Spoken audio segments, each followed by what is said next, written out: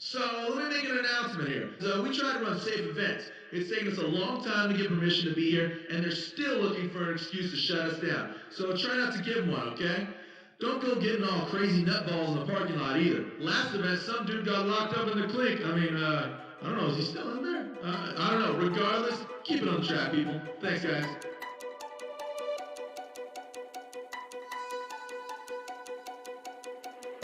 Yeah, we said we let it go,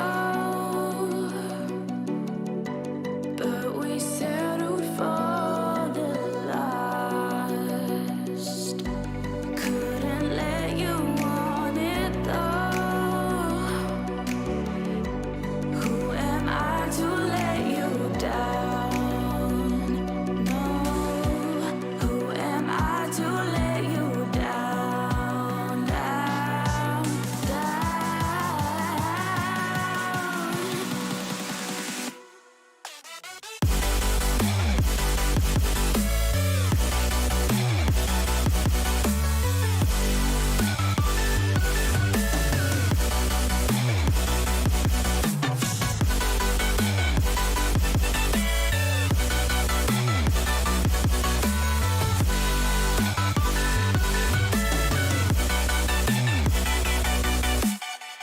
Check it out. There's two ways we can someone hand me that clipboard? Yeah, there we go. Thanks, man, thanks. Okay, I'm set here. Here we go.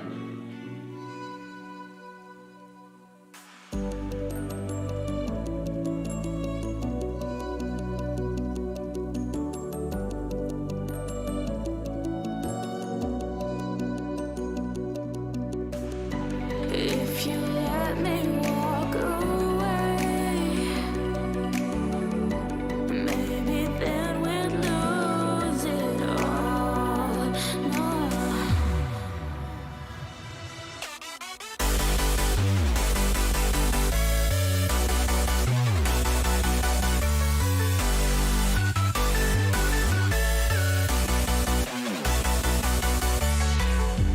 Who am I to let you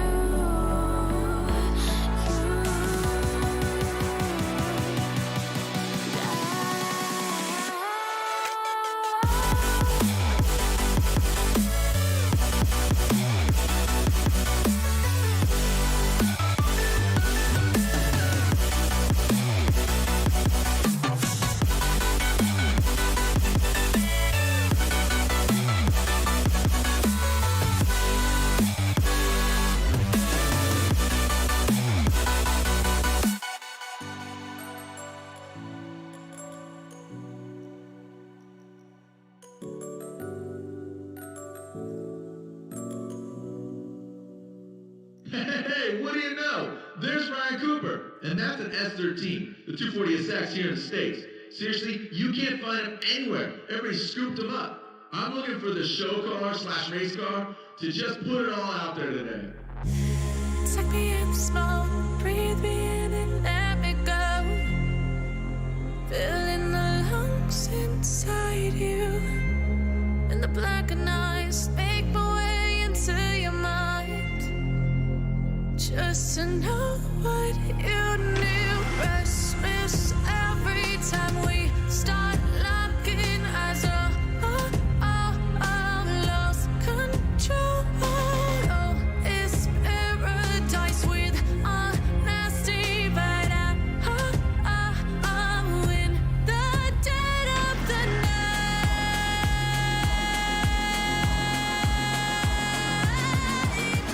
Let the darkness take control.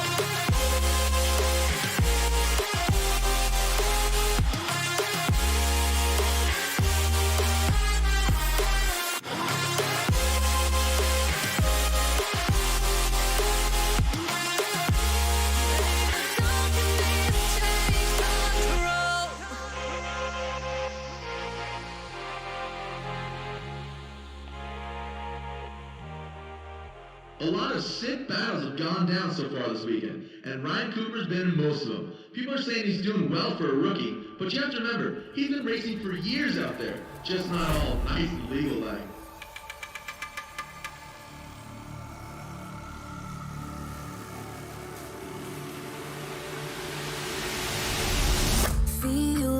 thunder, shake the open ground. Won't give in, I'm fighting for the crown. Heavy clouds are way above my head, like all of my regrets and things I never said. No, got a feeling, shiver in my bones. Something's coming, but nobody knows. Angels rage, they come down from the sky to fix these broken wings and show me how to fly. I burn the sky. I see the fire in your eyes. I come alive, and I feel like I could spread my wings and fly.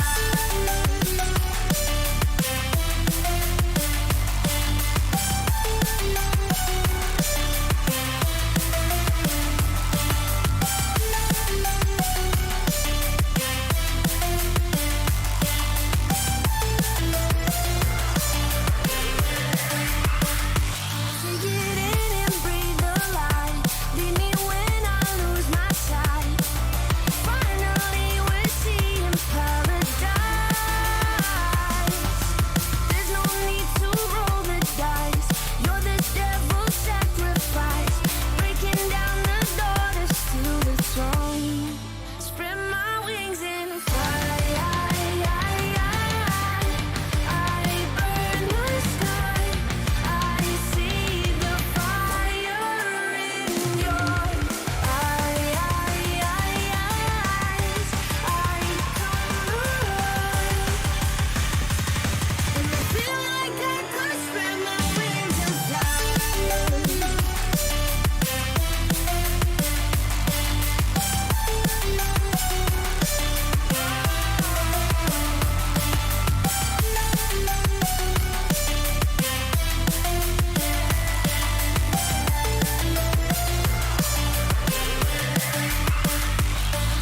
Take it in and galvanize, spread the blaze and purify. Finally we're seeing paradise. Now there's no more time to hide. Face to face we coincide, breaking down the doors to seal the throne. Spread my wings and fly.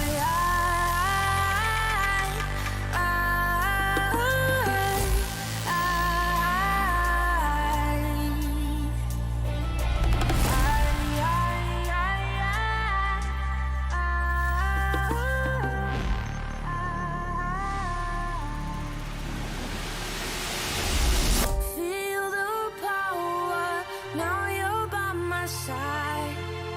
I've been searching, but you didn't hide. You were there through all my darkest days. You know me in my eyes, and I feel like I could spread my wings and fly. I burn the sky. I see the fire in your eyes. I come alive, and I feel like I could spread my wings and fly.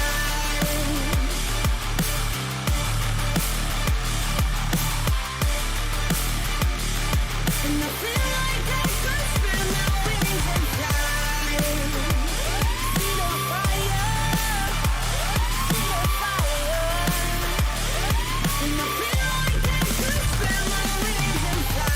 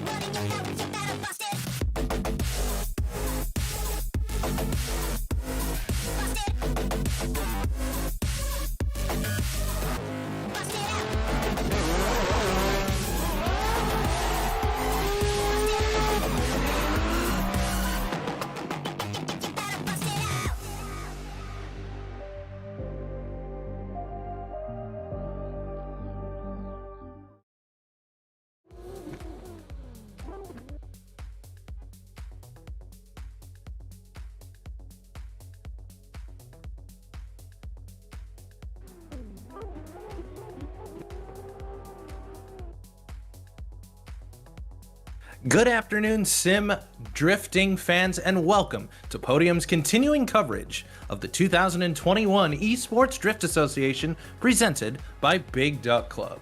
Live here on Twitch from the virtual Atron International Circuit here in Russia, my name is Cisco Scaramouza, and I'll be pushing the buttons and bringing you some analysis here this evening, or this afternoon, and our play-by-play commentator, the eternally amazing Strix Pulsatrix.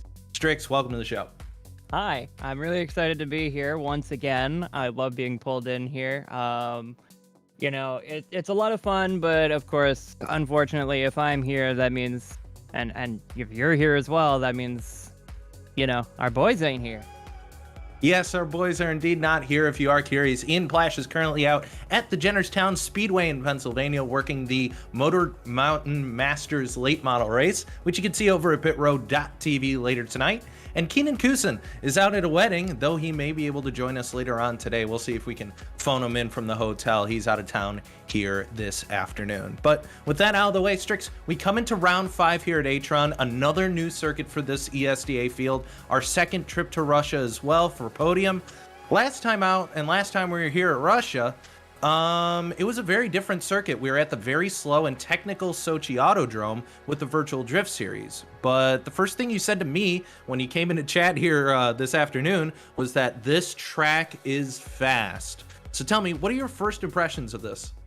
Well, taking a look at the track map, the first thing that I had noticed was definitely the much more open corners. We're seeing a lot of outer zones as well, so there are a lot of opportunities for the follow drivers to be able to catch right back up if they end up falling behind. But the biggest thing for this track is absolutely the wide open corners. We are going to see a lot of speed coming out of these corners. You're going to see a lot of these drivers getting very close to each other as well. So it's going to be overall a very exciting round here in Ryazan, Russia. Yeah, absolutely. Let's take a look at where we are in the world. Flying, getting in the podium jet and flying all the way out to the east side of Russia. Here you are in Ryazan, Russia, as you said. The Atron International Circuit. They do kart racing here. They do bike racing, and this is home to one of the rounds of the Russian Drift Series as well. So a lot of drivers know how to get this done, but and I know this is going to be a home track, or at least a close to home track for some of our competitors here this afternoon. So looking forward to that. We'll take a look at the up close track map so you guys can see what's going on. We take a look at this, and here you can see at the bottom right there's your start line. You have that roll up to where that restart line, that first blue line, is going to be very important for the competitors here this afternoon. From there, you see that restart box, basically that roll to get up to speed, and then from there you hit your first of 2 red lines, which is a new thing that we've been doing here at ESDA. That's actually a on the ground marker for your decel zone. So after that, you come into outer zone number 1, this very, very long right-hander. Stick to the outside. No walls in play really in many places here on this circuit, so watch out you don't end up onto the concrete and the gravel trap. From there, you transition over to the outer zone 2 there, Strix. Another wall-less, long looping corner. From there, we have an outer clip, and then an inner clip and an outer clip in that final right-hand swerve all the way around to your finish line. So like you said, a very fast, very flat-out track here. Absolutely. And some of the places we're going to be wanting to look for, not only as an audience, but as a commentary and as well as judging, is the outer clips. Outer clip 1 into inner clip 1. You're going to be wanting to gather as much speed as possible to reach outer clip 2. And the problem is, if you gather too much, there is actually a wall on the outside of outer clip 2, and there is a portion of grass just cutting into the track. It seems like it's after the judging zone, so it's not going to be a big deal. But with outer clip 2 being right up against the wall, that is going to be a very high risk, high reward sort of situation where you can absolutely tap the wall and get some massive style points out of that. But you also run the risk of, wrecking the car, straightening out a little bit. And the judges are ultimately going to be looking for consistency over everything.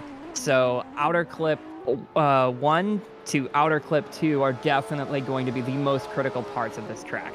And you see that spot right now on your screens, that outer to inner to outer zone that Brandon Gardner actually just took us through here. We'll see if we can follow. I believe that was Fonseca here as he'll take us around one more time. You can see this outer zone, like we said, that gravelly and that concrete right on the edge there. You have to be careful. You have a wall, but it's way out there, nothing to worry about. From here, you have grass on the outside. And one thing we did see in practice actually is a couple drivers getting bumped off to the side of the course and getting a little bit too close. So you have to be careful with how close you get here, Strix, and make sure you don't bump people off and go for the takedown. There's that wall you talked about on that final outer clip.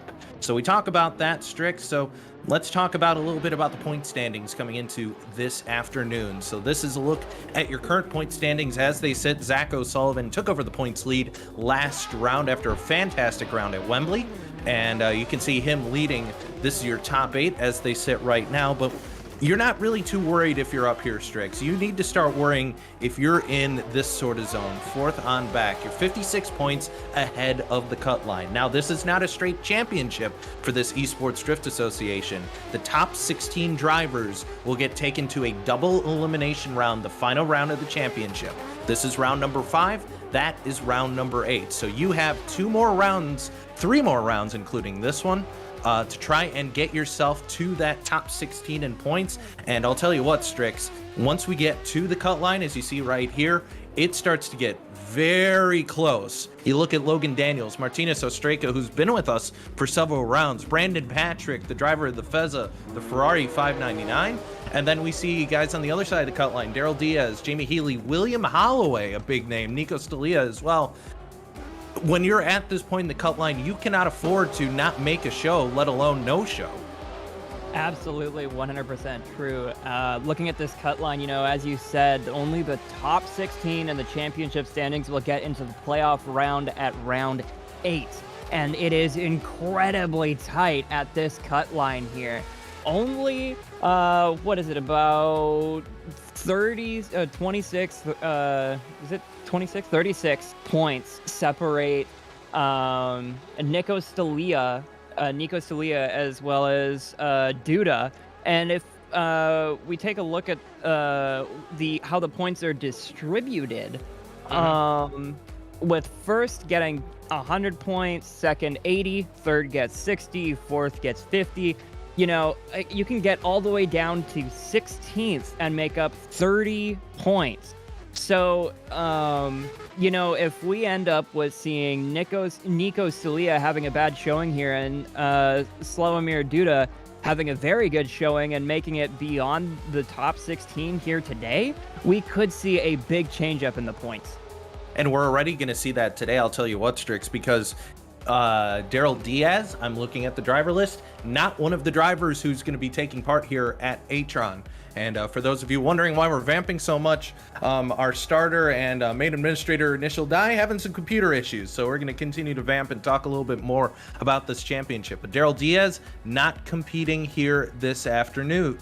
Jamie Healy also not competing here this afternoon. William Holloway will be here today, actually qualified barely in, was your 32nd qualifier, got in, I believe, on reserve, so got very lucky to be able to stay into this competition. Nico Stalia, decent qualifying job, but they are into this race. Logan Daniels, looking down the order, he is not with us this afternoon, so that's one driver going to be not picking up a lot of points. Martinez Ostreka, however, is here this afternoon, so that means they'll be in competition, be able to pick up some points and probably jump ahead of Diaz, Daniel, Healy, and a couple others. Also, Brandon Patrick is here as well. That Ferrari will be on track. So bright yellow, Brandon Patrick, he's going to be picking up some points. Slawomir Duda not here, however, so he will not be picking up points. We jump ahead a little bit. Dylan Fink, he is competing. Zaleski as well. Stephen Hatcher, however, another driver who has not made the field here this afternoon. They will not be picking up points. Vadim, Brandon, Andreev, Grainer, and Tysemski, they're all going to be competing, I believe, except Lucas in that 5th place position. So he's going to fall down the order as well. So points at a huge shakeup just based on who's shown up here this afternoon, Strix. Absolutely. And when it came down to qualifying here, we are seeing like a lot of drivers struggle to make it into the show because These are the top drivers that we have here in sim drifting. These are the absolute top caliber sim drifting drivers. So getting into the show is very, very tight indeed. And Absolutely. The biggest thing about that as well is we have a huge field of drivers. With something like Formula Drift, you know, you have enough to basically field the top 32, and they just really need to qualify in order to get into the show. Here, there are over 100 drivers signed up for ESDA. That is a lot of drivers seeking to get into the big show at the end of this championship. So we're, you know, seeing a lot of big point shakeups here as a result of people not being able to make it in and qualify, as well as people who are just not available, you know, scheduling conflicts or technical issues. But you know, that is kind of the great thing about sim drifting, is that the cost of entry is quite low compared to actual drifting, where you're spending like upwards of, you know, like tens of thousands of dollars, if not hundreds of thousands of dollars on a race car, keeping it maintained, fixing it when it breaks, and all this other stuff. In sim drifting, you spend the money on a good PC, maybe a wheel, and that's about it. That's the only cost you really have to worry about. So it's no surprise that we have so many entries here. Yeah, no kidding. It is a lot easier to entry, and we have several sponsors that we'll get to in a little bit that we can thank for helping to get us to that position. So as we take a look at this, let's take a look at what we're going to be watching for today. If you're new to drifting here on Podium, the battles are going to be head-to-head. You've been seeing them line up here behind us. One driver is going to be on the right, one driver on the left. Your lead driver is going to be on the right today here from Atron. Each big battle consists of 2 runs. The lead and chase will go, and then they will swap lanes and drive the other side of the course. The higher seated driver leads that first run. The chaser obviously leads the second run. 3 judges will be determining a winner or deciding if the battle must be rerun one more time. So when you see one more time come up, that means we're doing it all again. The lead driver, they're going to be running the ideal line as explained by the judges. We saw it on that track map a little while ago. The closer to the ideal line they run, the better the score. So that includes filling out your outer zones, hitting your inner clips, and filling your outer clips as well. You also have to make the run chaseable for the chasing driver. Make sure to leave them a lot of room and don't fall off the ideal line, and make sure to follow the momentum map. So we talked a little bit about those deceleration lines. Don't brake when you don't need to. Driver's goals, we're gonna try and press a different button because that button just took us to a black screen. This is your chase driver goals. You'll want to initiate that chase run no later than the final marked point on the track. That was that final blue line we saw. Maintain a close proximity to the lead driver. You want to be as close as you possibly can and trailing in the smoke trails of that lead car.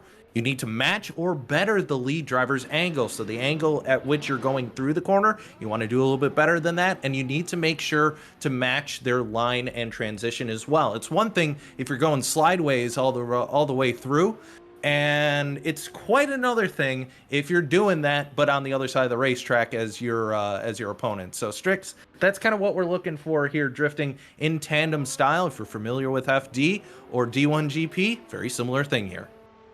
Absolutely. And for those of you in chat who may not be super familiar with drifting, hopefully this kind of explains what drifting really is. There's a lot of complex things that goes into drifting. It's I think Keenan Kusin, a fellow who couldn't be here and is usually the color commentator here at ESDA, he said quite a few times before that drifting is kind of like competitive synchronized swimming. You're essentially doing a dance with another driver who you're also competing against. And, you know, you're restricted to how, like, you go across the course. You're restricted by what line you take. But there's also a very important factor that the judges weigh in when it comes to drifting, which is style. A lot of these drivers have different techniques, different styles, but A style factor is essentially how much angle you're throwing into the car and how hard you're transitioning, how comfortable you look in the car, and a lot of other kind of almost intangibles. So on top of the very set in stone sort of ways to judge a run, like line and angle and proximity. Another thing the judges will be looking for is absolutely the style. Yeah, absolutely is going to be the case here this afternoon as we're waiting for these drivers to start lining things up for our first battle of the day. You can see practice still going on. These drivers just got into the server, so they're warming up a little bit, getting their eye in. We're watching William Holloway right now, that red with less black on the top car with the spoiler here, that S chassis. You're going to be seeing a lot of S chassis here today. In fact, the only car there's out of this server, so we'll go over your bracket actually right now. This is going to be looking at bracket number 1 once it gets in stock here. Brandon Gardner versus William Holloway, Dylan Fink versus Stephen Loxton, Michelle Al-Tabi versus Kyle Fonseca, and then Ahmed Al-Harabi versus Mark Pretty. That's your server number 1. We're going to take this all the way down to your finalist, and then we'll move on to servers number 2, 3, and 4. So plenty of drifting action here this afternoon. And Strix, the one thing that stands out to me is the fact that 7 of these 8 drivers, I was just going to make the point, they're all in S chassis. There's only one driver in this group of drivers who decided not to go with an S chassis, and it was Mark Pretty, you saw just earlier on in that Nissan GTR R35. So quite a size difference with the GTR, but we're starting to line up drivers and getting ready to go here. Absolutely. You know, the S chassis has always been a very, very popular chassis to run in drifting. It's very popular in Japan and basically considered the holy grail of drifting. The S chassis is just perfectly balanced, incredibly versatile. You can throw basically any power plant you would want into the engine bay and it would still go sideways incredibly comfortably. So it's no surprise to me that the S chassis is so popular in real drifting, at least. But here, where you can basically run any car you want, I'm kind of surprised that people are still going for the S chassis. I guess it's legacy for being an incredibly balanced car. Just kind of it just kind of goes across boundaries from real life into sim racing. Very much so, I think, is the case here. So getting ready for our first battle of the day, you're going to see William Holloway line up on that left side, the chase driver, and Brandon Gardner going to be lining up on that right side. We'll wait for Gardner to get their car. There we go. A little bit sorted out here. Wanted to double check a couple things. So Gardner going to be in that black S15, and then Holloway going to be in your red S14. So 2 S chassis to start us out here earlier on. So we're ready. Oh, gotta wait for the light bulb to get I out of think the I way. might have accidentally. Yep, that's me. I was wondering why there was a semaphore in the middle of the track. There's a very good reason why. It's because I'm in the middle of the track. So there we go. That's what we're waiting on. I'm out of the way. Now the lead driver can line up as, oh boy, we're starting out to a good one here as we get set for the first run of the day here.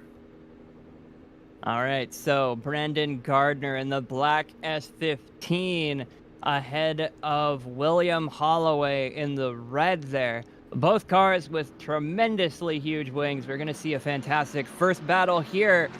Brandon Gardner now getting away, and they are headed into the restart box going full speed ahead. William Holloway getting right close onto the door. Both drivers getting a lot of angle, but Brandon is able to get away just a little bit through outer zone 1. Heading into outer zone 2, William Holloway is not phased, getting absolutely close to that door as possible. Heading into the outer clip and now the inner clip, gaining a lot of speed in both cars, getting right on the door. William Holloway doing a fantastic job in that chase there. Something to remember, to remind everybody, William Holloway here is the 32 qualifier here on reserve, and he just served Brandon Gardner on the chase. Yeah, I think the biggest thing I saw in that first run here, Strix, is this loss of proximity. You could see Holloway start to lose a little bit of time and then made it up coming into the second outer zone and was able to stick with him for the most part. So I think the biggest question is going to be how much did that hurt him being that far away in that first outer zone as we get ready to line him up for the second run here through the inner clip, out of the outer clip. And just like that, we're ready to get ready for the second battle here. Gardner going to be chasing, Holloway leading. Yeah, we swap positions now with William Holloway. 32 qualifier on reserve, and Brandon Gardner in the back, your number 1 qualifier. And if this is anything, if that first run is anything to go by, this is going to be an absolute barn burner in spite of that wide gap in the qualifying points. That's a huge, oh, that's not going to work. Oh no! I was just going to say there's a huge gap between Brandon and William, but unfortunately, William Holloway going almost completely off the track, 2 tires off. That is going to be a massive point deduction to the judges. And heading in towards the outer clip 1, heading into inner clip number 1, and then outer clip 2 against the wall. As fantastic as Williams' chase drive was, he just threw it away in the lead. Yeah, unfortunately, it's not really going to matter a whole lot when you're that far off. And I mean, he was not even close to the corner. You can see him go off screen here and try and bring it back, but just way off the area. And just like that, it's going to be over just like that. And Brandon Gardner is going to bring home the victory. He's your first winner here in the bracket. And because of that off track, I think that made that run unchaseable at that point. By the time they got to the zone, I mean, if you're Brandon Gardner sitting in that chase position, not a whole lot you're going to be able to do. So Brandon Gardner picks up the first victory here from Atron. As we move on to the second group, it's going to be Dylan Fink versus Steven Loxton lining it up here. Yeah, that battle was really unfortunate, but that is kind of the nature of this track. Like we mentioned on the top of the broadcast, this track is incredibly quick. And there is a lot of speed heading into that first corner, but unfortunately, William unable to get the car woed up in time for that first outer zone. So we are just waiting on Steven Loxton to come to the line, sliding in, warming his tires in that S13. And Dylan Fink actually in the S13 hatch, while Steven Loxton is in the S13 coupe. So we're seeing 2 different S chassis here. We're probably going to see a lot of different S chassis, but, still S chassis, still very versatile. Yes, very much so. The S13, one of the older chassis in the field here this afternoon. The coupe, as y'all know it, would be the older Sylvia model, and the hatch is the 240SX as we know it here in the stage. Running off here, as it looks like it's going to be, oh, nope, now we're going to get stuck behind the lead driver here, locked in a little bit of a lag issue there, but Dylan Fink doing a great job. Oh, Loxton's gonna go way off. Oh, we're seeing big time lag out of Steven Loxton right now. This might be a rerun for him. We might have to see, he might have to use his competition timeout to try and get his computer resorted now, as he is sitting behind this S13 as they come through the final run here as well across the line. And just like that, first run done. But the question is, were the judges seeing the same thing we were with that car desyncing off those first 2 corners?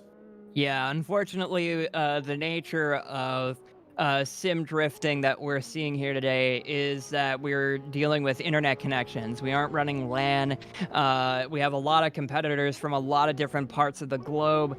So we're going to be seeing some internet problems like this. But if this does become a problem where a driver is unable to settle their internet connections and get it consistent enough to not cause big problems like this, it will be considered as much a technical fault as it would be if your car went down a cylinder.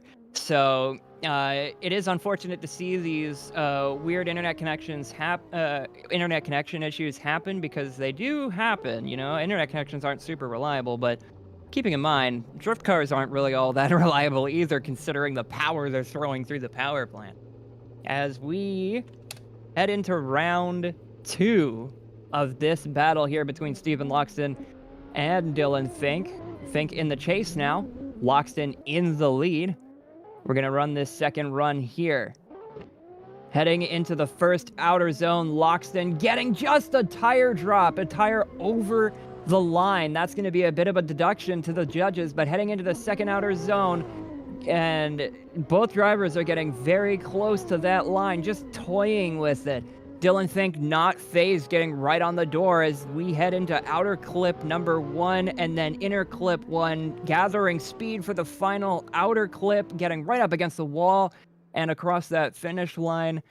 We're going to have to see what the judges think about that first run. They may have actually seen... I think they might have seen it because we didn't get asked to see a rerun here. So you'll see a couple warps there on that first run as well. But either way, you come through this first corner here. A little bit of a tire drop, as you said, but we'll have to see how the judges score it. The judges were noticeably pretty savage on tire drops last round at Wembley. However, we'll see if, because this track's a little bit faster, they might be a little more forgiving on that as they come through into this outer zone clip section.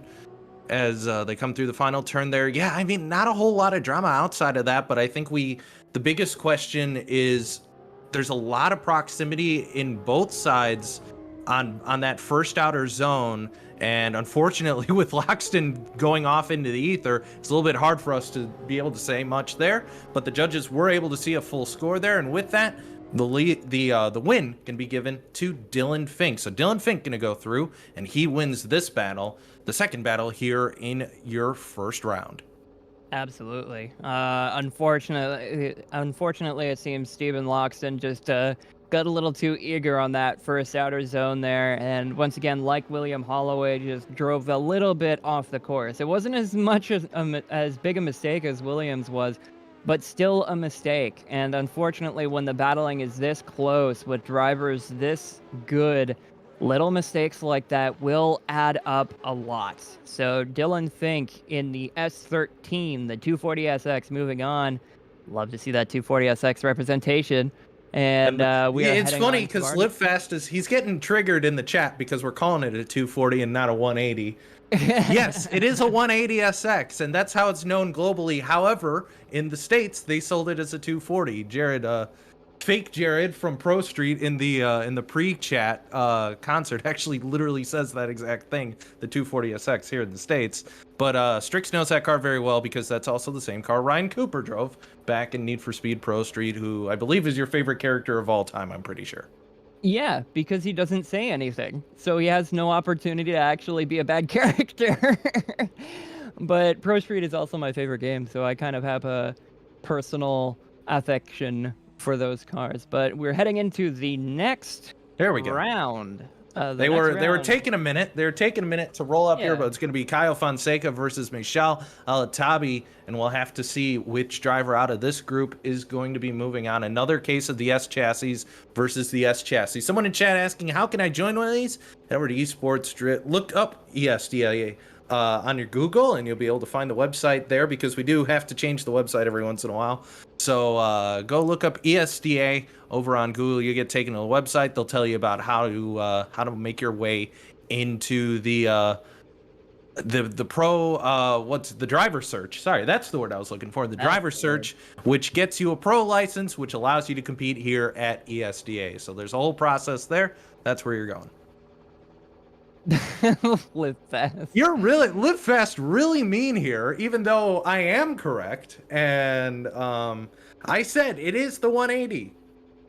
As it is known in the United States of America, the 240SX. We aren't wrong on this. We're starting this fight. If you want to fight, Live Fast.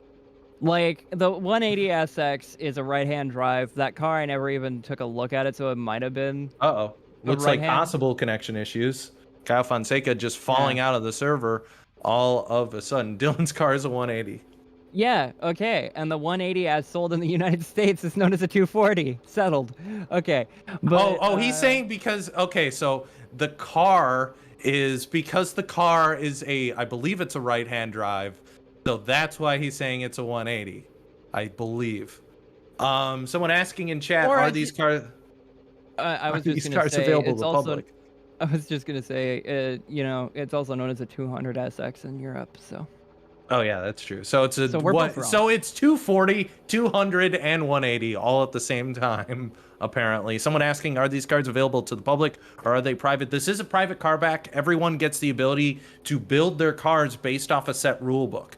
So there's a rule book set of where the different adjustments need to be, what the physics need to be, and just like that, you can upload your car. So we're going to be seeing a couple of unique cars out here today. I know there are a couple BMWs in the field, a couple R35 GTRs as well, and someone did qualify in with a Nissan R33 as well. So as we're waiting to get drivers back in here, it looked like Fonseca fell out of the world, and we may be waiting on the 5-minute clock here as I believe one car coming back to the line. I'm not sure who that was, but yeah, we're gonna be waiting here.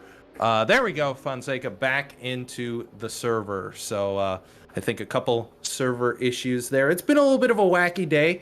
A couple of our administrators running into issues here, but for once the broadcast was able to get here and we're relatively issue free. So I guess because Keenan and Ian were both dead, you know, they had all the bugs. They kept all the bugs with them and took them to the wedding and to the other racetrack. Oh God, I hope Ian doesn't have more issues because he's been dealing with issues all day long. As far as out there in Jennerstown. So we're waiting. We're just waiting for the drivers to make it back to the line. I see one driver here. That might be Alatabi. Where's my mouse? We'll see. He's gonna go. Yep, that is Alatabi actually running. So the driver who's going to be leading this first round, just taking a couple practice cuts at the track here. So it looks like we're going to be coming into a quick server reset as well. So with that, yeah, you can see him coming off the world here, and just like all the connections going to fall to pieces here, we're going to take a moment and we're going to go back to the AFK screen because we're going to try and rejigger the server and get it working properly. So we'll be right back here on Podium Esports. Sorry about this.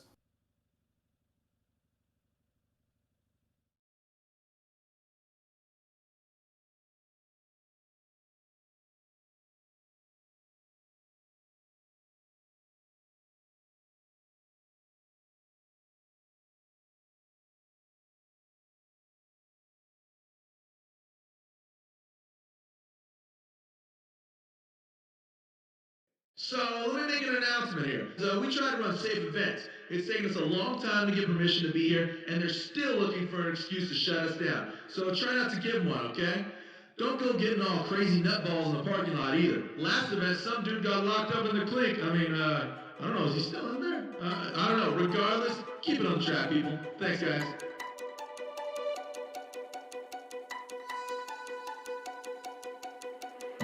Yeah, we said we let it go,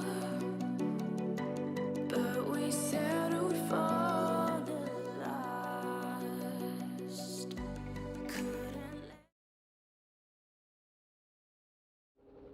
All right, so quick server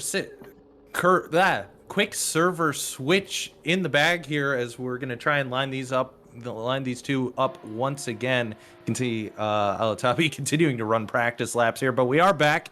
That was a quick server outage, and hopefully we'll get everything sorted, as I believe Fonseca was having connection issues, and hopefully those are ironed out here as both drivers in the Discord, I think, just ready to move on and get this battle over with. So they're ready to get to the line. We're ready to have them at the line because we're ready to race here. And yes, they are going to both get to the line. So Kaya Fonseca versus Michelle Alatabi, JX team versus Escuco Drift family. And Strix, here we go. Both drivers at the line. Yeah, we have Michelle in the lead. Kaio in the chase. We're going to see a fantastic battle here, as we have been seeing. We're going to be watching the first outer zone. Lots of drivers getting a little bit too fast. Here we go for the first corner, getting sideways, initiating just beautifully, hitting that outer zone right on the line, but the chase driver is not phased. Kaio Fonseca right on the door into the transition, heading into outer zone 2. Not quite as deep into that outer zone, but still filling it all the way. Fonseca having a little bit of a struggle trying to get a consistent line through that outer zone, heading through the inner clip now, getting right up against the wall. I think I saw Michelle get a little touch of the wall, nothing to adjust his angle. that could be pretty interesting to see how the judges view those little stylish wall taps that you can take. Like I said before, high risk, high reward. You can do those little drip taps against the wall and, you know, it'll look real sick, but if you hit too hard, you're probably going to end your run. Yeah, no kidding. And I think both drivers doing a fantastic job there. Probably the best battle we've seen up to this point. And it looked like Fonseca just able to stay with Alatabi all the way through these zones and lost a little bit of proximity here in this outer clip. So we'll have to see, but was able to regain it there at the end. Maybe a little bit of a tap there on the door, as now we're going to get set for the second round here as Fonseca going to lead Alatabi and Chase. Yeah, I think I saw Michal get on the brakes on the outer clip. He was going a little bit too fast. So it may have been contact between the two cars, and that blame would probably be placed upon Michal Alatabi, who is now in the chase. Caio Fonseca in the lead. As we get these drivers ready to go, we're just going to wait a little bit to make sure the drivers are ready. LEDs flashing on Alatabi's S14 as well. Got the fancy lights going today as they're off. All right, heading towards the first corner, getting at that go line and initiation. Huge angle from Fonseca, but going off course once again.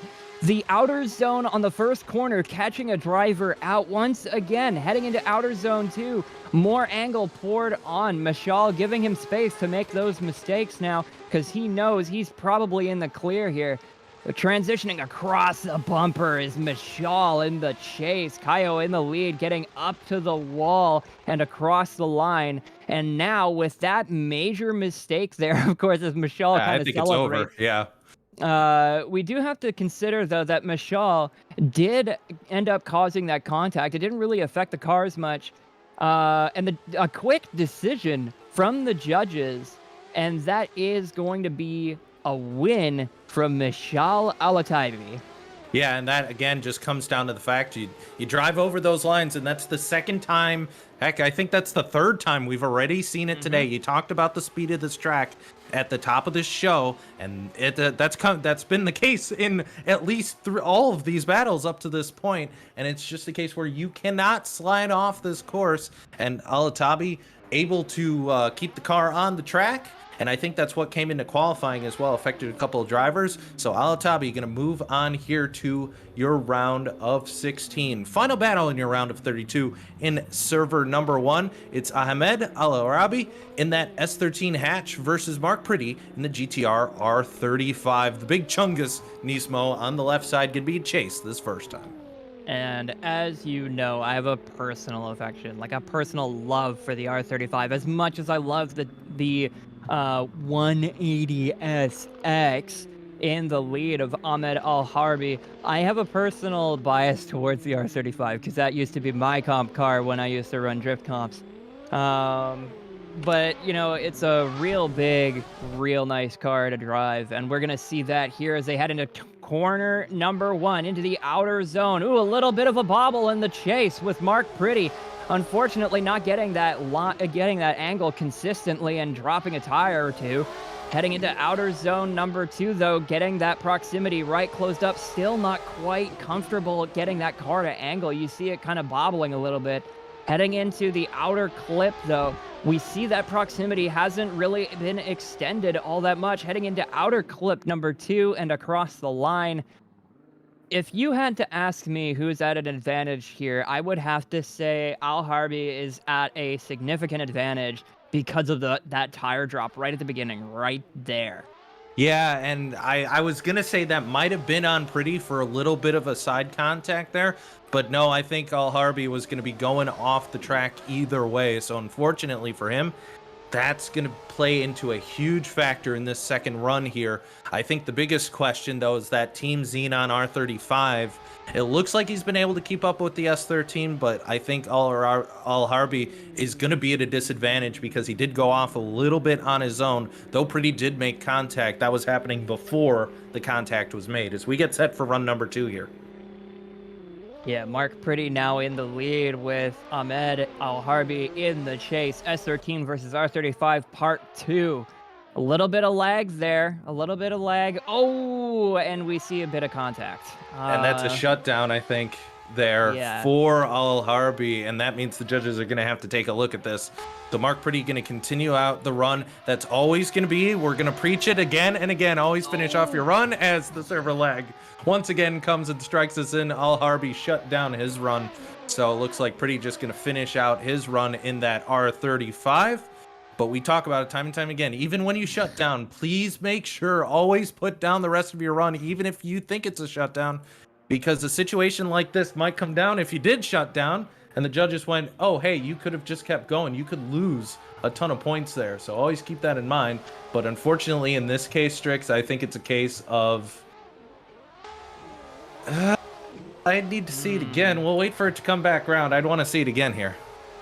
Yeah, I'm wondering if Ahmed Al Harbi saw that lag in the lead car and tried to stop the car while in that restart box. Yeah, right there we can see he's not really initiating all that hard. He's got a lot of speed heading in there. Didn't really give the lead driver enough room to initiate. So we're going to have to see how the judges interpret what happened here. Yeah, we saw the car launch right before that, and I think that will play a factor here. We'll play it for you one more time here. And yeah, we see the car jump back and forth. I guess the question is, did Al Harbi see that when they were behind the wheel, or if that was just an us thing? And you see Pretty make that move. And I guess my question is here, I think Al Harbi makes contact with Pretty. Yep, the driver's going to say latency, so we will rerun that second battle. It looks like the servers are in fact out to get us today here, and we're going to rerun that second battle here again. Yeah, unfortunately, this kind of thing is going to happen, as I mentioned before, with multiplayer competition like this. But we do have, our judges do have an existing protocol for this, so we're just going to rerun it. Never happened. Mark Pretty in the lead. Ahmed Al Harbi in the chase once more, running the second run in this battle here between the two drivers, R35, S13. The R35 gets a fantastic initiation, and we are going past the first corner, getting right on the line. But Ahmed Al Harbi is not getting that proximity. Mark Pretty is just leaving him in the dust, and Ahmed Al Harbi, unfortunately, in the S13 behind, dropping both tires off the course. Mark Pretty has an advantage here as he heads into the outer clip 1, inner clip 1, and outer clip 2, finishing it off not even on screen. Mark Pretty absolutely throwing down and launching off the line, leaving Ahmed in the dust. Yeah, I think another question going to come down to, once again, is it a case of, was there a little bit of latency? But yeah, he drove away. And I think that's the case of that Team Xenon R35. We know those things make power, and we've seen it here. Just, it was so fast, the server couldn't keep up with it. I'm wondering if that's what scared Al Harbi off into the grass there, but I think Pretty just gapped him. I mean, that's he's ordering from Gapplebee's, and yeah, he's getting the party platter because he drove away from him. Yeah, that's kind of what I'm thinking is, I'm wondering if that lag spike coming into outer zone 2 might have affected Al Harbi, but that's just one of those cases. Oh, we're going to get a judging decision here. Yep, okay, that's what I thought. So, unfortunately, you're going to see second run here. That lag spike, it led Al Harbi off the course. So, yes, that was a really good run for Mark Pretty. Unfortunately, the lag run led him right off the track, and just like that, it's all over. It was unable to be chased, and so because of that, Al Harbi is going to get the victory here. So Mark Pretty, great run, but unfortunately, the lag god's not working well with him here today. That's unfortunate, but that's part of it, Strix. That's just part of it. Yeah, unfortunately, internet connection issues are considered a technical issue, much in the same way that if your car is down a cylinder or not firing properly, that's also a technical issue. Regardless of whether or not you intend your internet to be spotty like this, it's still a mechanical error. And unfortunately, we saw it bite Mark Pretty in the rear end, and it's unfortunate because that R35 did look pretty, and it definitely went sideways very well. But And moving on, we're heading into the top 16 of your competition here at Atron in Russia. Brandon Gardner, your top qualifier, going up against Dylan Fink, your 16th place qualifier. And heading into Outer Zone 1, getting across the go line, throwing the throttle into the floor. A lot of speed. He's gonna Brandon Gardner just going a little bit over the line. Oh, he's gonna turn him. Oh no! That's Dylan straight. Fink Dylan Fink practically straight and narrow into Outer Zone 2, making a little bit of contact, but Brandon Gardner not fazed by that contact, able to save it. And Brandon Gardner, Dylan Fink getting right up against the door into outer clip number 2. This is going to be very interesting. In the first corner, we saw Brandon Gardner just go a little bit wide, and at that moment, I was watching. Dylan Fink maybe has an advantage, but Dylan Fink, that almost looked like a straighten to me. No, yeah, that's a straighten. Yeah, that's a straighten. That's a straight up shutdown. He was straight. Yeah. He wasn't drifting at all. Yeah, so that's going to completely be arrow.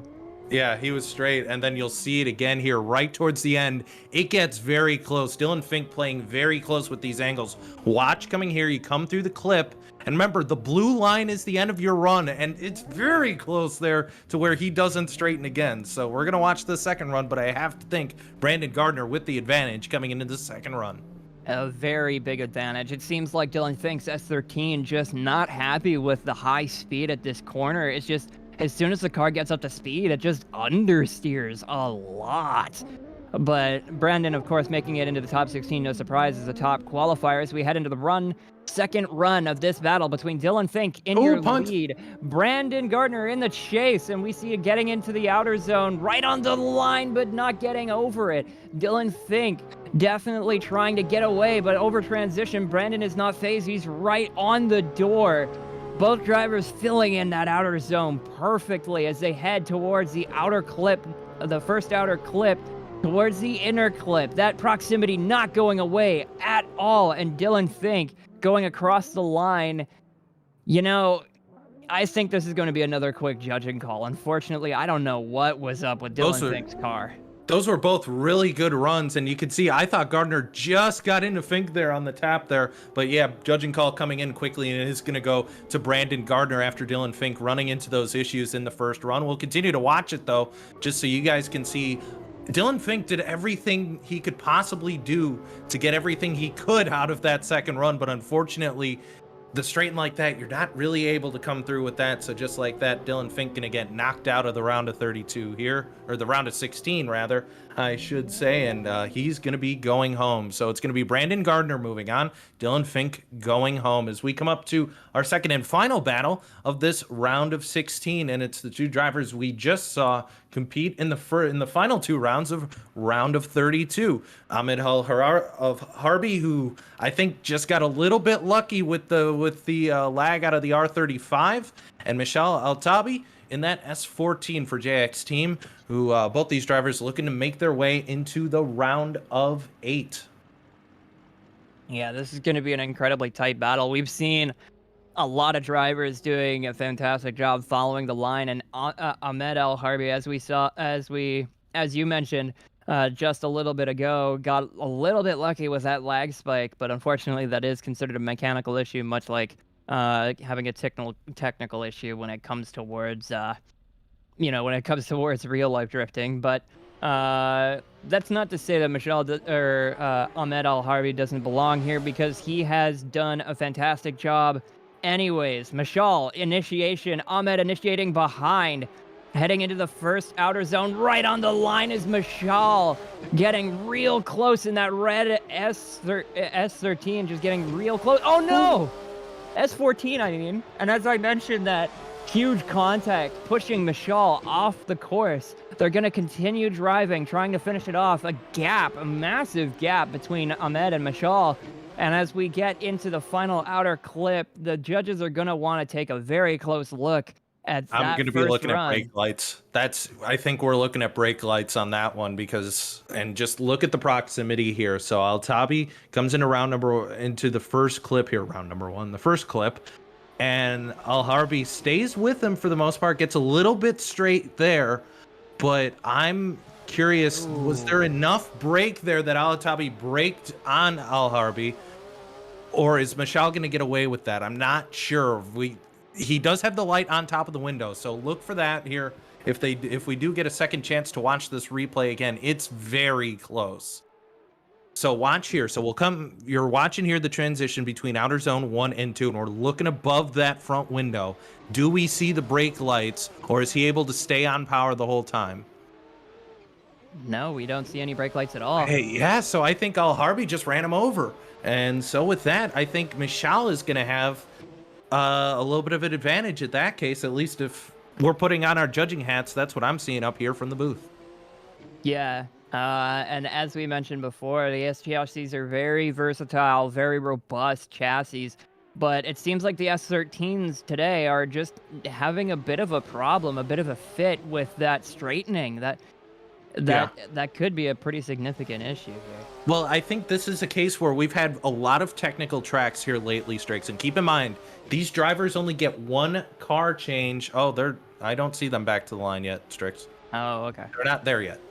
I was wondering. Trying to rush me in our media chat here, but they're not there. I believe a protest coming in from Michal possibly saw something they did not like, but either way, they now are going to head back to the line.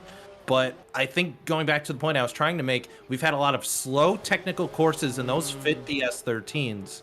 But now we're at a very power-based track. So all of a sudden it comes down to what engine do you have in that car, and is it able to keep up here as we line them back up here to go once again.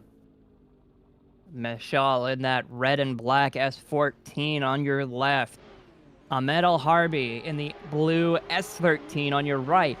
Heading down towards the go line and pedal to the metal. Heading into the outer zone number 1, getting really close to that outer line. A little bit of contact, but still not going over that line, just dancing on it. Is Ahmed Al Harbi transitioning into the second outer zone. Michal is not phased at all, getting right up to the door, getting incredibly close, heading into the outer clip number 1, transitioning across the bumper, heading into outer clip 2, just a little bit of contact, heading out of that in outer clip and almost passing him through outer clip number 2. Stayed with him, that's for sure. Of speed in that red and black S14. Incredible. A lot of speed. We talked about it. Speed's going to be a huge factor here, and we'll have to see what the judges say about that first contact. I think that's probably what it's going to come down to, because I didn't really see a whole lot run in that second run. And Michal able to stay with Ahmed all the way through this course here, and I think maybe a little bit of sloppiness out of Ahmed in the lead. One tire off we saw in that first zone, but apart from that, and a little bit close on that inner clip, but apart from that, I don't really have a whole lot of issues with this. So I think it comes back to that contact in round number 1, and what we'll see here in the transition and that contact coming into outer zone 2, because we see him come off a little bit there and drop those tires. So if that's deemed on Al Harbi himself, I think Al Harbi is going to be in trouble, and I think it will go to Michal. So let's see what the judges say. They're still deliberating at this point, but I have to think, Strix, based on what I've seen, it was a little bit of a wobbly lead out of Ahmed. I think Michal is sitting in a pretty good position right now, at least from where I'm sitting in the broadcast booth. One thing to keep in mind is watch Michal Al Harbi in that chase, and Michal Alataibi in that lead. There we go, we got her. In that red and black S13 on the left side of your screen in run 1, when they're heading out of outer zone 1 and heading into outer zone 2, as the judges ask for a full size of that outer. Yeah, so we're watching this one. Run. Yeah. What we're gonna watch is on the exit of outer zone 1. What the judges are likely looking at is Michal's angle heading out of outer zone number 1. It is possible that he might have over-angled just a little bit, losing a little bit of speed. That transition is hard and fast, but you have to think, I wonder if Michal was just pulling way too much angle out of that outer zone and had to whip the car around that hard in order to get it set up for the next outer zone. That might be what the judges are looking at. because we didn't see brake lights. We looked for brake lights earlier. We didn't see that. So that's a question of, all right, did Michelle yank the e-brake now and brake on Al-Harbi coming into that zone? It's so close. The judges might actually have to bail out and look at telemetry. That's how close this is, because I don't see brake lights. And that's the problem spot of this run. That transition between outer zone 1 and 2. So we're going to watch it again. And the judges continuing to look at this as we deliberate up here in the booth. Of course, a couple people in chat. Yeah, yep, and that's exactly what they're going to do. Harold McKinney going to look out and look at the telemetry. So I think at the end of the day, Strix, it comes down to if Michelle yanked the e-brake on that transition, Ahmed gets through. That's I'm pretty sure what we're looking at right here. But yeah, you could see. So Alex saying that you could see the wheels lock up. So if that's the case, and the judges are going to check just in case, because mods can have a little bit weird wheel blurs. So we're going to see if the wheels lock up. And if that's the case, I think this goes to Ahmed. Yeah, you can see the wheels kind of just a little bit kind of locking up, but there is an argument to be said that Ahmed could have some of this blame, could be sharing some of this blame as well, because coming out of the outer zone number 1, they shallowed up on angle a lot. And if you're shallowing up that much, that means you're gaining a lot of airspeed. You're gaining a lot of speed in general. You know, mentioning that there's 2 different terms of speed. There's wheel speed and then regular, you know, on-track speed here. But as we get rated by Champ Drives Cars. Champ Drives Cars. Hello. Yeah. I got this one. Howdy. Champ Drives Cars, welcome into Podium Esports here as we continue to watch round number 5 of the Esports Drift Association. In some judging, the judges right now deliberating over the call that we are seeing on screen. So they're actually looking at telemetry right now. But you're joining us here right in the middle of, right towards the end of server number 1 of 4 of today's rounds of 32 action here from Atron International Circuit. And okay, so judging decision is going to come in here. Michael Lindsay, one of our judges here this afternoon, typing, pulling a die and stop typing. Now he's going to continue typing here. So looking to see what the decision is going to be. And yes, it will go to Ahmed. So there it is. I believe, I don't think we even need Westies in here. And we can tell you it was the yank of the e-brake. I'm 90% sure that's what it was. Yep. So Ahmed Al-Harbi going to get through once again and gets lucky and moves on to your round of 8. So Al-Harbi going to be able to walk away and walk into your round of 8 with a lot of points on the board. We talked about points earlier, Strix, and that's a lot of points already up on the board just for making it into the round of 8. That's huge. That is absolutely massive.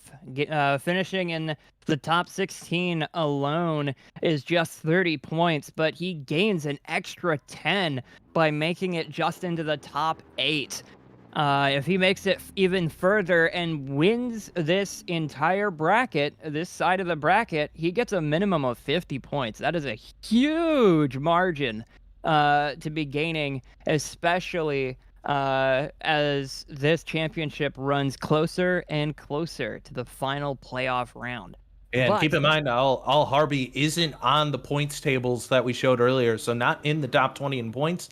That's a huge number of points to be able to make up here, and might have a shot at moving on and racing once we get to round number 8. But it's round number 8 time here, and the final battle of this first server, Ahmed Al-Harbi, you just saw him in that blue S13, versus Brandon Gardner, the jet black Nissan S15 Silvia. This is the top 1 qualifier, as we mentioned before, and Brandon Gardner and Ahmed Al-Harbi in that blue S13 qualifying number 9. So both drivers very good, definitely earning their spot as they head off the line into outer zone 1. Brandon Gardner doing a nice cheeky little manji to get into the first corner. Ahmed Al-Harbi practically straight, trying to catch up as much as possible, reduce that proximity. Heading through the transition, Brandon Gardner getting right on the line. Ahmed just not quite able to match the angle from Brandon Gardner as much as you would maybe like, and a gap starting to form now as we come into inner clip Brandon Gardner, of course, center punching that inner clip, getting a little bit too close to it, and across the line. A little bit messy from Ahmed El Harbi, but also not a perfect run from Brandon Gardner either after center punching that inner clip.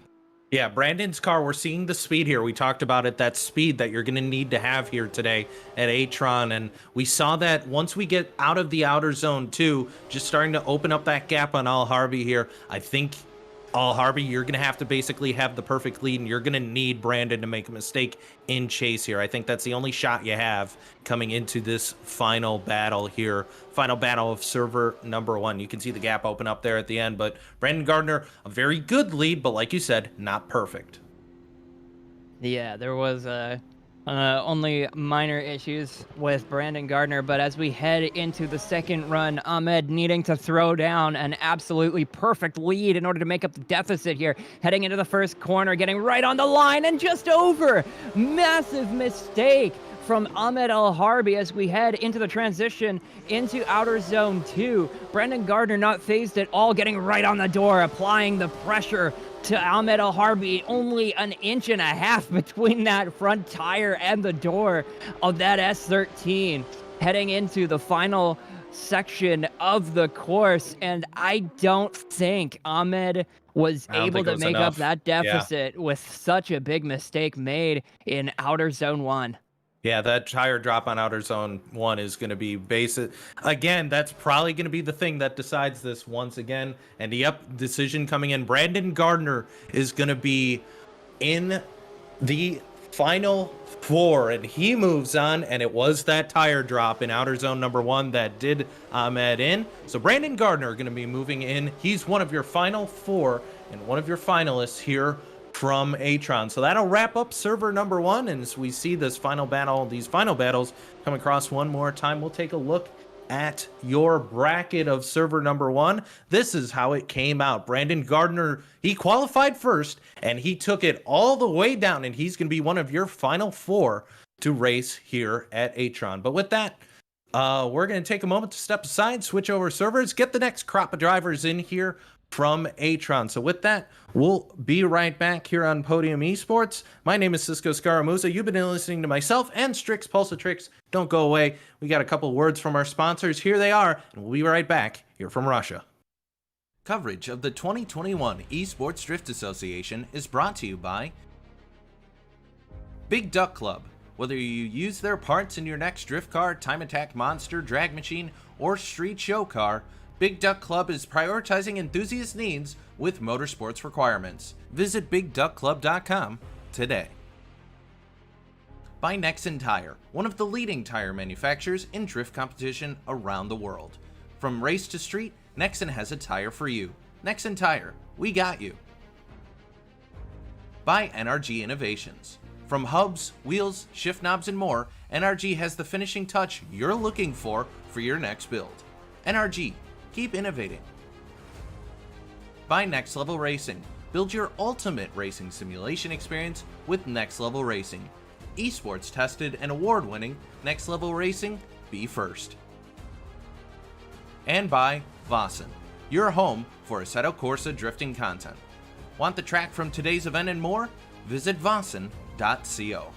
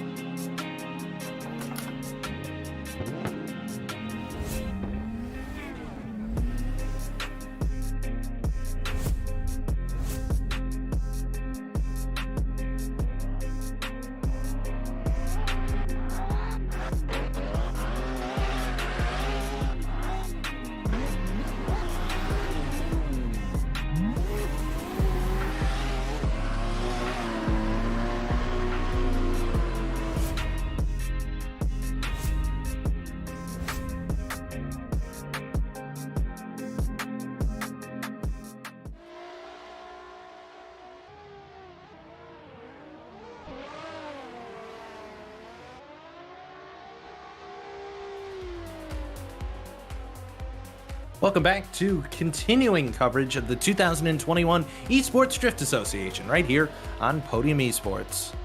My name is Cisco Scarmoose, along with me, Strix Pulsatrix, as we head into bracket number 2 and server number 2 of 4 this afternoon. And Strix, taking a look at it, a couple new names to us here at Podium Esports. Alexander Element's going to be taking on Rayan Eldina, Masashi Yoshida versus Nico Stalia, Augusto Ferreira, the fan favorite, as it were, versus Brandon Loden, and then Austin Zaleski versus Alexander Suryuk. Yeah, we're seeing a couple new faces here. I don't think I've seen Alexander Element here in ESDA competition, set to make an impressive run here, qualifying 4th. Ryan Eldina in 29th. You can see their qualifying numbers right next to their names there. We're going to see another fantastic group of competition here. The number's a little bit closer than last time, but as we saw in the first run between, I believe it was Brandon Gardner and William Holloway, your first and 32nd qualifier, anything can happen. Brandon Gardner getting the win on that one, but it was a very close one. So heading into this group, we have a lot to definitely be excited for. Absolutely, and drivers are already on the line, so let's get ready to roll things out. Ryan Eldina versus Alexander Element. Element going to be in the lead, Eldina going to be in chase, so let's roll. Heading into the first corner, as they go across the goal line, a really strange initiation from the lead driver of Alexander Element, getting just enough of that line to keep the car on track. Ryan Eldina falling behind quite a lot, likely because of that strange initiation from the lead car in that blue S14 in the lead. Heading into the outer zone now, that proximity still not being made up. Heading into outer clip number 2 there, and that was a bit of a mess. That's gonna be yeah, I'm gonna need to see that initiation, because that was a thing. That was a thing, and I don't really know what to think of it. So he initiates at the go line. You can't do that. That's so yeah, a little bit early. Yeah. That is very early. He started before you're even supposed to hit the throttle. That was very interesting choice from Alexander Element, and it might come to bite him, because you're not supposed to be initiating that far back. Like, it doesn't even give the chase driver enough of a opportunity to get on the throttle and head into outer zone 2, and that definitely caused that tremendous gap that we saw form throughout the run. Yeah. So and I think that's what caused Eldina to kind of have a whoa kind of moment there. You saw almost the reaction out of the car was, hold on, wait a minute, and kind of deciding what to go from there. So yeah, you can see in the back there, Ryan Eldina trying to shallow up on his line, trying to get caught up, but just couldn't do it. Heading into the second run, though, we're swapping places. That blue S14 now in the chase. Ryan Eldina in the white S15 in the lead. We're gonna have to see. There's a joke going in chat right now. Did we show a lap time at some point? Did that flash up on screen? Is that what y'all are laughing about? Or are you guys laughing about the counter at the top? I don't know what's going on. Chat's lost their mind. Oh, you are? Okay, so clarification coming from the judges stand. Yeah, you totally can initiate, so I think that just scared Eldina. So that was almost a case of a surprise initiation on him, and I think that's the first time we've seen it. Ah, okay, that's what they're talking about. Okay, well, we'll come back to that here in a minute as we come into outer zone number 1, and that's a way off for Eldina there. That's at least a tire off, if not 2, going in outer zone 1. Transition back to outer zone number 2, and Element staying with him. But Eldina, the problem is that first tire drop, once again, outer zone number 1. We're going to be saying it all afternoon, I get the feeling. Coming into the final clips. Ding, ding, and pretty good there as well. But I think the question is going to be, number 1, did he drop a tire on that outer zone number 1? And number 2, was there enough angle in that first run for Element to move on? Let's take a look. Yeah, you can see just barely enough angle to get to that outer zone. And Eldina being taken off guard by that very, very early initiation. And thanks to the clarification from the judges, that is allowed. So it's entirely possible Element throwing some mind games into here, throwing off his competitor, and practically guaranteeing another spot towards the top 16. But we're going to have to see how the judges rule, as we do get some typing from Michael Lindsay, one of the judges. We do want to point out that was actual mind games and not WCW mind games, which weren't real mind games. And yeah, it's going to work out. It was the safe line, but it worked because he didn't drop a tire. Alex Element, he moves on. So that's a case. I think that was a case where Element, less angle, but he didn't drop a tire. And that's all you need to say about that. That's literally all it took. Yeah. Like, I was definitely shocked by how early Element decided to enter. I didn't think that car would make it all the way to the outer zone, but he made it work and kept it on track. So, more power to you, headed into the top 16. Hey, if it works, it works, right? Yeah, if it works, it works. Heading into the second round of competitions for Group 2 of this tournament bracket, Nico Stalia in the S13 hatch. Once again, the S chassis showing its face. And Masashi Yoshida in the BMW M3 E30. Our first it's BMW wagon in time, competition. It is. It's wagon time, Strix, as we'll see here in a minute. There we go. It's beautiful. Wagon. That's an E30. That's an E36, right? I think I got told wrong. I do not follow BMW. Is that a 36 or a 30, chat? You guys are the ones calling out cars. Let me know. Yeah, y'all I thought it was an E36. Yeah, y'all are very stuck-up car guys. You can figure it out.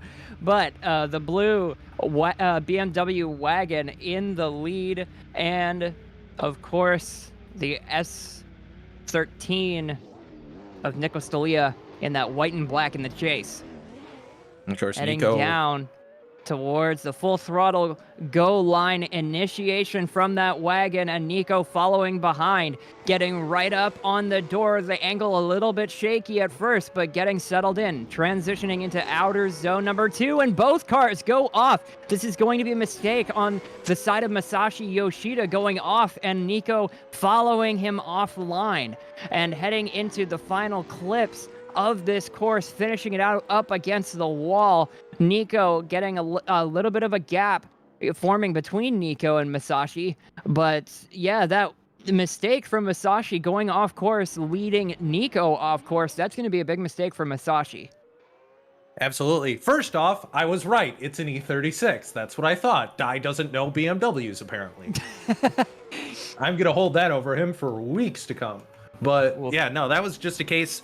Looking in the second outer zone, that seemed pretty unprompted out of Yoshida, so I think that's probably going to be on Yoshida in terms of going out into no man's land there, unfortunately. So we'll have to see. They'll line it back up here for the second run, but I think Stalia, because he was able to hang tough with Masashi that first round, I think he's going to have an advantage coming in to this second run. I didn't change the graphic. Damn it. Yeah, now heading... too late now. Yeah, lead driver now Nico. Why do I keep saying Nico? Nico Stalia in that S13 in the lead.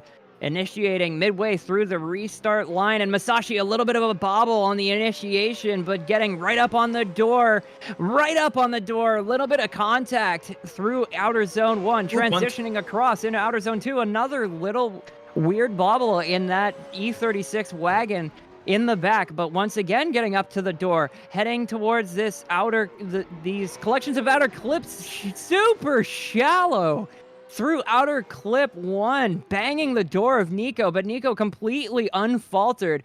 Masashi, I am pretty sure, was doing all that he can. He's just a kid. You didn't have to kill him.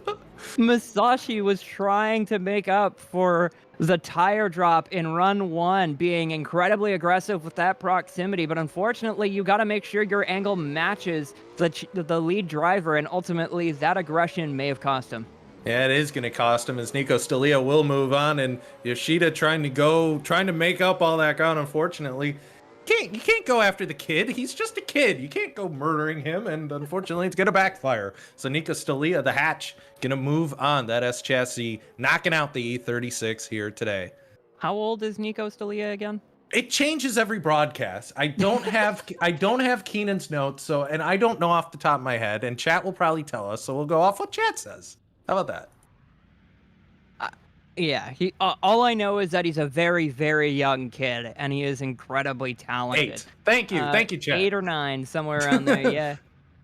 A fantastic showing from the very, very young kid. You know, apparently he has... I think Keenan found out he has merch last round. I think he might have merch. Wow. Which is doing better than me, because even Podium doesn't have... Well, we had merch, but nobody bought it. So go buy a Podium t-shirt. I don't even know if we sell them anymore. Go look and see if we sell Podium t-shirts, and if we do, go buy them. Yeah, I don't even have a Podium t-shirt. I need to change that. What the hell? We move on here. The next battle. I broke you on that one. Augusto Ferreira, the fan favorite, taking on Brandon Loden, S15 versus S14. It's going to be a couple privateers going at it here, Strix. Yeah, once again, S chassis showing its popularity here. Augusto in the pink and blue and white S15. Brandon Loden behind in the black and blue as they head down into the initiation zone. A big gap between Augusto and Brandon. Oh, I fell off. Oh no! Brandon playing it safe with that speed, and Augusto flying in and unfortunately flying off the track. Heading into outer zone number 2, a little bit of contact from Brandon Loden as he shallowed up a little bit on his angle. Heading into outer clip number 1 and inner clip, and then outer clip once more. Man, that was pretty so good, but he fell off. He fell off the outer zone 1 again. Yeah, we're seeing, like, I was initially expecting outer clip number 2, that final zone that really matters to the judges. I was expecting that to catch people out, but actually what's happening is that first corner, because drivers are throwing so much speed into it, they're not able to woe the car up enough in order to keep it on track. Like, I'm seeing a lot of drivers, they're gonna have to be pulling way more angle heading into that zone in order to get slowed up enough. Look, just because Adam LZ is in FD doesn't mean you have to drive like him. And that's exactly what we're seeing here. Too much speed. Hurtful that's right. words. I've got singers today. As they're gonna line up and ready to go for the second match here. Wait, has Cisco, has LZ run yet? No, LZ has not run yet, though I will say Ferrari's car changed that thing to orange and it almost looked like his car. Yeah. I actually don't mind it with that pink and blue. It looks really good. Adam, take notes. Now, heading into the second run of this battle, switching places, Brandon Loden in that black and blue, Augusto in the pink or the purple and blue. Heading into the first outer zone. Brandon Loden keeping it on track, getting right on the line, but Augusto Ferreira not throwing a whole lot of angle in that car, trying to catch up. Across the bumper on transition, heading through outer zone 2, getting right up against the door, right in that pocket. Brandon Loden maybe coming off the outer zone a little bit too quickly, But heading into the outer clip and getting into the outer clip, Augusta gets into the door of Brandon Loden, trying to be as aggressive as possible to make up for that mistake. This is going to be an interesting one, but it may also be a bit of a quick judge, because going off track seems to be a pretty going off track that far, it's not really forgivable. No, it's not. And unfortunately, Ferrari had a really good run both times, but he dropped tires on the first outer zone. So, they're going to look at it here, but unless they're seeing something we aren't, there was a little bit of that contact. But even then, I think that was Ferrari warranted that and just caught up and just ran him over. That or just wasn't keeping up with the speed with Loden and just ran over him a little. Ferreira. Wow, an interesting choice from the judges. We're going to be seeing a one more time. For everybody in chat who may be new to drifting, one more time basically means the judging was too close to call, and they're going to run them once again, as if the first run had never happened. I think Rousey caught something. Yeah, Rousey, I think, caught it. Yeah, I think we're going to be getting a judge in here, hopefully, to explain this. But yeah, I think Rousey in chat noticing a double initiation. As soon as you initiate, you have to commit to that initiation. But we'll have to see here now. As we head into our first run of the OMT, Augusto Ferreira initiating, once again maintaining that angle, and once again, the same angle, the same speed heading into that first outer zone, and once again driving. He sends him. Huge contact! Huge contact between Brandon Loden and Augusto Ferreira, causing both cars to completely shut down. F in chat, fellas. Oh, that was okay. Well, we're gonna take a look at this. Let's see what we can see. That was all right. So again, we're looking for brake lights on the purple car, and we're looking to see if he ran him over. See a pulse there, a pulse there. I think he ran him over. That's a little bit interesting though, because Augusto Ferreira taking a very late transition there. And slowing way up, but I think Brandon Loden may have been trying to catch up as we watch again. I'm trying to see. My OBS screen is so small, it's very hard for me to actually see. Yeah, man. That's real. It's gonna be really hard for the judges to figure out what happened there. Yeah, we'll take a look at it, I'm sure, about a million other times. So either way, let's line them up and go round number 2. So run number 2, switching places once again, Brandon Loden and Augusto Ferreira on your right and on your left, respectively. Black and blue versus the purple and blue. As we get ready to send them down, S15 versus S14. And this is the second run of the one more time here. Our first one more time today, gentlemen. Sometime today, gentlemen. Come on. I think the judges were. They might be talking about something at the line here. This usually means either A, they're seeing something. Yeah, he's going to back up. So Ferreira. Okay, so possibly a rerun here, possibly something else. I'm not really sure what we're seeing here. We'll wait to get a note from the staff to let us know what's going on. So we'll sit here and continue waiting for both drivers to come back to the line. Possibly a load in DC or possibly some connection issues once again plaguing us. See what the judges tell us and what's going on. So in the meantime, let's take a look at that run once again. In the meantime, so Ferreira, you see, come into run number 1. Everything, he was going off either way. And then, yeah. So Ferreira, if you look at the rear end, he's already flying off the racetrack even before the contact. Yeah. But the question is, yeah, it's 2 tires off already. He had already dropped 2 tires on the previous run. Does that 0 come in right before Loden is able to do anything? Because Loden certainly knocks him off course, but you see oh man, you're looking at inches there. He was heading off already, but does that 0 happen before Loden zeroes it by taking out Ferreira? Yeah, that is a very, very hard to tell, but I think with 2 tires off, I'm pretty sure that was 2 tires off there in the lead car. He's already at a massive deficit. All right, driver's gonna end up so that was a latency thing. We're getting word both drivers agreeing that it was a latency thing, so both drivers agreeing and basically asking to rerun. So that's what we're gonna have. Both drivers up for it. It's in the books. If they both feel like they need it, they're both gonna do it. So let's go. Forget all of that happened.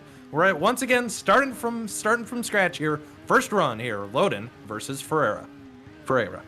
Yeah, good sportsmanship from both drivers to both agree on a rerun, especially after that significant contact there. But heading into the first outer zone, Augusto Ferreira taking an aggressive Manji into it, and more contact! Once again, Augusto Ferreira trying to throw more angle to get the car woed up, and Brandon Loden runs him right over. And unfortunately, in that first outer zone, that is a braking zone, so I don't think we can throw the fault on Augusto Ferreira.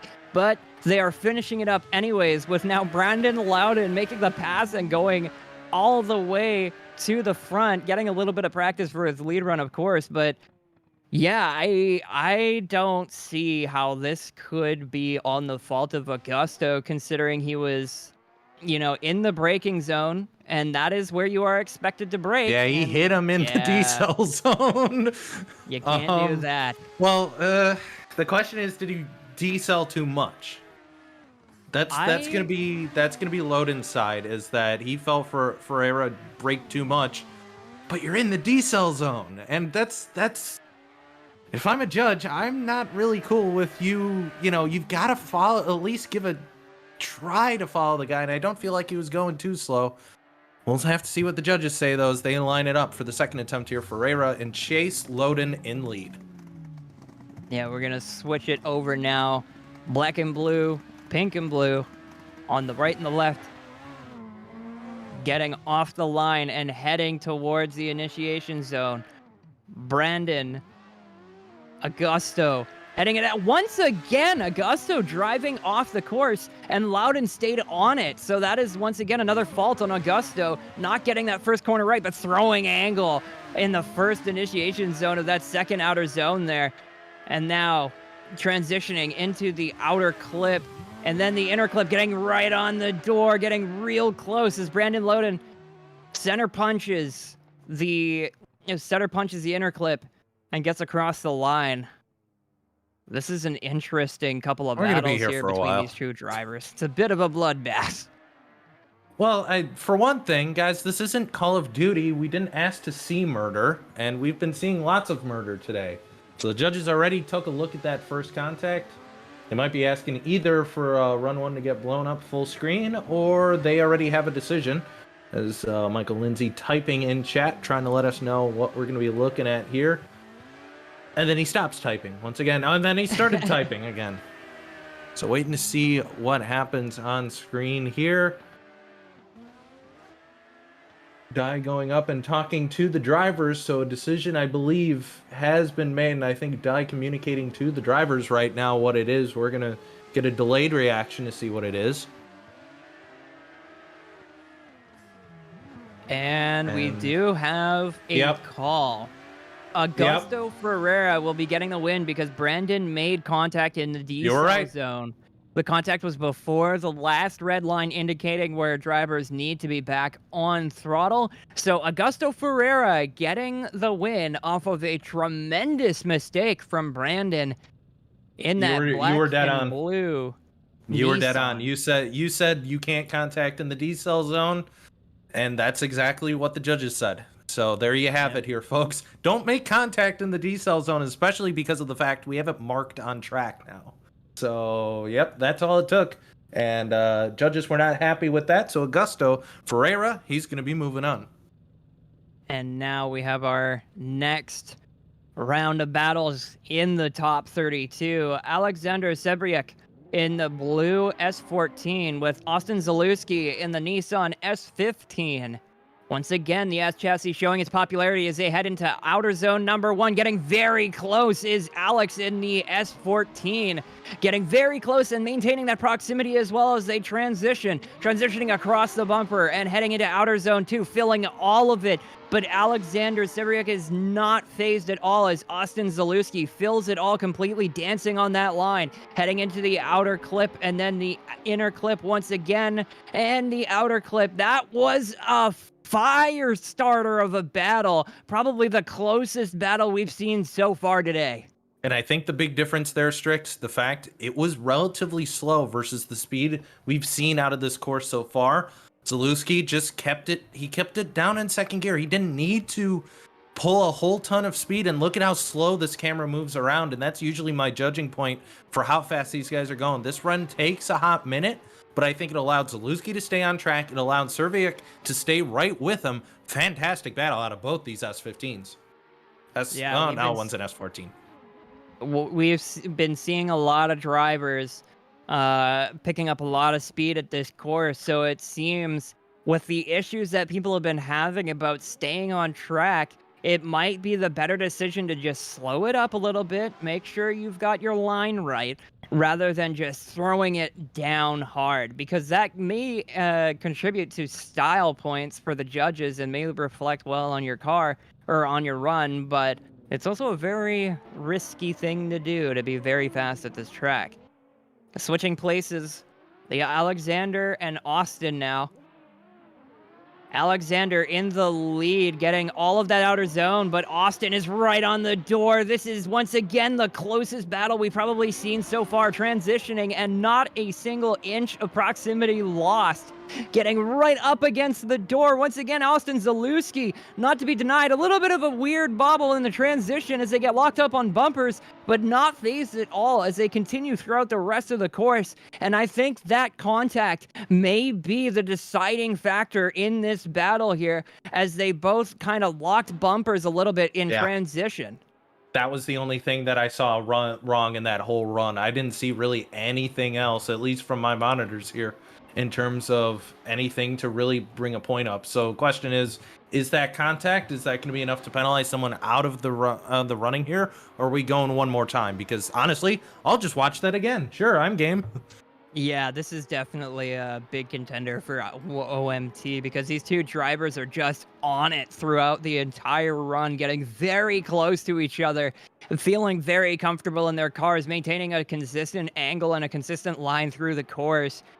This is easily the best battle we have seen so far between both drivers, throwing down excellent lead runs. But once again, in run 2, look on your right-hand side of the screen as they transition towards outer clip number 1. You do see that little bit of weird kind of awkwardness. Austin Zalewski just getting a little bit too close for comfort to Alex and not able to back off to allow Alex to transition. So that's probably the biggest key point that the judges are looking at to determine what happened there, who's at fault, and then declare either a winner or go to OMT. Drix, I'll tell you what, the winner of this round is the person with the first name that starts with A. Wow. I think it's the one in the Nissan. No, it's the one in the Nissan? Yeah, probably. Yeah. Either way, judges. Yeah, the one in the S chassis. That's useful. But enough Deanda jokes aside, yeah, we're going to be sitting here for a hot minute. Judges really pouring over this. No one's gone back out to look at telemetry. I get the feeling there might be a fist fight in there right now. In determining what way the judges are going to go with this. Yeah, the judges are absolutely taking their time trying to deliberate who might be at fault for that awkward transition. That transition's the only issue because it opens up that proximity and it allows Alex to drive away from Austin. However, Who's that contact on? Is the question. Yeah. So you watch, you come through first transition, everything's mostly fine here. Yeah, I don't really have an issue here. It's about the same distance more or less they had to each other, even almost a tap out of both. But right there, that's the question spot. And Drudge is going to be typing in chat right now. Is that enough of an issue for it to flip this battle? Or are we going OMT? Let's find out. Judge is typing in chat. We will know here in a moment what we're going to be doing here, if we're moving on to 16 or if we're staying in 32. Who's it going to be? Austin Zalewski versus Alexander Serviuk. Who is moving on? Survey says continue to vamp until he finishes typing what it is. We're probably getting an explanation here. And it's going to be Alexander Severiuk getting the win. Zalewski got stuck too far inside at last transition and had to adjust to not make contact. That is exactly how I saw it as well. It just seemed like Austin just got way too close when it came time to transition, not allowing Severiuk to make that transition without contact. So it's unfortunate because that was one of the sickest battles we've seen so far, but it goes to show even the tiniest mistakes can end your run here at ESDA. So That is the final battle of the top 32 as we head into top 16 competition. And so far, it's been quite eventful. Yeah, it has. I mean, we've had a couple battles here that have taken a couple rounds just to get us through. So now Serviuk is going to be moving on, and he'll be taking on Augusto Ferreira here in the top 16. But that battle is going to be after this next one, as we're waiting to see both drivers get up to the line. And this is what we're looking at. Nico Stilia, Mr. 8 years old, versus Alexander Element. The bright blue car going to be taking on red, black, and white. Waiting for both these drivers to get up to the line here and get us moving here on this second server. Looks like possibly might be flipping the server. Guys seeing something? Oh, nope, I'm hearing cars, so I think that means we're going to be heading to the line here. Westy's coming over chat saying, these names are hard to type and hard to spell correctly, so we feel you there. We're having a little bit of trouble with pronunciation. Reminder, when you fill out the form that gives us the information, it's make sure you gotta put the pronunciation. Put the pronunciation in. Like, it really helps us out. A lot of people just kind of retype their names, and we're just like North Americans. We're not very good with pronouncing foreign names. It's like Nico's age. The pronunciations change every broadcast. So I mean, it's gonna be rough here as we get ready to roll. It is what it is.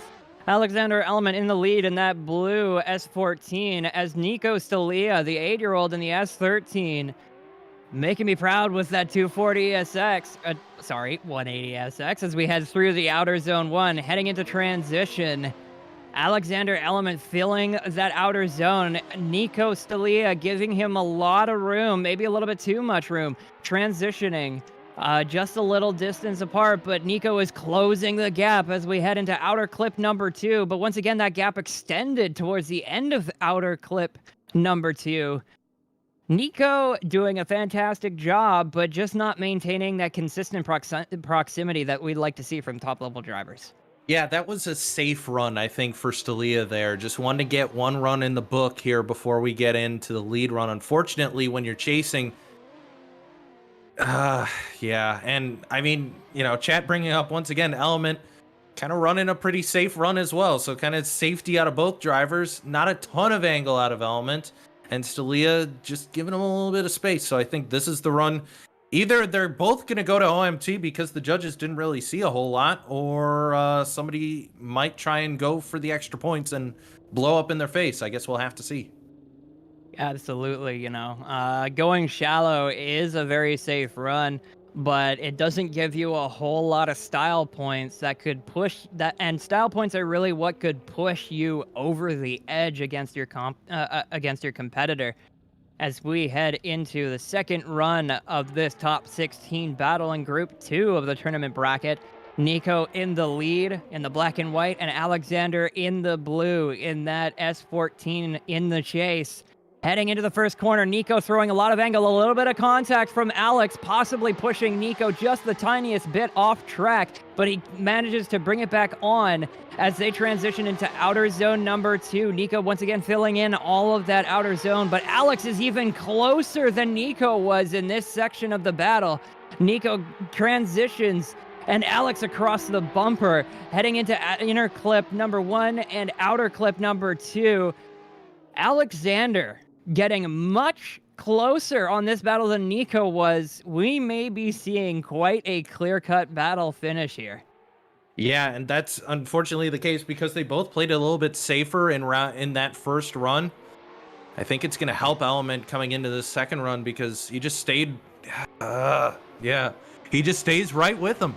And that's always going to, and the way the judging has been all year, that helps you when you're Alex Element and you have a better chase. So, oh man, that is close. That is a fantastic lead from Stelia, don't get me wrong, but just as good of a chase from Element as well. One thing that I think we should mention is that contact on run number 2, but it seems as though that contact wasn't enough to make up the deficit that Nico was at because of that proximity.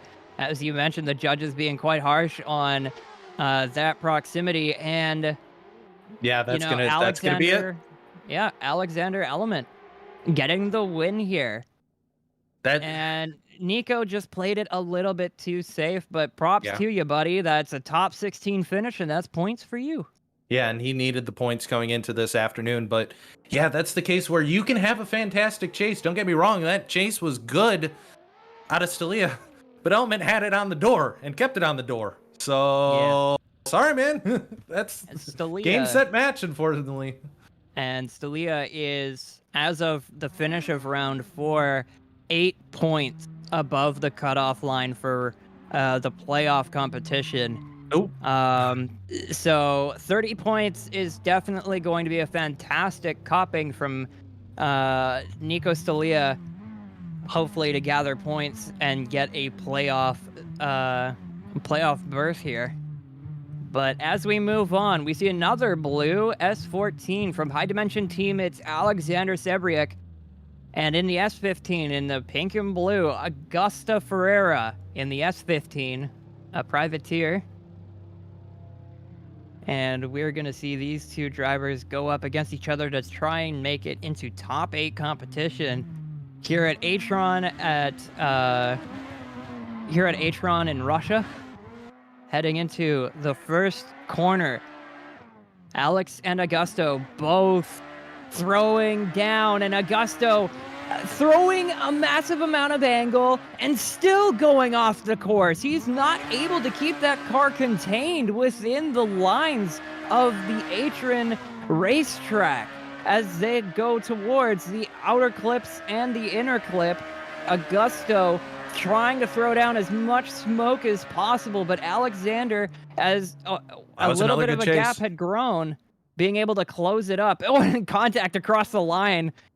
But yeah, Augusto is trying to keep that car on course, but it's just so fast. You could see him practically getting perpendicular to the line and still going off course. Yeah, and it's, again, an Element, meanwhile, is just staying with him the whole time. Because he did it last round, it worked for him. He did it this run, and it worked for him. So, or Suriak, rather.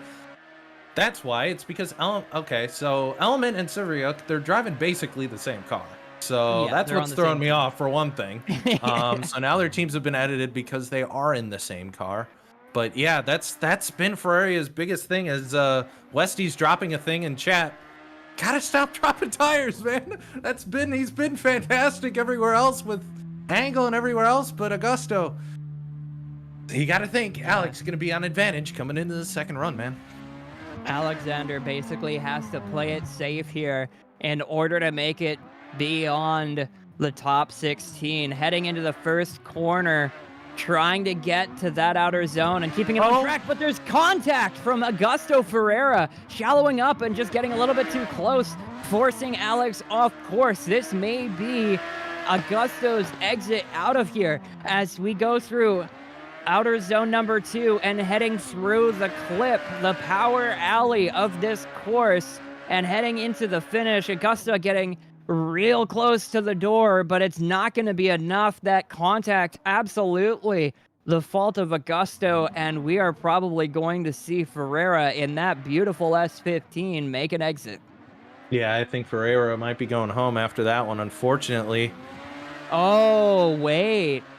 Alex was on the brakes there. I didn't see that, but Judge is Alex typing was a on the little bit brakes. already. They might be asking for a zoom in here. But Ferreira was in the brakes, so nope, it is going to come in pretty quick.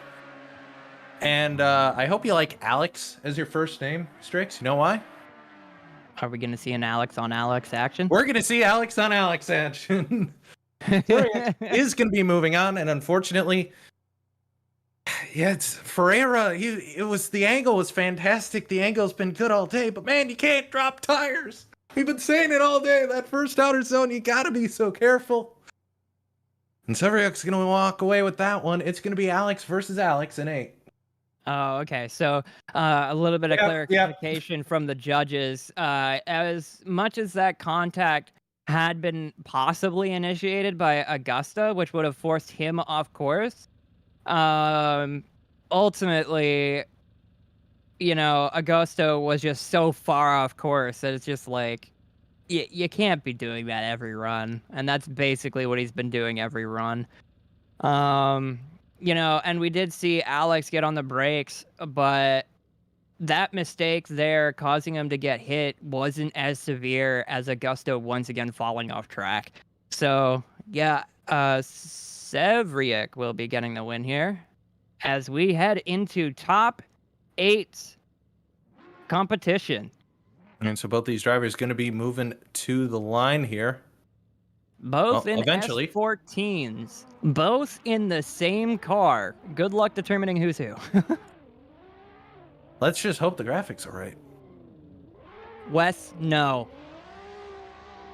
No, not allowed. No, Wes. He did, and he got knocked out because he knocked the wall over. I already made that joke. I already made an LZ joke. Bop.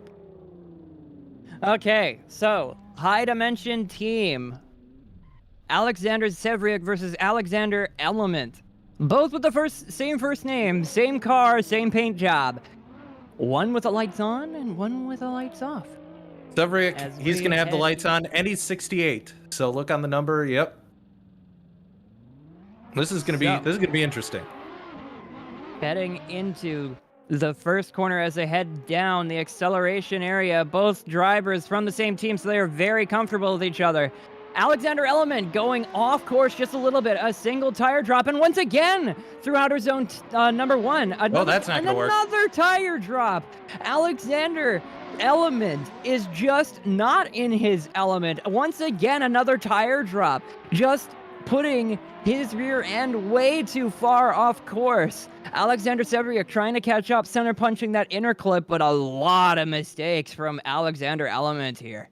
That was sloppy from Element, and we've seen really nice lead runs out of Element before, but unfortunately, yeah, sorry. Westies is going to be saying it all day. He'll continue to say it all day, and he'll probably say it for the rest of the day. Don't drop your tires. And unfortunately, Element, he was, where are you going, man? It's both drivers out of the same country, no less, in the same car, racing teammates. You got to trust him. You can't throw it in like that, and you're dropping tires. But either way, a blue car will win this, as now we're going to set up for run number 2. But yeah, it's Element, if he had just played it safe, would have been fine, Strix, but threw it away.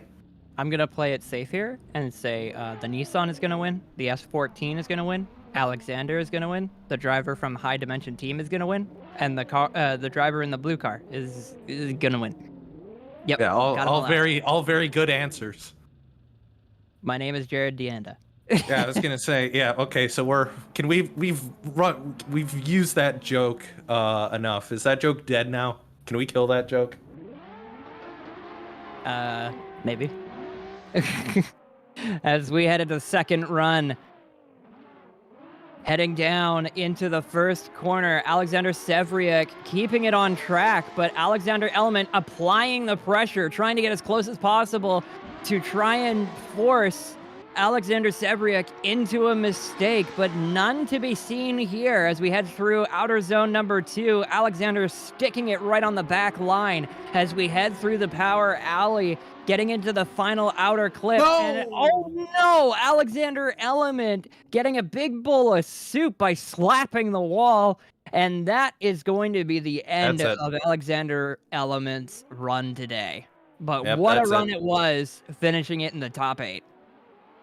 Yeah, Element, unfortunately, you drop tires on your lead, you hit the wall and chase. That's pretty much it. OTM Augusto, I will say from my side as a commentator, while he did brake check you, you did kind of unprompted go off track like basically every run in your lead. And you went off track much further than the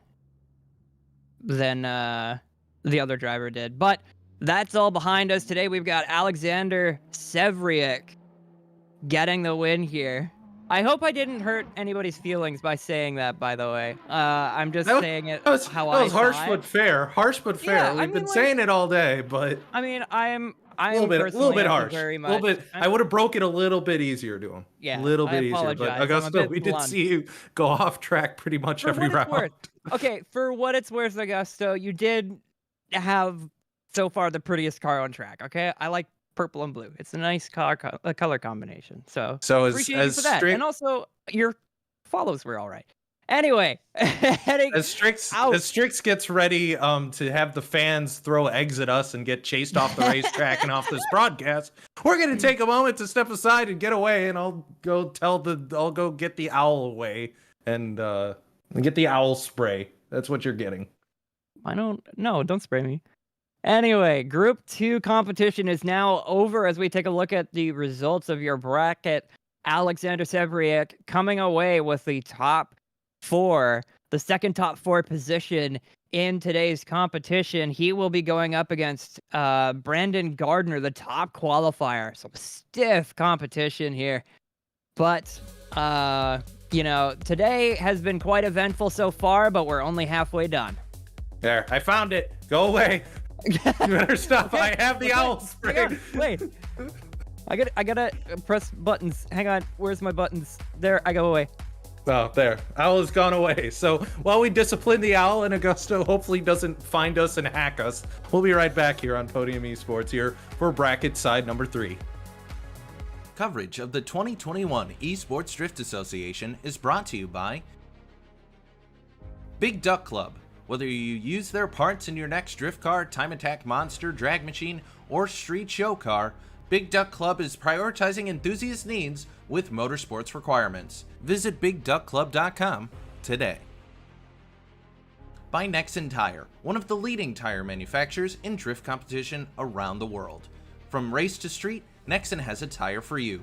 Nexen Tire, we got you. By NRG Innovations. From hubs, wheels, shift knobs, and more, NRG has the finishing touch you're looking for your next build. NRG, keep innovating.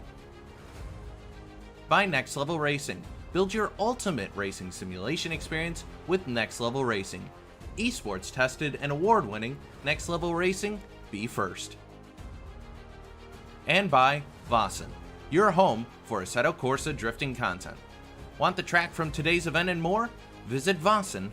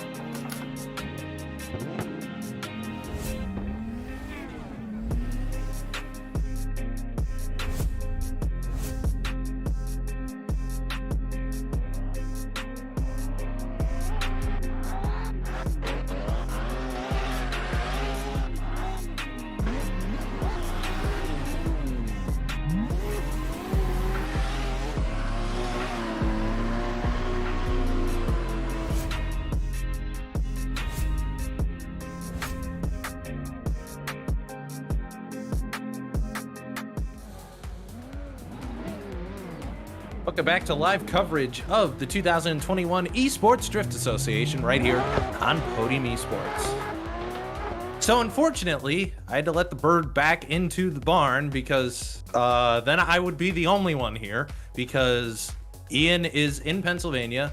Keenan, or wait, no, we're going with the story is they're dead, right? That's the story we're going with? That's what happens when you mess with alchemy, you know? Bringing one back from the dead, bringing the other back from the dead, and now they're both dead. It's not my fault. Someone put a wall in my way. But either way, as we sit here getting ready for bracket number 3, see if we can find that reference, somebody, as I'm going to double check one car. Nonetheless, let's take a look at the next bracket that we've got coming up here. It's the first one of the top right. If you want to see the full bracket for yourself, exclamation mark bracket in the chat will take you to the full bracket that you can find on screen. No, he is dead, mailman. Sorry to break it to you that way. Darren Baker is taking on Shea McCullough, Darius Ostrika, and Martinez Ostrika.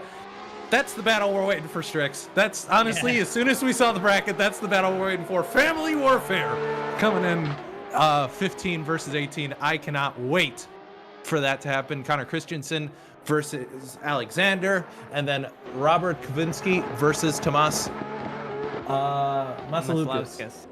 Maslowskis. Thank you. Yeah. And Alex, I think he was in chat earlier, and I found the pronunciation guide. So I had Jagard, I think. He said Jaguar without the D, with the D and without the U. Jagard? So Jagard, something like that. Jagard. Okay. I think that's what we're going with. I see the umlaut over the A, and I'm like, oh. He's going to immediately come in and say that we're wrong. There it is. Yeah. Jagard. Okay. Jagard. I want to say Yagard or something like that. I know. I thought it was going to be a Y, but it's not. It's J, so. Debating the study of phonetics here on Podium Esports. Only the best for you. But, you know, today has been a fantastic day of drift battles so far. We've been moving pretty good through the battles. Live fast. You're not doing that. That one, no. That one's no. Normally you could have a little bit of fun in chat, but no, I'm not letting you have that one. So, yes, as sure. the drivers are warming up their tires, our second qualifier, also with our second R35 on the grid, Darren Baker, going up against Shea McCullough. There they are. In the 31 qualified position. S15, once again, another S chassis, but we're seeing an R35 as the R35 numbers grow in popularity. This is the other Team Xenon car. Can you believe it? They come out of the same garage, same team. Baker's driving a sister car to what we saw Pretty driving earlier on here, Strix. Yeah, like I said before, I love these R35s. Beautiful cars, massive, very hard to try and keep contained, but once you learn how to master those cars, they are gorgeous to drive. As we head into the first battle of this third grouping of tournament bracket competitions, as Darren Baker throws a shoot load of angle. I tried to contain myself there and barely made it as we go through outer zone number 2, and Shea McCullough going off course as Darren Baker manages to keep it on course. That's going to be a mistake on Shea's part as we head into the second part of the run, and Shea McCullough shutting down, going completely straight out of the second outer zone. Darren Baker throwing down, showing why he is the number 2 qualifier today here at Atron, Russia, and Shea McCullough struggling to keep up.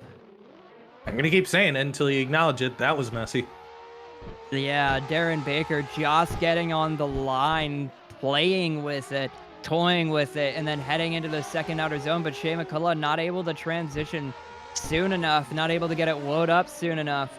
And of course, as you watch that transitioning way too early, throwing too much counter steer into it and completely straightening, that's going to be a huge deficit for McCullough to work up here, as we see Shea kind of wiggling his wheel around, might be having wheel problems. As we get there we go. Try that. As we get ready for run number 2. Darren Baker now in the chase. Shea McCullough now in the lead.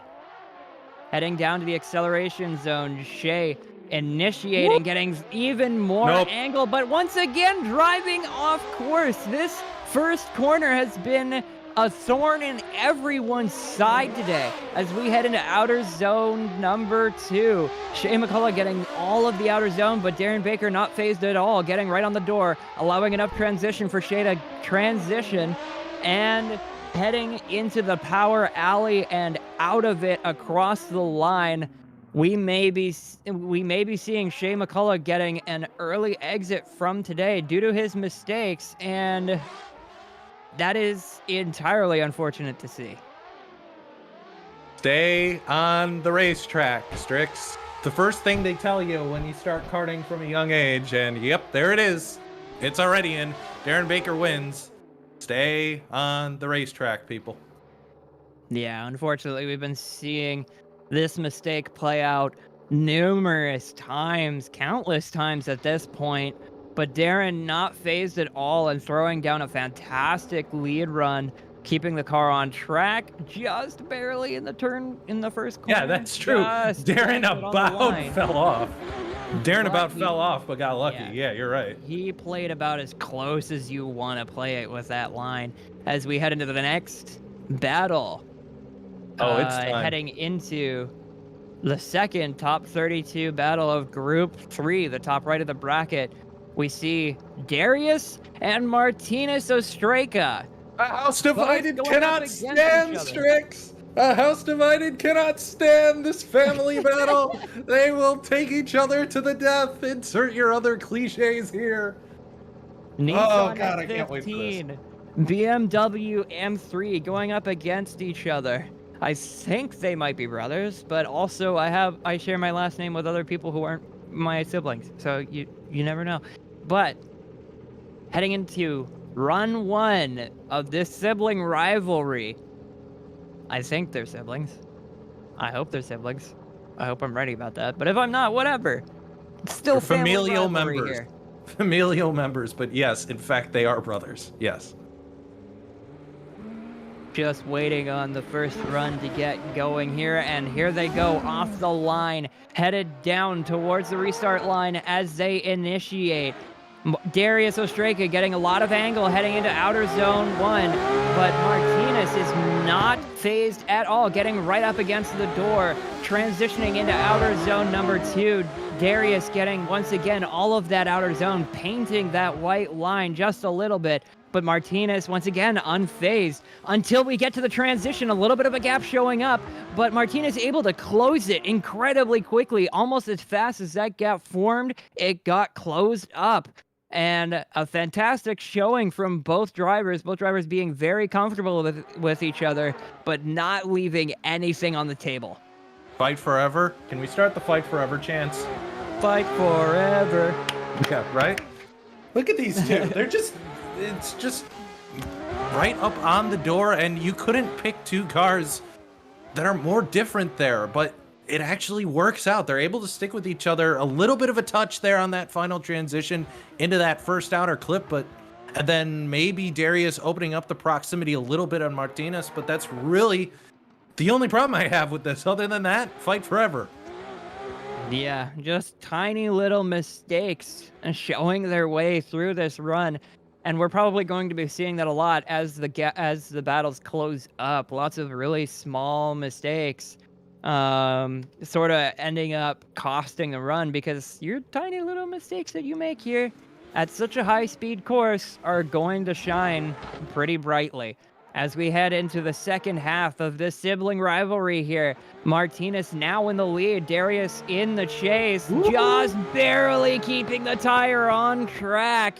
Not going to be considered a tire drop, I don't think, here as we head into outer zone number 2, throwing a lot of angle. But Darius, once again, right on the door, getting very close. Got to leave enough room for the transition, and he does. Darius right on the door once again, but Martinez not phased at all, throwing a lot of angle in that BMW and getting across the line. This is easily the closest battle between both drivers, between any two drivers that we've seen today.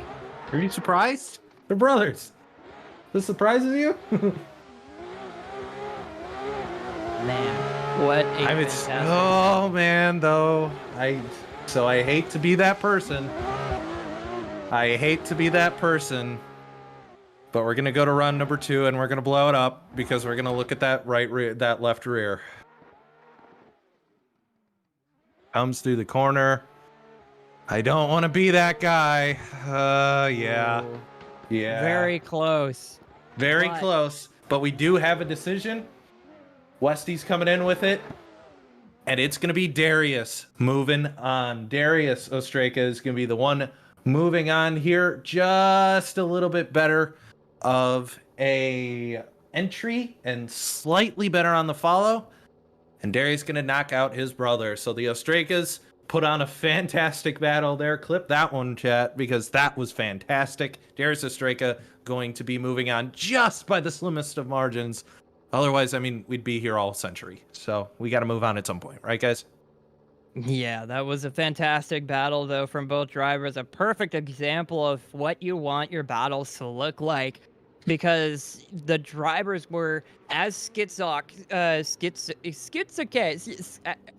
says in the chat, you know, they were so in sync from beginning to end. They were just super comfortable. Obviously, these drivers knowing each other very well and showing very well in that battle. But we're moving on. Connor Christensen in the Nissan S14, the white and the blue, and Alexander Jaggard in the S13 hatch with the blue and the pink. I believe a teammate to Josh Oxley, if I know my teams. I know Kami no Ichigun, Nissan S13, I believe.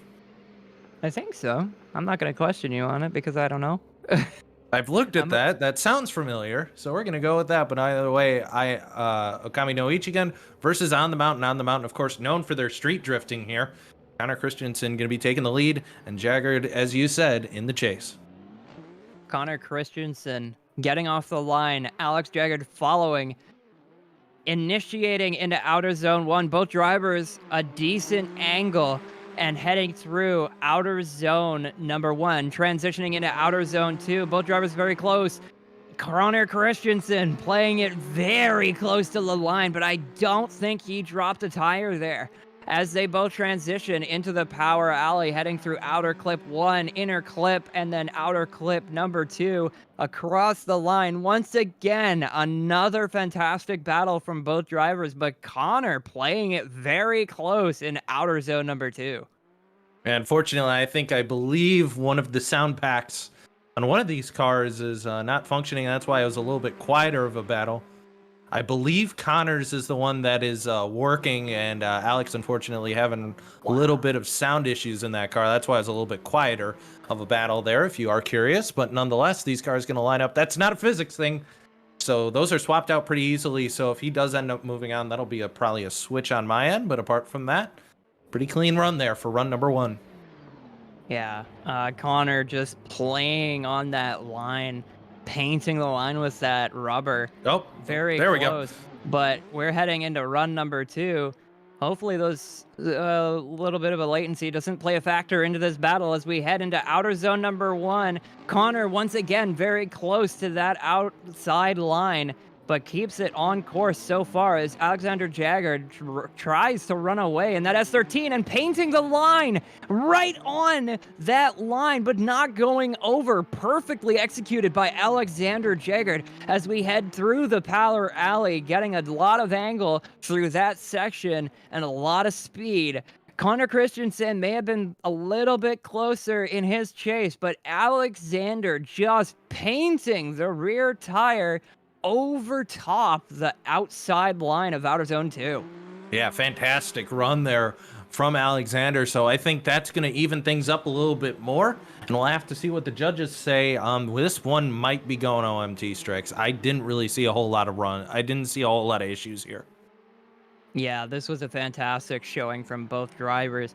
And of course, Alexander Jaggard in that S13, qualifying 26th, and Connor Christensen 7th. So a bit of a gap between both drivers in the qualifying run, but after watching that battle, you could hardly even see it. Yeah, really. Both these drivers, very similar styles in the way they approach this course. And I think it made them comfortable. And the judges taking a hot minute to take a look at this. So usually if you guys start the timer in chat, it's usually about 5 minutes. If we don't hear anything in about 5 minutes, we're probably going OMT. So that's the go-to. That works for both. We found out actually last weekend, Strix. That works for both ESDA and FD, as it turns out. Yeah. If the judges stare at something for more than 5 minutes, chances are they're probably going to OMT it. So yeah, man, I got it. Okay. Something been on my mind, and I gotta speak it. The past 3 runs, the past 3 rounds of Formula Drift straight have all been decided by technical faults, and that sucks. It's super lame. But we do have a decision from the judges here. And we don't have to wait 5 minutes for the one more time decision. They definitely come to the quick conclusion, and I would agree with them. That was hard to pick apart. Both drivers doing a fantastic job, so we need to see them one more time. Yep, we one more time, and that means broken sound for one more time, unfortunately. But Alex, we'll get your car working here if you do move on to the finals. But nonetheless, Connor Christensen, Alexander Jaggard.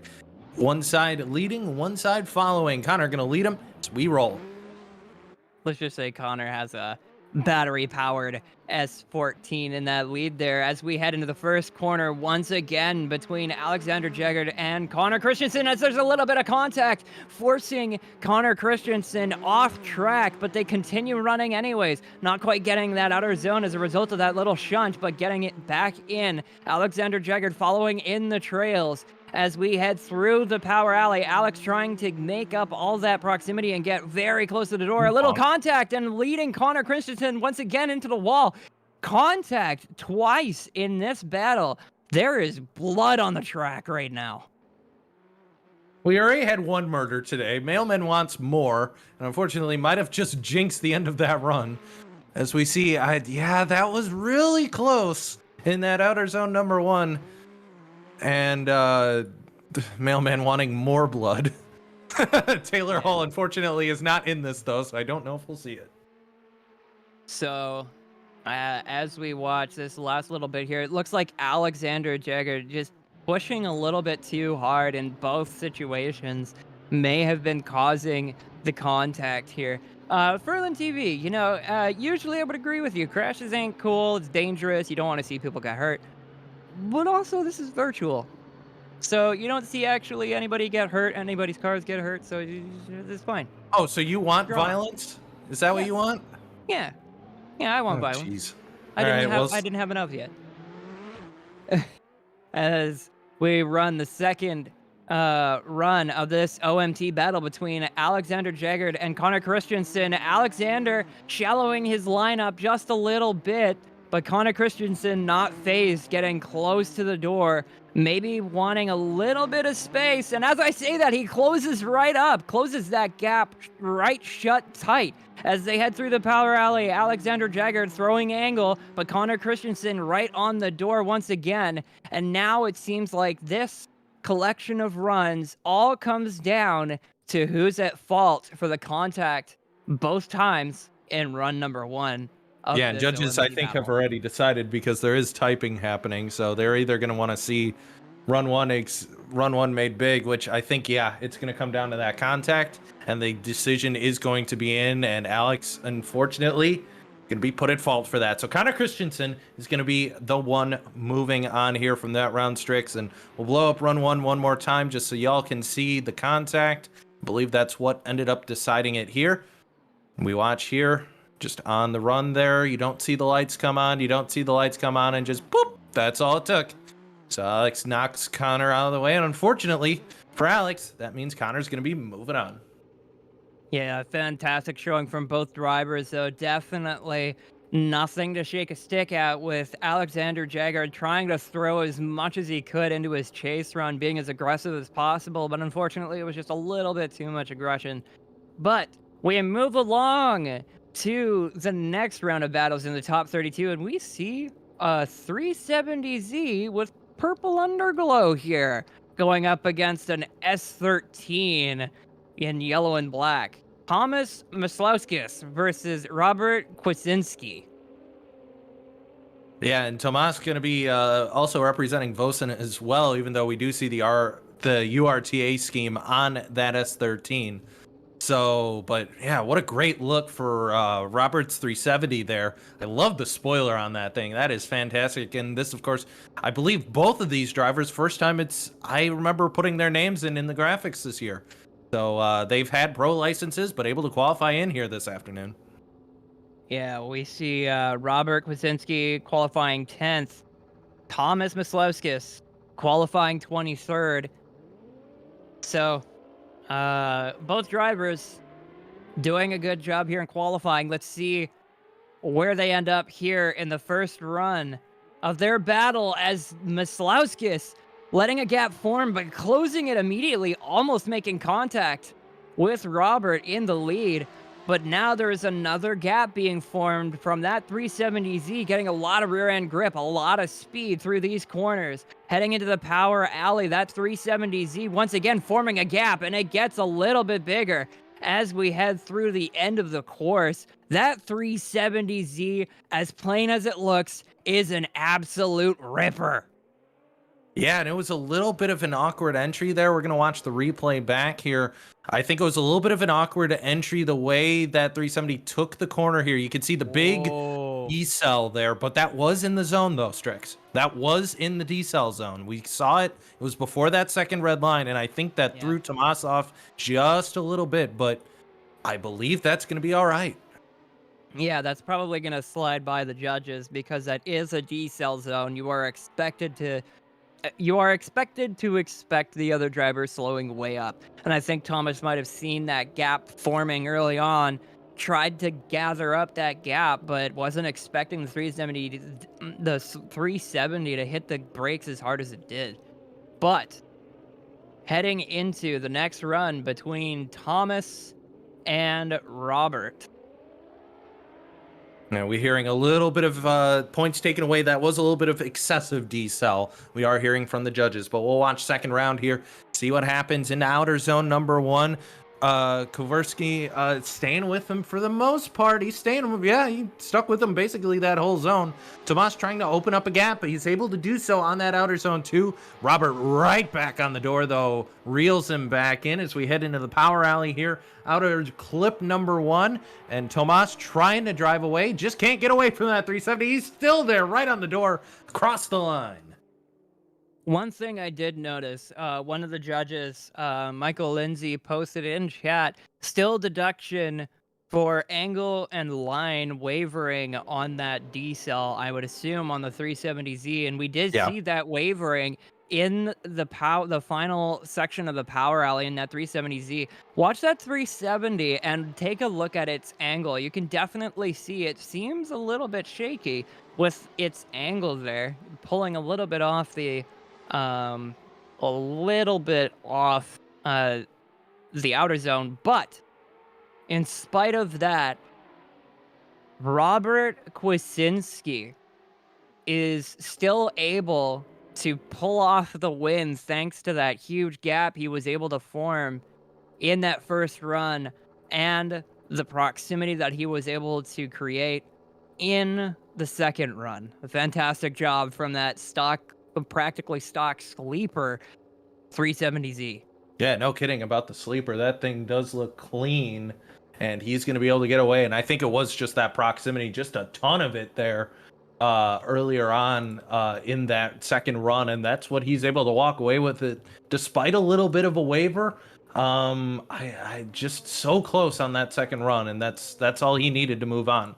So with that, we're going to reset, and we're going to send him to the round of 16 and it's going to be Ostraka versus Baker, and it was Darius who defeated his brother to take it into round number 16 versus the big boy, Darren Baker, the big giant Chungus R35 out of Team Xenon. Let's see what happens here, Strix. Yeah, an R35 versus yet another S chassis. But we've been seeing Darren Baker absolutely on fire.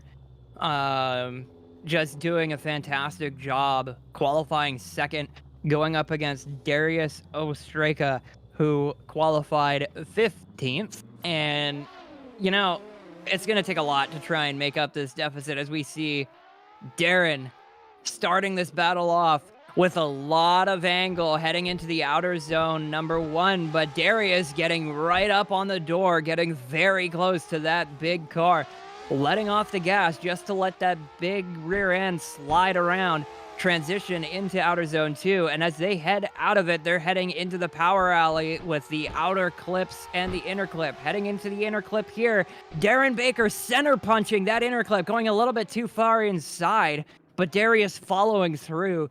That is probably the first big mistake we've seen Darren make all day.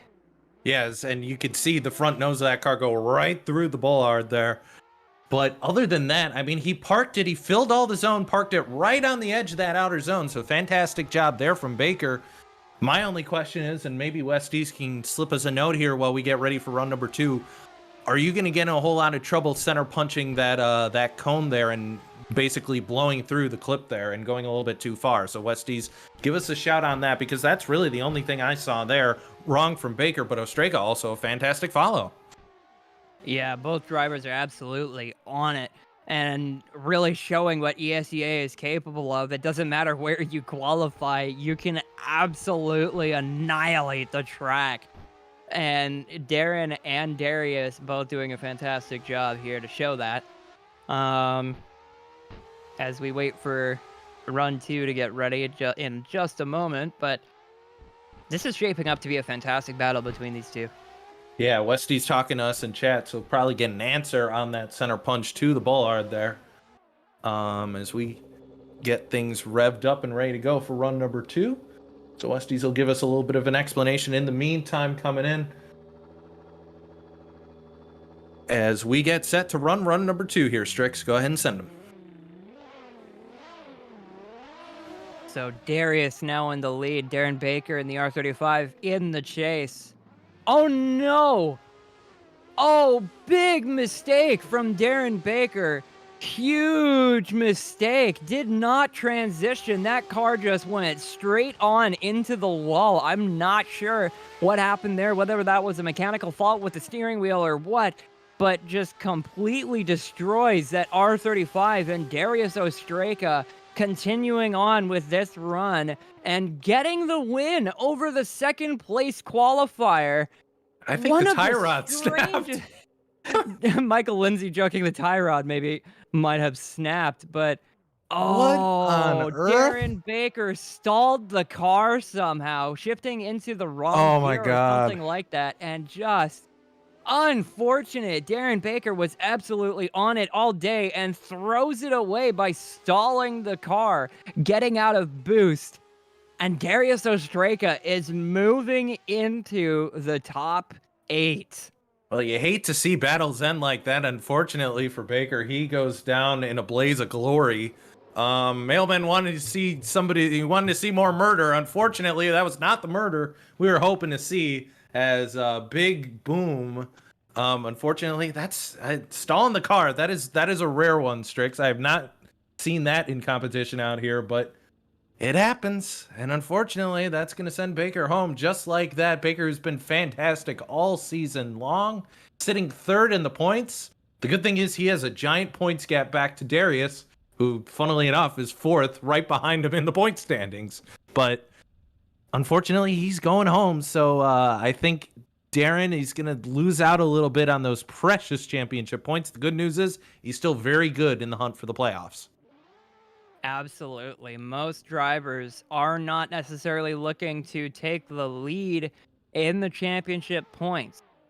What matters really the most here is to just make it beyond the cutout line, because at the end of round 7, your championship points are going to be accumulated, and if you are one of the 16 drivers with the most points, you're going to be moving on. So Darren Baker, unfortunately, getting a massive mistake there, but as you can see here, Darren Baker good. only 42 points behind the leader, but once again, top 16 gonna make it ahead, and he is more than padded.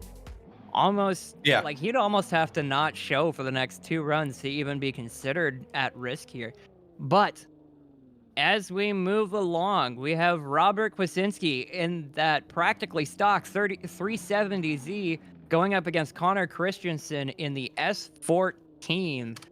Both drivers doing a fantastic job in their cars. And we saw Robert had a lot of speed in his car, so we'll see how he does in the chase behind Connor Christensen as they head into turn 1. Connor throwing a load of angle into turn 1, but Robert not phased, getting right on the door. Brake lights lighting up as he tries to stay behind that car. Lots of rear end grip in it. Ooh, bonk. And there's a little bit of a bump. Connor Christensen going off track and almost over angling as a result of it, but still managing to keep it on course. Robert Kwasinski once again closing in the gap, but that mistake, that slight contact, may have put Robert at a significant deficit here. Yeah, that was a bonk. Oh, and that's what happened to Rousey coming in on the chat. They're letting us know what happened. He pulled the e-brake with the clutch in, and that's what stalled the car. So unfortunately, that's what takes Baker out. But yeah, we can watch for the little bit of a bonk here. Strakes in transition. Everything's fine. You get into outer clip 2. Man, yeah. That's gonna be, we're gonna be watching that a couple more times, I get the feeling. Yeah, more than likely. Just a little bit of contact between both drivers, sending Connor off track. You kind of want to see these drivers get as close as they possibly can. We've seen a lot of absolutely ridiculously close battles, but a little bit of bubbly. A little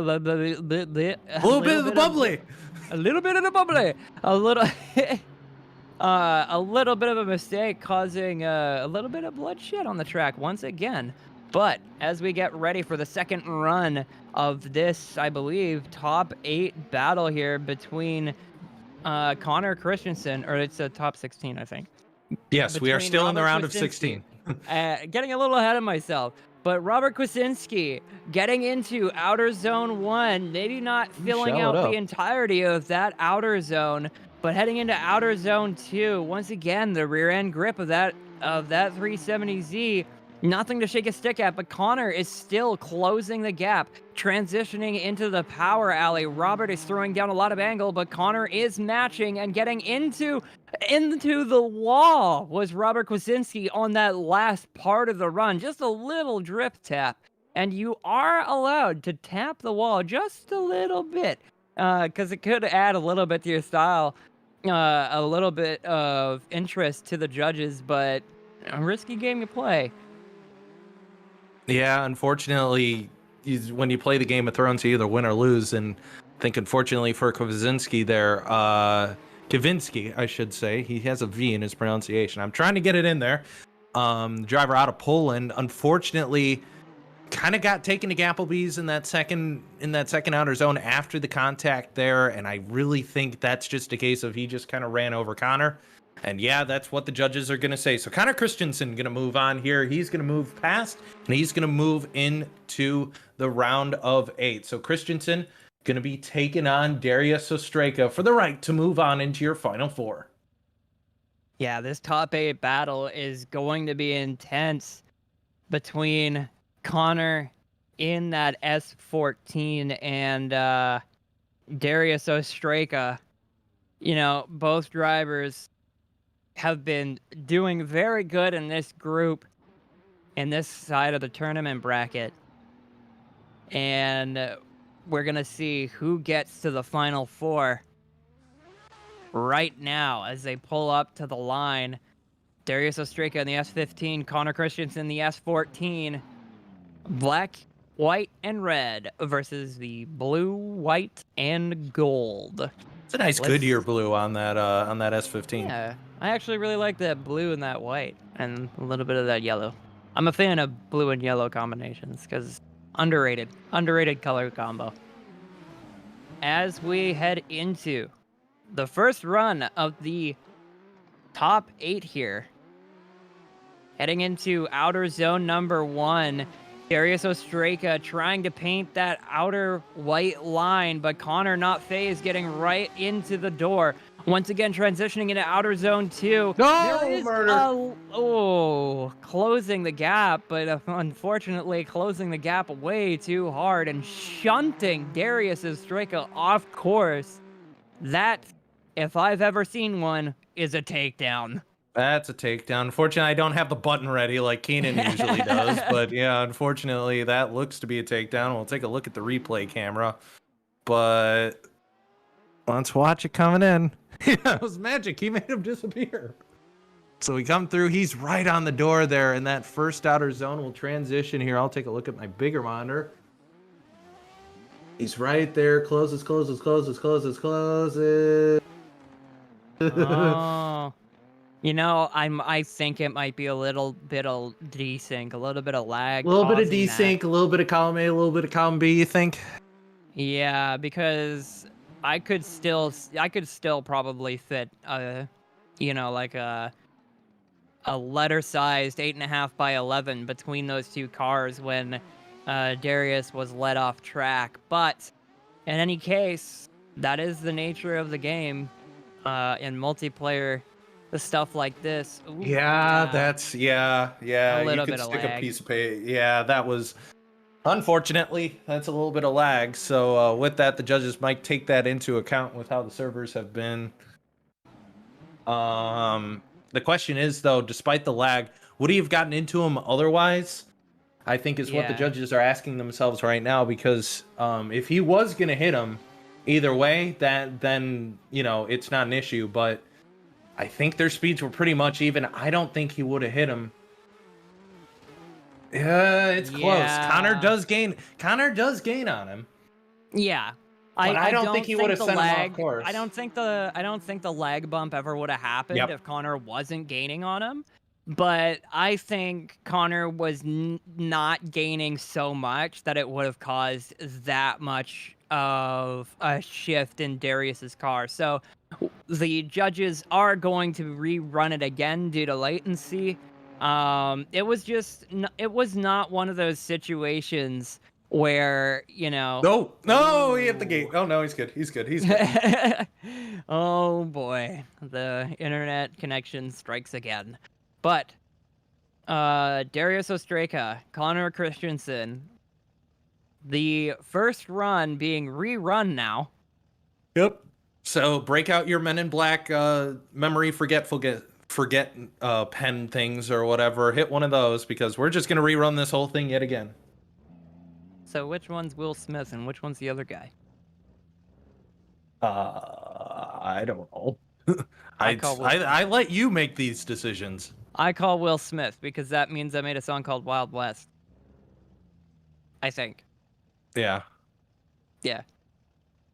Anyway, Darius Either way, Ostraka, latency. Connor Yep. Christensen, and That joke fell flat. All right, let's go. Send him west east before the silence gets too long on our crappy joke. Come on, send him already.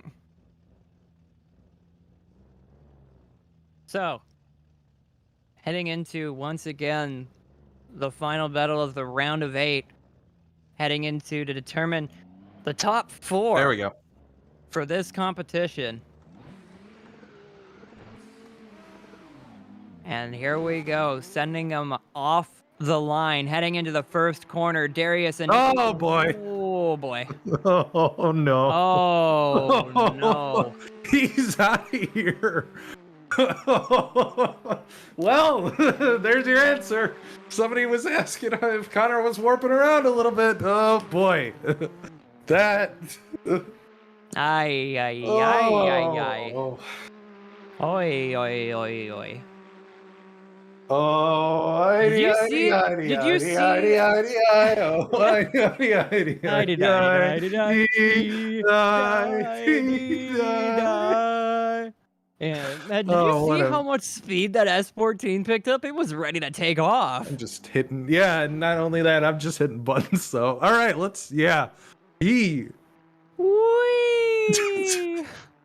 gone. Looking to pick up speed. Man's gonna head home. He left the oven on. Connor's gotta get home. I forgot to feed my cat. But Oh, I don't know what we're gonna do now.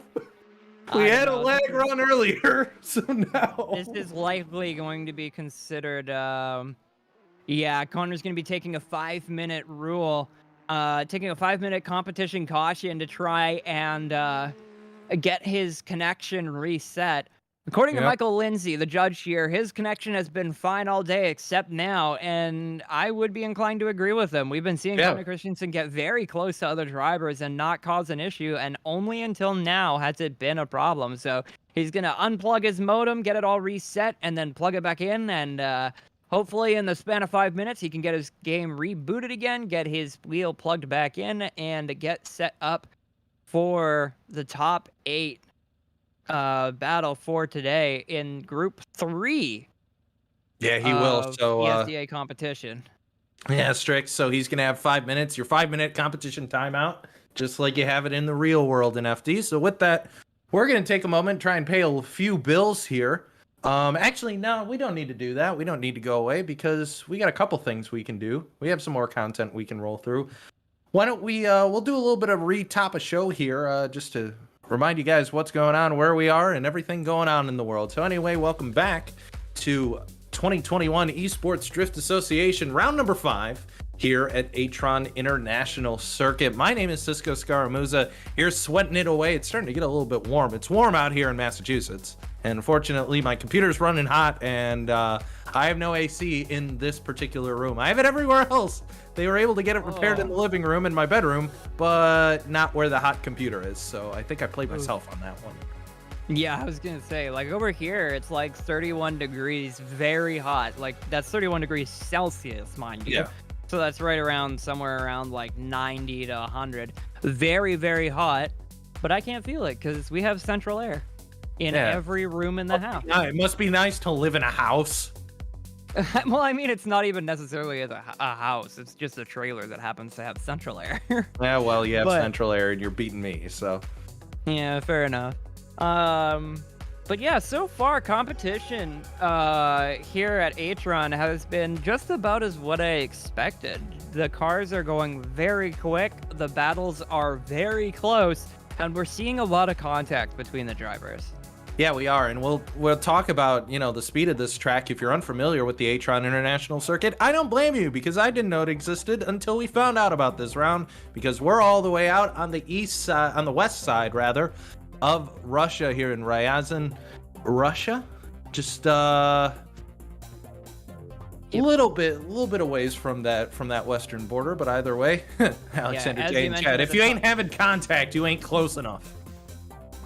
Oh, 86 Fahrenheit is 30 Celsius. Not that bad. Okay, consider the fact, Michael Lindsay, consider the fact that it gets to about 35 here in the summer and then minus 45 in the winter. And you tell me if it's not that bad. But anyways, moving on to the track map, you can see this is what the judges will be looking for from the drivers heading through the courses. You can see the preferred line here that the judges will be looking for. And,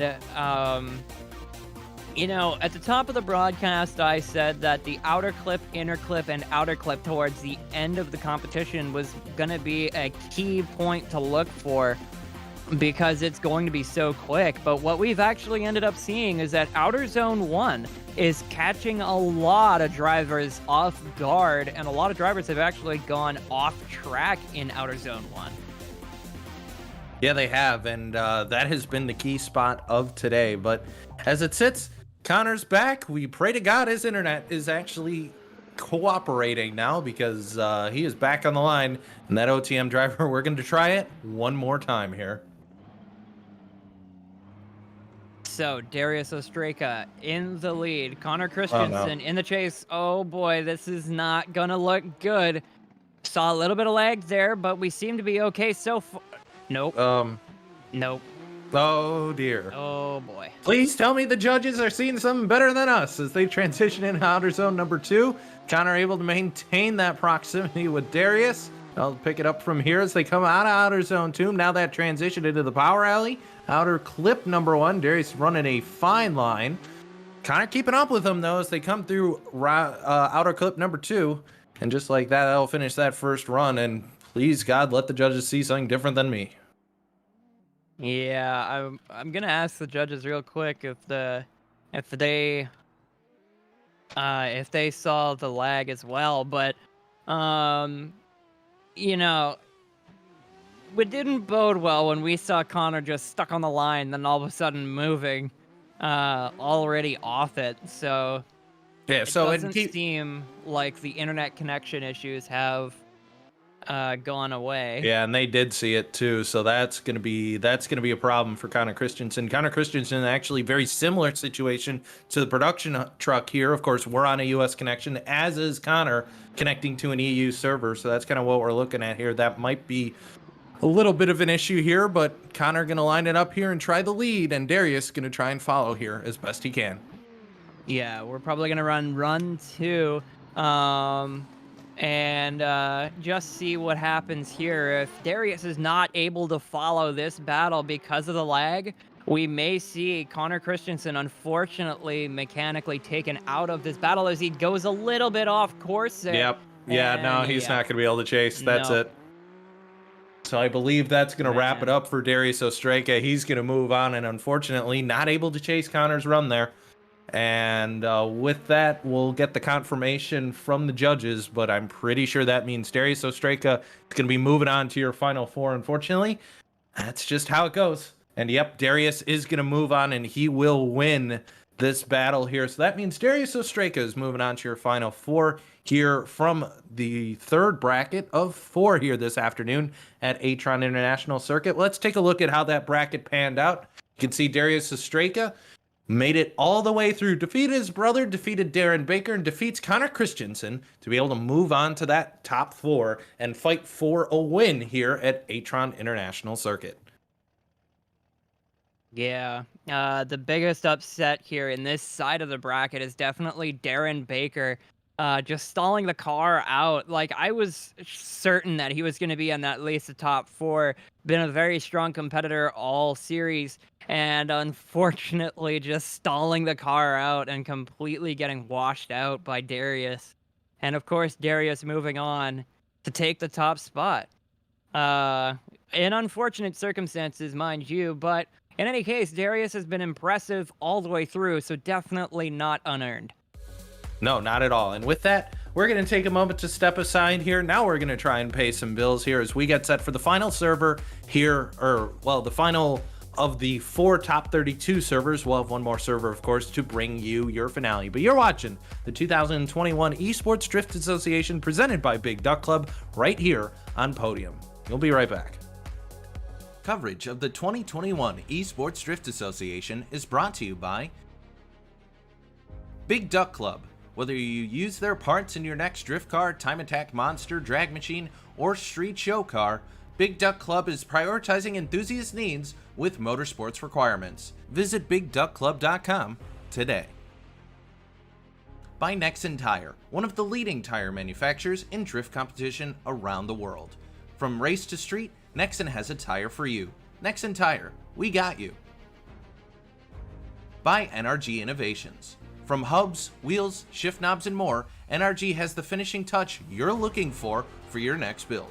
NRG, keep innovating. By Next Level Racing.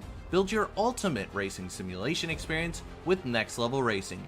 Esports tested and award-winning Next Level Racing, be first. And by Vosan, your home for Assetto Corsa drifting content. Want the track from today's event and more? Visit Vosan.co.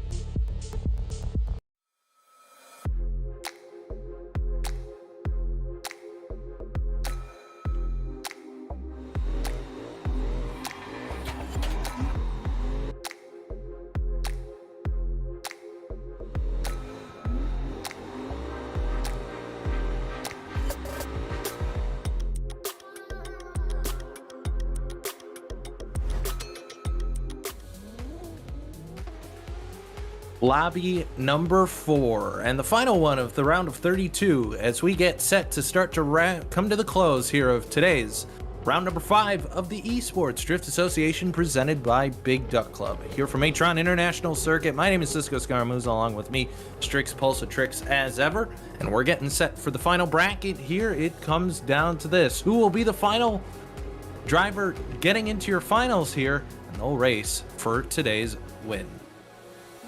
Apparently I have a little bit of echo since then, but nonetheless, let's take a look at your bracket coming into this final group here. Get this refreshed here. I was going to have it ready, but unfortunately decided not to be. As we go to the bracket here, this is going to be our finalists, our final drivers in this bracket here. Zach O'Sullivan's going to be taking on Gregory Andreev. Brandon Patrick's going to be taking on David McKeever. Bakari Lucas is going to be taking on Cormac Gard, and Yasir Zahn is going to be taking on Olivier Eppinger.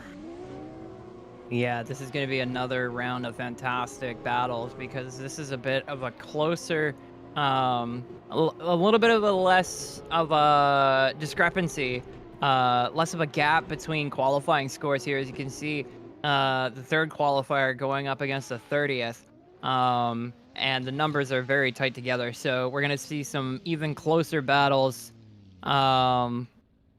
here in this collection of runs as we determine out of the final group of top 32 driving who is going to fill the final spot in the top 4. This is going to get very exciting for us here today.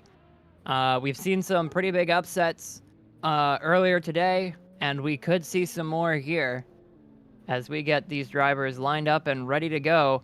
First battle coming up on deck. Zach O'Sullivan in the dark blue S15 and Grigory Andreev in the white S15. Both S15s, new S chassis here, are the newest S chassis here today. And it is going to be a fantastic showing from both drivers here as we get ready for run 1. Oh, And he's got a bit of an issue from Zach O'Sullivan. Did he disconnect, or did they? Nope, he's back. They just pooped. They just reset. booped out for a second. Don't need any of that. Zach O'Sullivan, the last of the U.S. drivers here this afternoon. Let's see if he can hold on here as they're gonna send him. Heading into the first corner as we go into outer zone number 1. Zach O'Sullivan throwing a lot of angle and going off track. Grigory Andreev following him as he should be, getting into those tire tracks. Closing the gap, getting on the door and bumping Zach O'Sullivan off the track. The first off track from Zach O'Sullivan not being forced, but the second one definitely doing so. Grigory Andreev not phased though, getting right on the door in the pocket. The third qualifier and the 30th qualifier battling it out for the top spot here. Yeah, we're going to have some stuff to look at on this. I saw at least maybe one instance of contact. So we come into this first outer zone here. Everything looks to be there, but unfortunately Andreev not quite angling there. The question is, though, is O'Sullivan going off? Either way, I think he is. I don't know if that's necessarily contact. We come into outer zone 2. There is definitely a bump there that sends O'Sullivan out of the groove. Just a very sloppy couple of zones for both these drivers. They come into the power alley here. And then after that, everything starts to get cleaned up a little bit. Andreev right on the door of Zach O'Sullivan. So a good finish to that, but unfortunately a really, really, really messy way to start us off here. Yeah, as we switch them around, white S15 in the lead, dark blue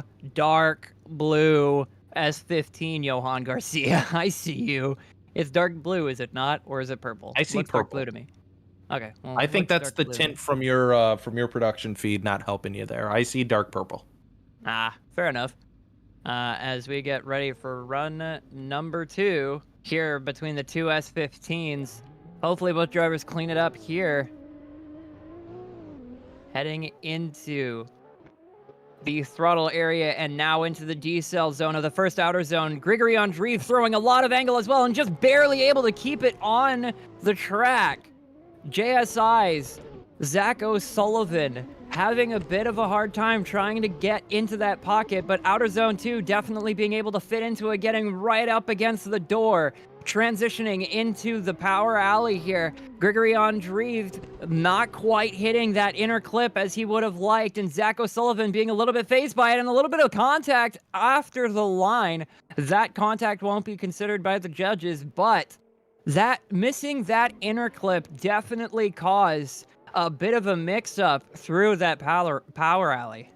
Yeah, so I think that the second run's going to come down to that inner clip, but this first run, we saw the tire drops already. So now it's a question of, well, what do you blame those tire drops on? I think that first outer zone, that's on O'Sullivan. The second one, probably on Andreev, but is the run dead after that first 2 tire drops? I'm just not sure.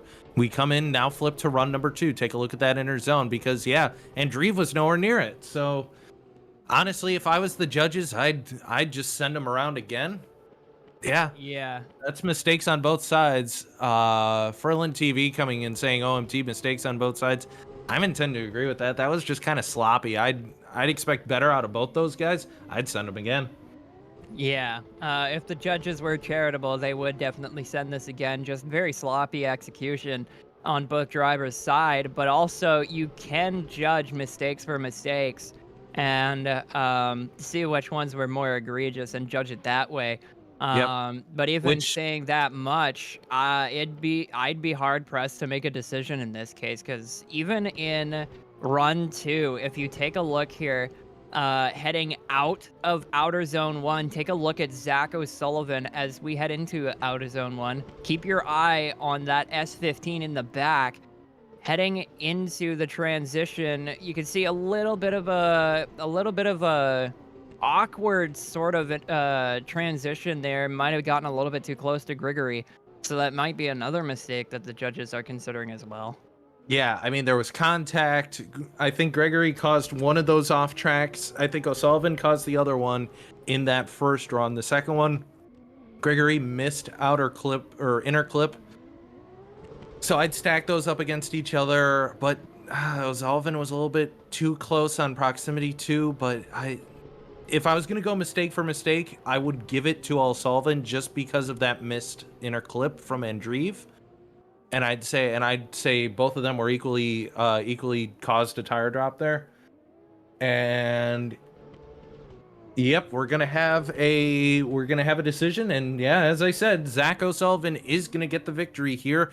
And I'll give you what the judges said. Zach wins. Grigory had contact in chase, and then in Greg's lead, he lifted to try and get back on the line at the inner clip, and unfortunately, Greg lifted at the inner clip and went wide. So at the end of the day, I think it came down to that second run. I think they were pretty much on equal footing as far as that first run, Strix, and then the second run, unfortunately, Grigory missing that inner clip was all it took. Yeah, it really seems as though that was the case. Definitely a tough decision for the judges to make, but one that I can definitely agree with.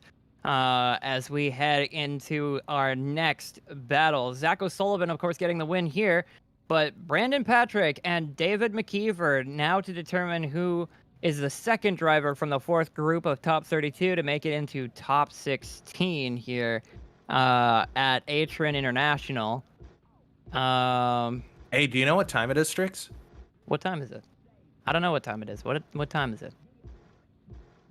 Well, it's time for Vicarious Lucas's sound system to go off. If you're wondering what that random noise is you're hearing from the racetrack, I believe a Lucas's car does that when it sits idle for too long. So if you're wondering what that bass, that subwoofer going is, that's what it is. But it's also Ferrari time. Ooh. It's Ferrari time. Ferrari. Once they get to the line, ladies and gentlemen, eventually. There we go. I hear engines. We're going to go ahead and line them up here. As Brandon Patrick out of the UK is going to be taking on David McKeever out of Ireland. And there it is, the 599. Mr. Federico's own FD car brought into Assetto Corsa versus another S13 and S chassis on your left there. So Carbon Drift Team versus FFF Drifting Department. That 599 looks very big compared to that S13. A very wide boy. As we get set for the second run of competition, the second battle of competition in top 32s in Group 4 of this bracket.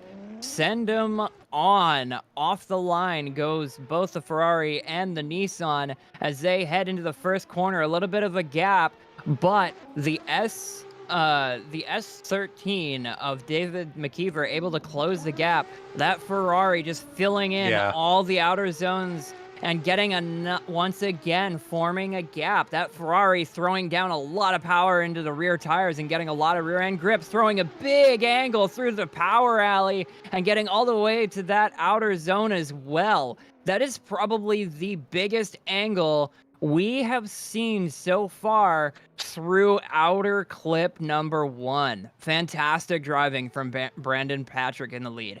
It was funny. I was talking to Keenan about this because Federico was actually qualified last round at Erie.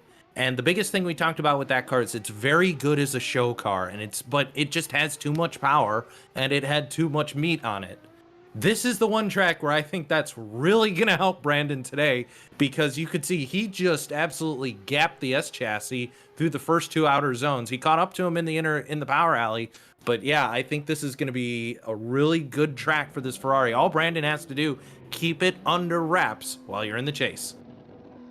Yeah, we see a lot of power getting down into that rear end as we switch places with David McKeever now in the lead and Brandon Patrick in the chase. We're going to have to see if that Ferrari is able to be tamed in the chase here. A lot of power, a lot of grip, but he's going to have to stay behind.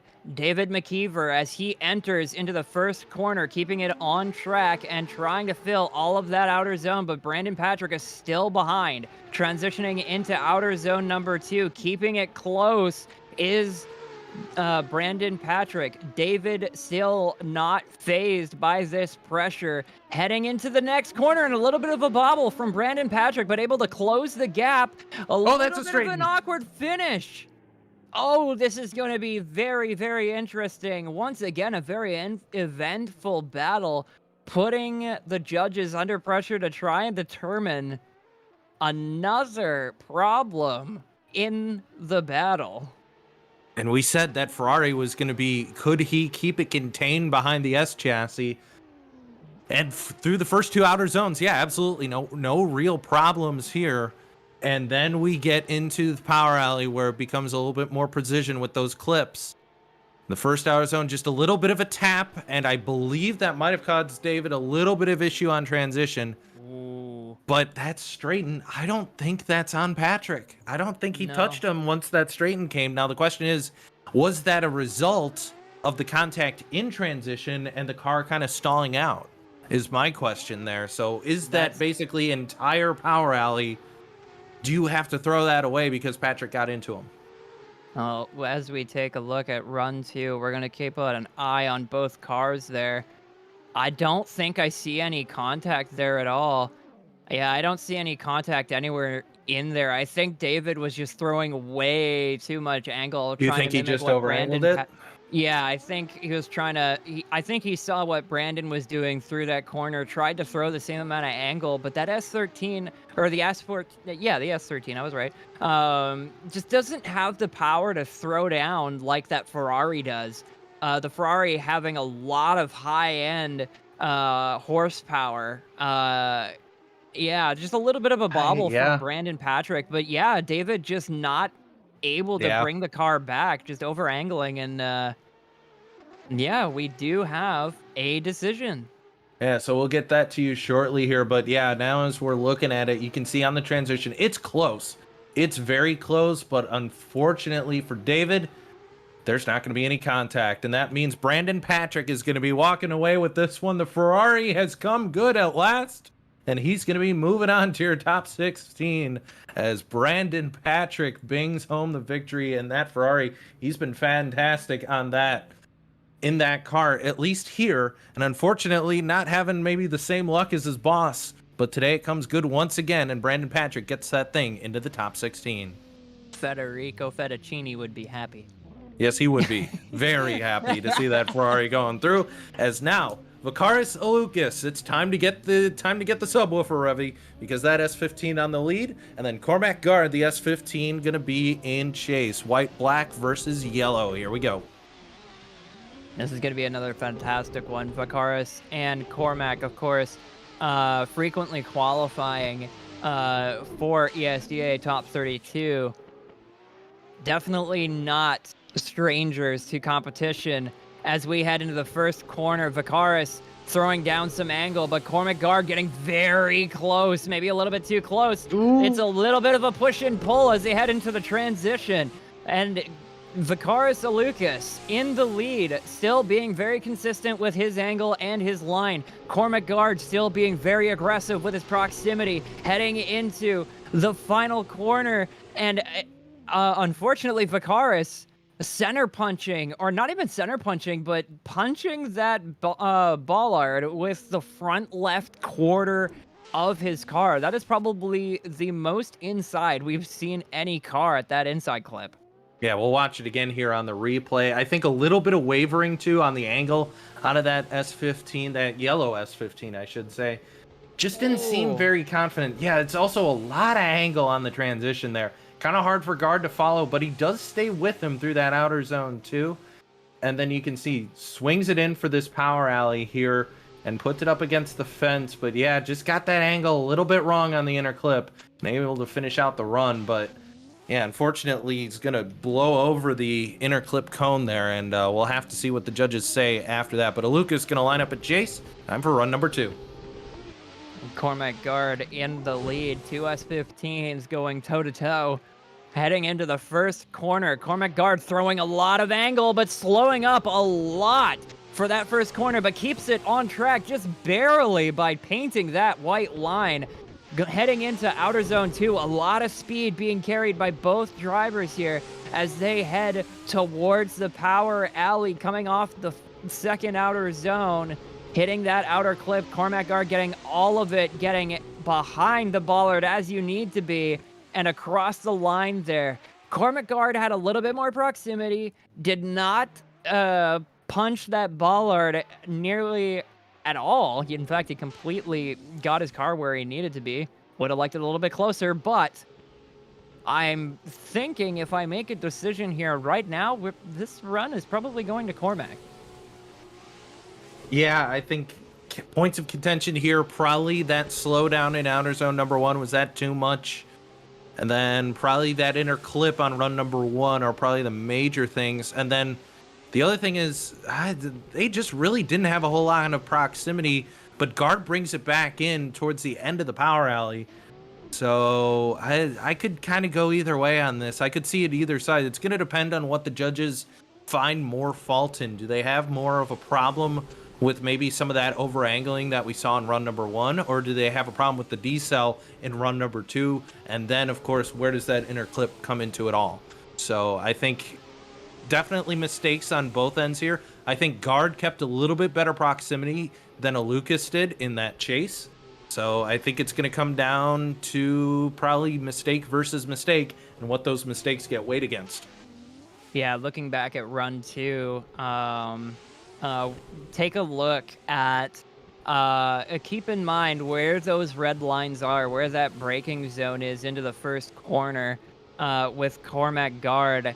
From what I saw, he was still in the braking zone as he was slowing up, and Vakaris Alukas was catching up a lot, trying to make up a little bit of that, the proximity. Yep.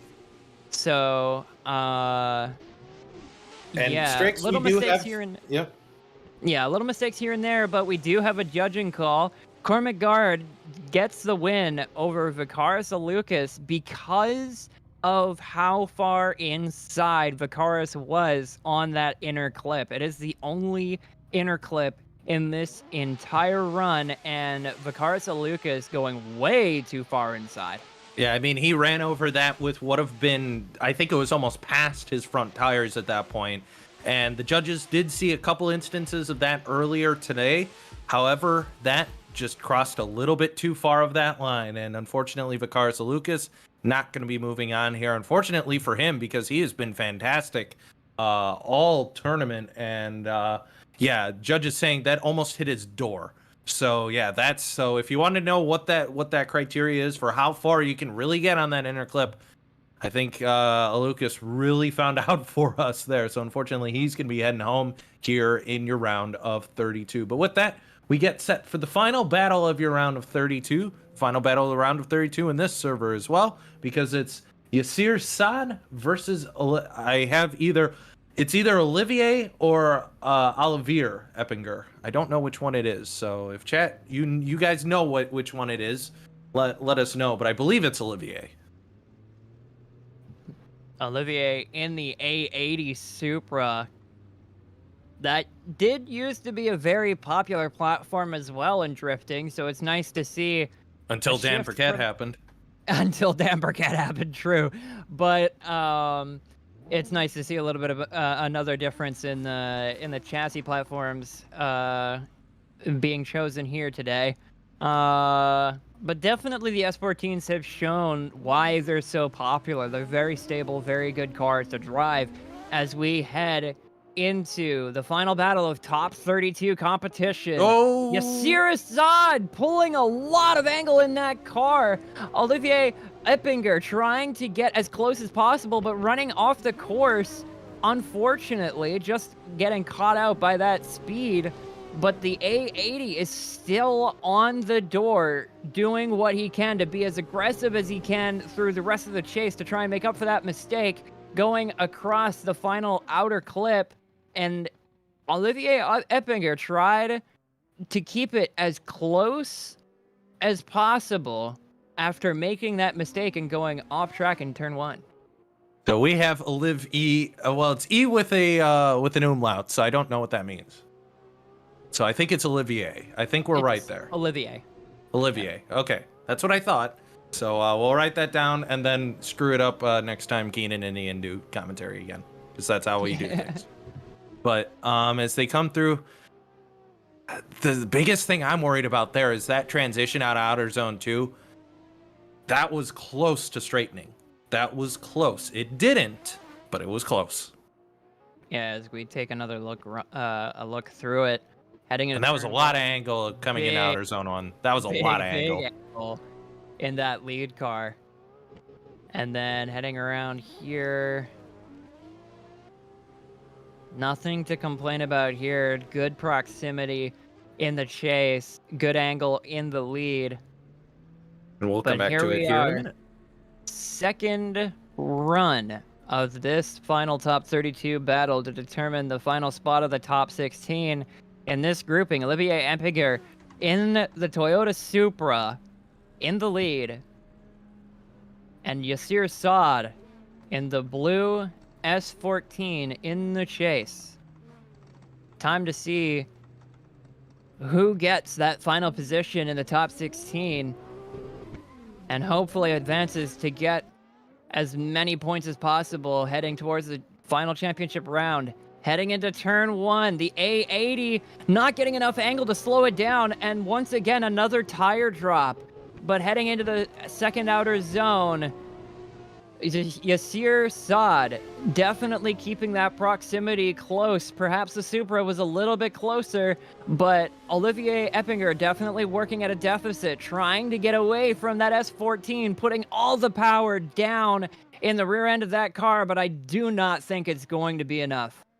We've talked about it all day today. Can't drop the tire on the first outer zone. Yeah, we've been seeing that mistake happen. It sounds so anticlimactic, but he didn't touch him, and he dropped the tire on the outer zone. So, well, the good thing is it was 1. I think he only dropped 1, so it didn't zero the run out. Yeah, but unfortunately, tire drops are pretty big. Are gonna make cause a pretty big deficit here with the judges, because we've been seeing this mistake being made all day. We've been seeing a lot of drivers get caught out by the level of speed they're throwing into the corner and just not able to kill that speed off fast enough. You gotta be throwing a little bit more angle to get that speed knocked down so you can keep the car on course. But again, there's so much speed entering into that corner, it's catching a lot of drivers out. But, of course, no surprise here. Yasir Saad getting the win here. Perhaps taking safer leads and chases than Olivier had. aside from that sick entry on his lead. But unfortunately, Olivier just not able to keep it on track and getting beat out for the final top 16 spot. Yep, and that's all it took. Is again, we've been talking about it all day. Do not drop tires. Do not drop tires. And I'll say it once again. Do not drop tires, because that's a good way to write yourself right out, because that was some really good angle we saw it out of the Supra. Unfortunately, not going to do it. So with that, Brandon Patrick going to be coming up against Zach O'Sullivan. So believe this might be a little bit of JSI team battling, even though Brandon being billed for FFF Drift Department, I believe that's a JSI driver behind the wheel over there. So possibly a little bit of team battling here. Yeah, we're going to see that Ferrari once again go up in battle. The wide yellow boy going up against the Nissan S15 of Zach O'Sullivan. Zach has been doing a fantastic job in the ASDA competition. Both drivers are definitely no slouches in their cars, so let's see how this battle plays out. Once again, with all of that power in Brandon's Ferrari, he's going to have to stay behind Zach O'Sullivan in that S15. Heading into the first corner, Zach O'Sullivan, once again, another tire drop from a driver in turn 1 here at Atron. Brandon Patrick almost transitioning too late, but keeping it on the track. Getting very close to Zach O'Sullivan's door, heading into the power alley. Brandon Patrick still on the door, right up against him. So close. Brandon Patrick is just tearing this track up, and Zach O'Sullivan being yet another driver caught out by the outer zone in turn 1. It catches the people who've been kind of lower in the qualifying, and it catches the people who have been some of the best qualifiers all day. Zach O'Sullivan unpromptedly drives outside the outer zone, and unfortunately, that's going to put him at a pretty big disadvantage. He gives a little love tap to Brandon Patrick here behind the scenes, as they'll get it lined up for the second run here. But you have to think, if you're Brandon Patrick, just get through the run, don't make any silly mistakes, and you're walking into the round of 8 here pretty easily. Yeah, this is once again a big deficit to make up for, but Brandon Patrick does not need to be too comfortable here.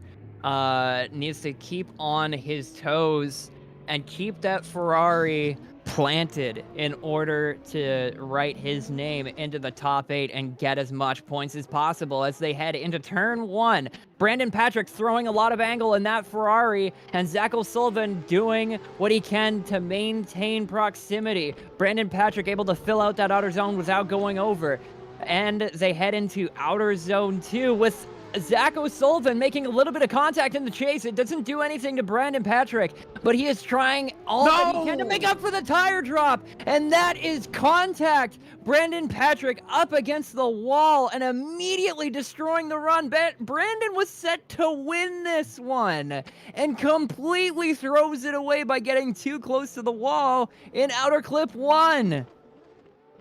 Well, I think the judges were happy because this was going to be pretty much an open and shut case, and now all of a sudden, oh dear. Oh boy. This is the first time we've seen this particular mistake made. We've seen it, by yeah. Any driver. We've seen a couple people tap that wall, but nobody eat it. And unfortunately, the size of the Ferrari finally comes bad, and he gets into that guardrail. All right, so now the question is now, did Zach O'Sullivan 0 by dropping 2 tires, and does that equal Brandon Patrick 0 of yeeting the wall? No, Zach wins. So no, that's it. A pretty easy decision here. It was just 1 tire dropped in the first run, and Brandon Patrick completely zeroed out by just slamming that back wall. It was a done deal at that point. All Brandon had to do was finish the power alley, and he had the win. Zach O'Sullivan was doing all that he can to apply the pressure, though, and applying all of that pressure, getting so close to Brandon Patrick, obviously getting in the head of Brandon, and just not able to keep that car off the wall. Unfortunate, but still a fantastic showing from that Ferrari, getting a top 16 finish. That's a lot of points to make. That honestly would have been my pick to win this whole thing, but unfortunately not going to happen, Strix. Yeah, I would have liked to see that Ferrari get to the top 4 too, because it's just perfectly built, perfectly suited for this track. But we will head on now to our next run in the top 16. Cormac Gard versus Yasir Saad. Cormac in the S15 in the lead. Oh, you got him backwards. I have him Or backwards? maybe they are backwards. Somebody's backwards. Yasir Saad qualified 11th. Guard's 27th. You're right. I'm backwards. There we go. There we go. Guard So can be Yasir chasing. Saad in the S14. You're right. In the blue on the right, and Cormac Gard in the S15 on your left. And we'll get ready to send them now. And this will be another interesting battle. Cormac Gard, of course, a very strong driver in ESDA. Yasir Saad having a strong showing as well. In his first run is throwing a lot of angle towards that outer zone, painting the white line and managing to stay at not quite consistently staying in that outer zone, but still that angle was massive. Cormac Gard not fazed by it, trying to shallow up his line in order to close the gap. Heading into the transition into the power alley, Yasir Saad pulling even more angle and getting a little bit of distance off of Cormac Gard. This is the furthest away from a driver we've seen Cormac Gard all day so far, and Yasir Saad seems to have something figured out. Yeah, Saad, despite the qualifying position, doing a great job there. We'll rewatch it once again here. That being said, Saad still your 11th qualifier. Cormac Gard, your 27th qualifier. So Gard, you could see he got into that proximity early, but I think he got a little bit too close and like that had to get out of the throttle and lost a little bit. And I think it's the same thing here. Got really close and then had to just use a little bit of foot brake or a little bit of something and roll out of the throttle and just lose that proximity. So he was close, but the problem was just not able to maintain it there, Strix. Yeah, one thing to keep in mind, though, in that first run there, we definitely saw Yasir Saad just poke out of that outer zone in the first corner just a little bit. Didn't quite poke his tires out, but he definitely wasn't consistently deep into outer zone 1 as we head into the second battle between Cormac Gard and Yasir Saad.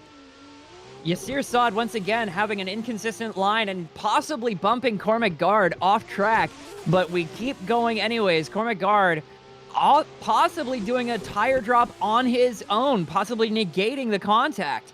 Heading into the last half of this track, into the power alley, Cormac Gard trying to throw as much angle as possible, but Yasir Saad able to close the gap as a result. Now, this second run is going to be interesting. Okay, so there wasn't really anything major, so now we're looking at stylistic differences. So we watch here, a little bit closer proximity on the entry into outer zone 1. You can see Saad staying with him, but you can see, again, they both lose proximity out of there, so not going to happen there. Into outer zone number 2, we take a look, where's the proximity there? Guard's a little bit closer, but Yasir brings it right back to him. The problem is here, then that transition, Saad stays with him on the transition there. I think Saad's got this one, honestly. And you would be correct. The judge determines Yasir Saad wins. The proximity was better in Yasir Saad's side of the field, and Cormac's weak entry was the determining factor. Both the proximity being better on Saad's side and the weak entry on Cormac's side being the determining factor here today. But that is the final battle of the top 16 as we head into the top 8. Yasir Saad in qualifying 11th, beating the 22 qualifier, beating the 27 qualifier, and now going up against stiff competition with the third qualifier of Zach O'Sullivan. This is going to be an interesting battle between the S14 and the S15.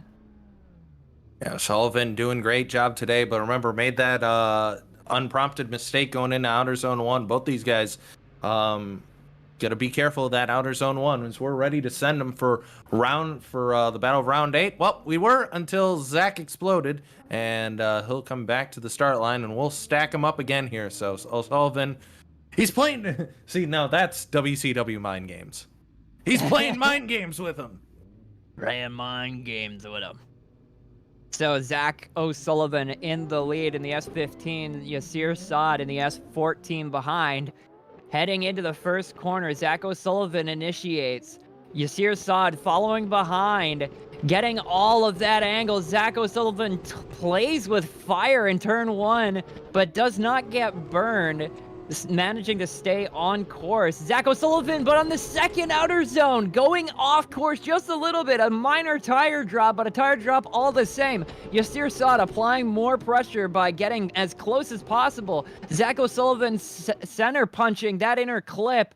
Zach O'Sullivan, third qualifier, making a couple uncharacteristic mistakes here. Yeah, we'll watch the rear tires on this one. I think he put it on the line. I think he got away with it. We'll watch. In They the come first in outer zone, he got away with it, but I think in Yeah. the second outer zone, it's just a little too much. We'll see. The good thing is it is only one tire. Coming here. Yeah, it's close. It's close. Very, very close. But I'd also, honestly, I would just say, tire drops aside, Yasir Saad, fantastic chase run there. Yeah, that was a fantastic chase run from Saad, doing a fantastic job here as we get ready for the second run of the top 8 to determine the final spot of the final 4 today at Atron International at the ESDA Round 5 competition.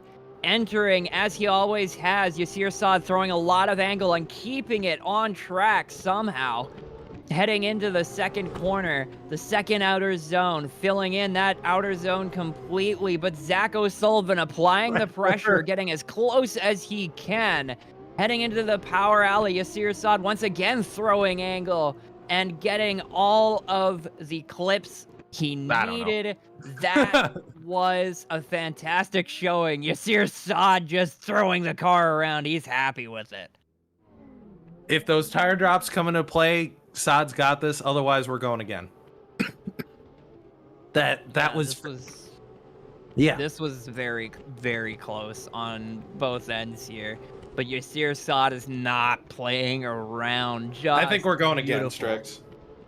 I think we have to go again after that, because even that tire drop, that one tire drop in outer zone 2, that's the one thing, and it was 1. So, oh man, I'm leaning Saad on this one, but barely, because those were both fantastic runs. I mean, look at O'Sullivan, and he's right there on him. But Saad does the same thing coming through outer zone 1 right there. He's right there. So, oh man. I think Yasir by a sliver. Yasir by a sliver. Otherwise, we're going OMT. Yeah, I am inclined to agree with you on that one. Yasir, doing a fantastic job here. Someone in chat saying Yasir dropped a tire on the outside of turn 1. I think he dropped as much of a tire on outer zone 1 as Zach did. Oh, you know what? It's at the back end of outer zone number 1.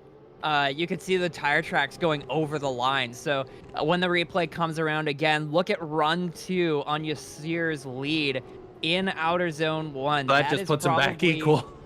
That is probably a very pivotal moment for this battle here as we bring it. Oh, we knew Zach dropped the tire in OZ2. Doesn't drop the tire there, but watch the tire marks. Yeah, the tire marks go over the white line there. It's hard to see because of the smoke, but the tire tracks do not lie. And of course, there it is. Because of these mistakes, we're seeing one more time. And I can't tell you how happy I am for this, because Yasir and Zach are on the top of their game. So Zach with the tire in outer zone 2, Yasir with the tire in outer zone 1, and as far as proximity, they were the exact same. So that's your why, and that means we're going again here. Yasir Saad for JX Team in that blue and black Nissan S14. Zach O'Sullivan in the purple Fusion S15, and we're going again here. Zach in the lead, Yasir in the chase, heading towards turn number 1. Zach O'Sullivan initiates, but Yasir Saad is right behind. Zach O'Sullivan once again taking a tire off course. Once again being caught off guard by the amount of speed you're carrying into the first corner as they head into outer zone number 2. definitely getting close is Yasir Saad. Very close in proximity as they transition into the power alley. And Yasir Saad once again keeping it very close. And if he plays his second run safe enough He's got to this. get through that lead, he's got this one. Yep, so we'll watch it again here. Zach O'Sullivan in the outer zone 1. There's 1, there's 2. Nope, just 2. Was not 3, but that was 2. So now it's a question of, if you're Yasir Saad, I think you have to, and Yasir really hasn't had a whole lot of issues with leading. So I think, I think we said that before. We said that before, and then he drove about off. Brandon Patrick, and then Brandon Patrick ended up stuffing it in the wall. But if Yasir plays it safe, we could see him advancing into the final top 4 spot and getting a lot of points out of it as well. Heading into the run number 4 of this battle, going one more time, run 2 of the one more time here today. Yasir Saad in the lead, Zach O'Sullivan in the chase. Yasir Saad once again throwing a lot of angle at the corner, just barely able to keep the car on track. Heading into turn number 2. Ooh, that's a lot of speed. Lots of speed, lots of angle from Yasir Saad, but Zach O'Sullivan trying to apply the pressure, getting as close as he can to that door. Heading through the power alley, Yasir Saad has one final outer clip left, and I think Yasir Saad may be advancing to the top 4. Yeah, I think that's enough. He was close. He got close a couple times, but I don't think there was anything there that's going to stop Yasir from moving on. The fantastic battle from both these drivers. Unfortunately, I think it's just the unprompted mistake out of Zach O'Sullivan in outer zone number 1 is going to do it. Judges already typing in the chat, so we should be getting a decision here momentarily. But yeah, just watching these battles, great proximity from both these drivers in chase. A fantastic run from both. And Yasir, yep. And that's what it was. Yasir, better proximity. And Zach with the tire drop. And just like that, Yasir Saad is going to be moving on. He is your final of the 4 finalists here from lobby number 4. So that gives us our final 4 drivers here from Atron here in Russia. And we'll take a look at it here in a second. Who is going to be competing for that podium and for those precious points here towards the championship coming up now. But Strix, what a fantastic battle to end us off here, and they fought tooth and nail for that.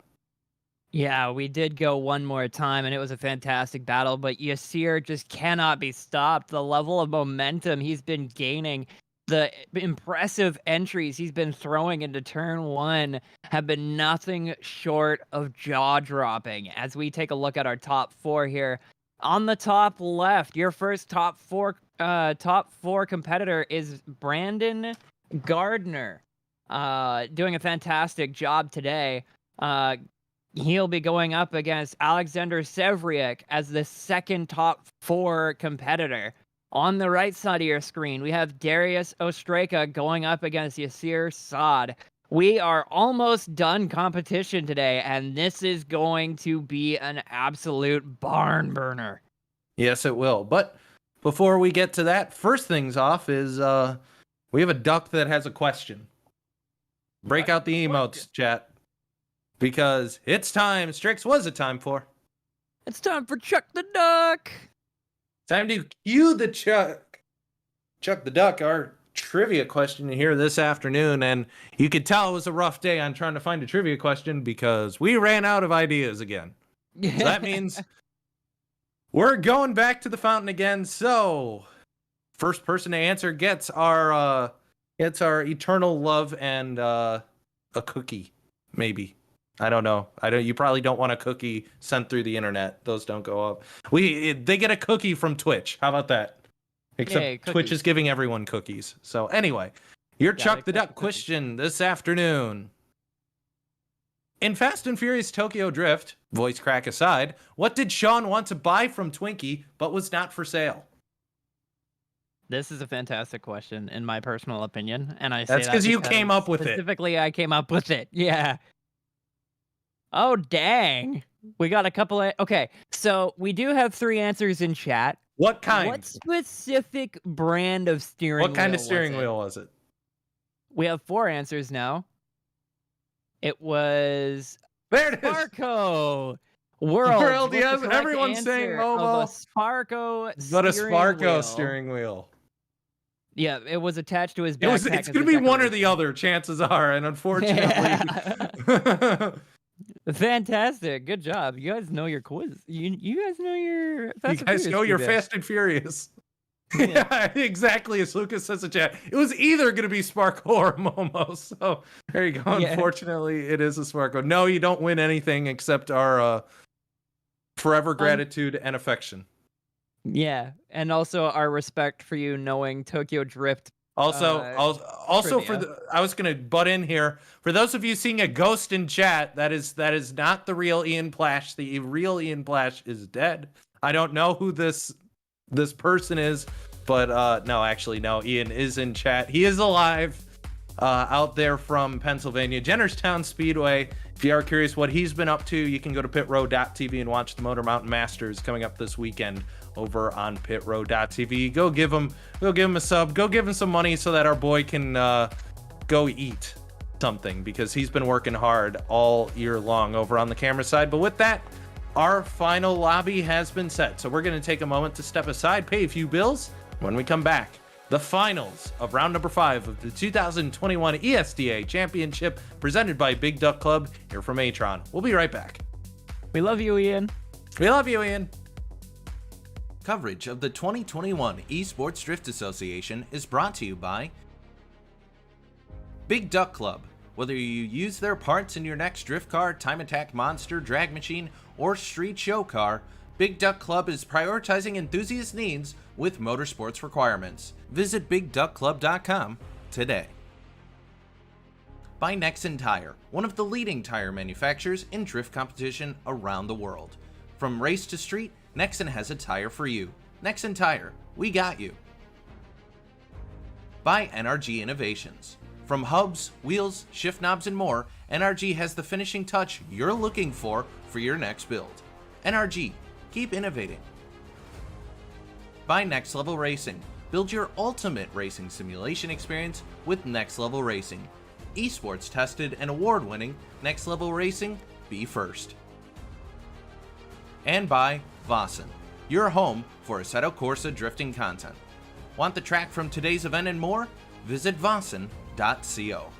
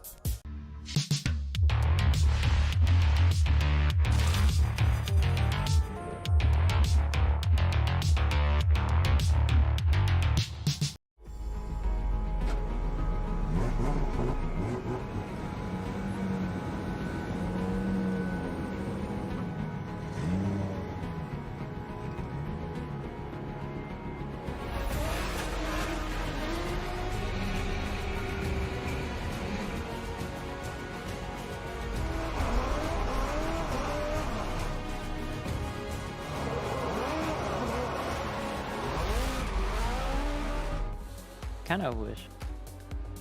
We're back here, and we'll find out what Strix kind of wishes here in a minute as we begin to close out round number 5 of the 2021 Esports Drift Association presented by Big Dog Club here at Atron International Circuit here in Russia.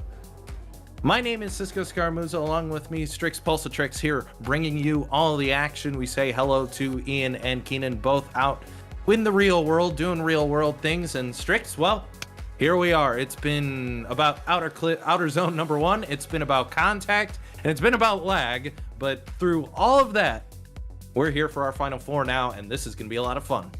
Yeah, this is going to be an incredible battle from both sides of the bracket. We have the first qualifier of Brandon Gardner going up against the 21st qualifier. Quite an upset there of Alexander Sevriuk, going up against each other on the left side of the bracket. And on the right side, Darius Ostraka going up against Yasir Saad. And all of these drivers have been incredibly impressive all day long.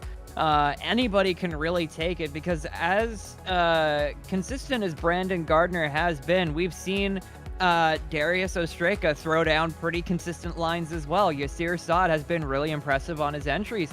And Alexander Sevriuk doing a fantastic job as well in his car. This could be really anybody's game to finish in the top spot here. Yeah, I mean, my pick throughout the day from once we saw everyone run was going to be Brandon Patrick, but unfortunately met the wall at the end of his second run, and unfortunately the Ferrari got knocked out. And looking across all the different cars, it's an S15, an S14, an S14, and an S15. So not really a whole lot of chassis advantage one way or another. It's going to be pretty even pickings here. So we take a look at your final 4 once again to see where they are. First, we're going to be doing that left side. So Brandon Gardner versus Alexander Sevriuk.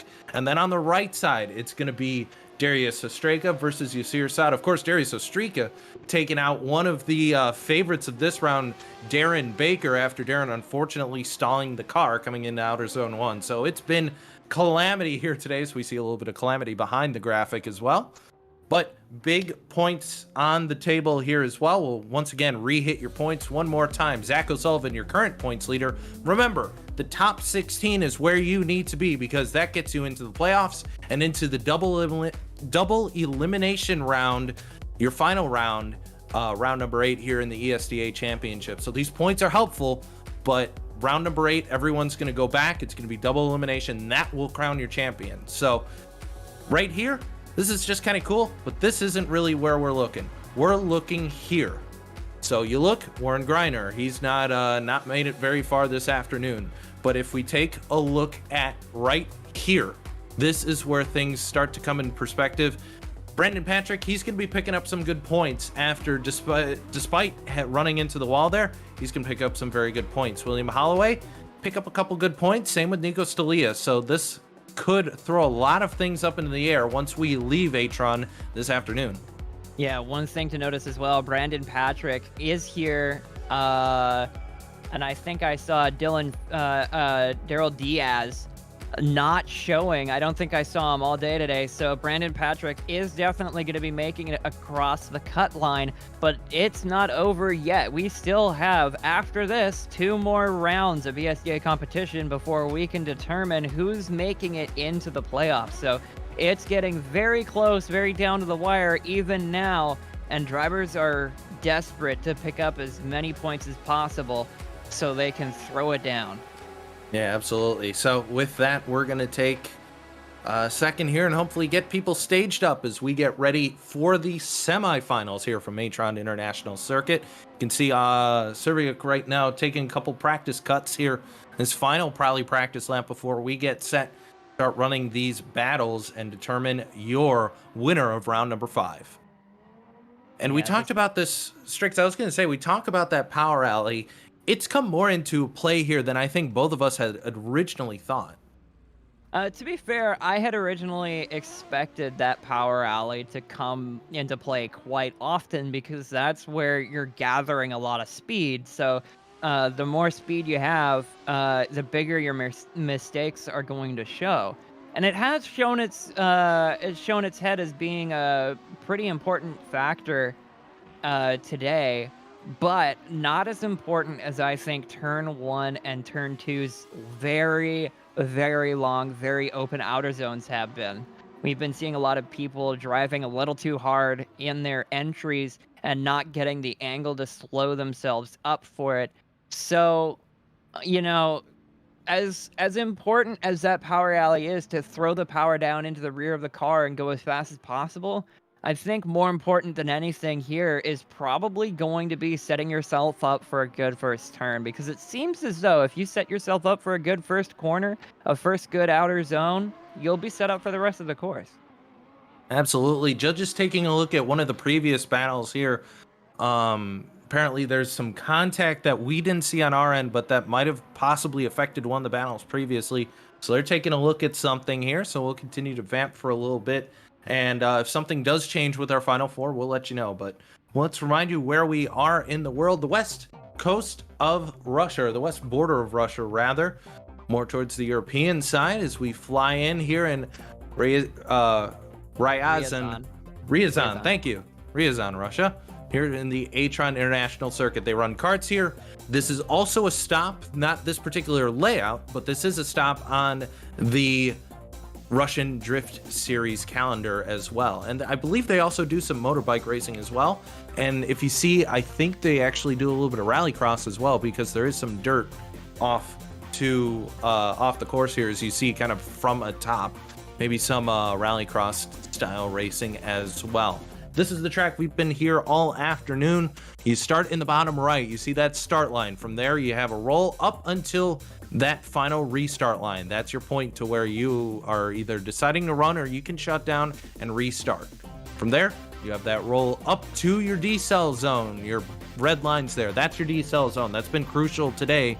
We've seen drivers braking in that decel zone and coming in here and setting up that outer zone one. It's been a little bit of awkward, but because they've been in the decel zone, it's been fine. Anyway, come through that first outer zone one. No wall there. Same with outer zone two. And that's been a huge talking point for us today. The fact there is no wall. So that means drivers have been taking so much speed, they've been sliding off outer zone one. We've seen a couple drivers even do it in outer zone two. From there, transition into what Strix and I have been calling the power alley. Your outer clip on that right up against that first wall, that guardrail. And then from there, you hit an inner clip, and then one more outer clip where you got that concrete wall, and that's a run here at Atron International Circuit. Yeah, a fantastic circuit here.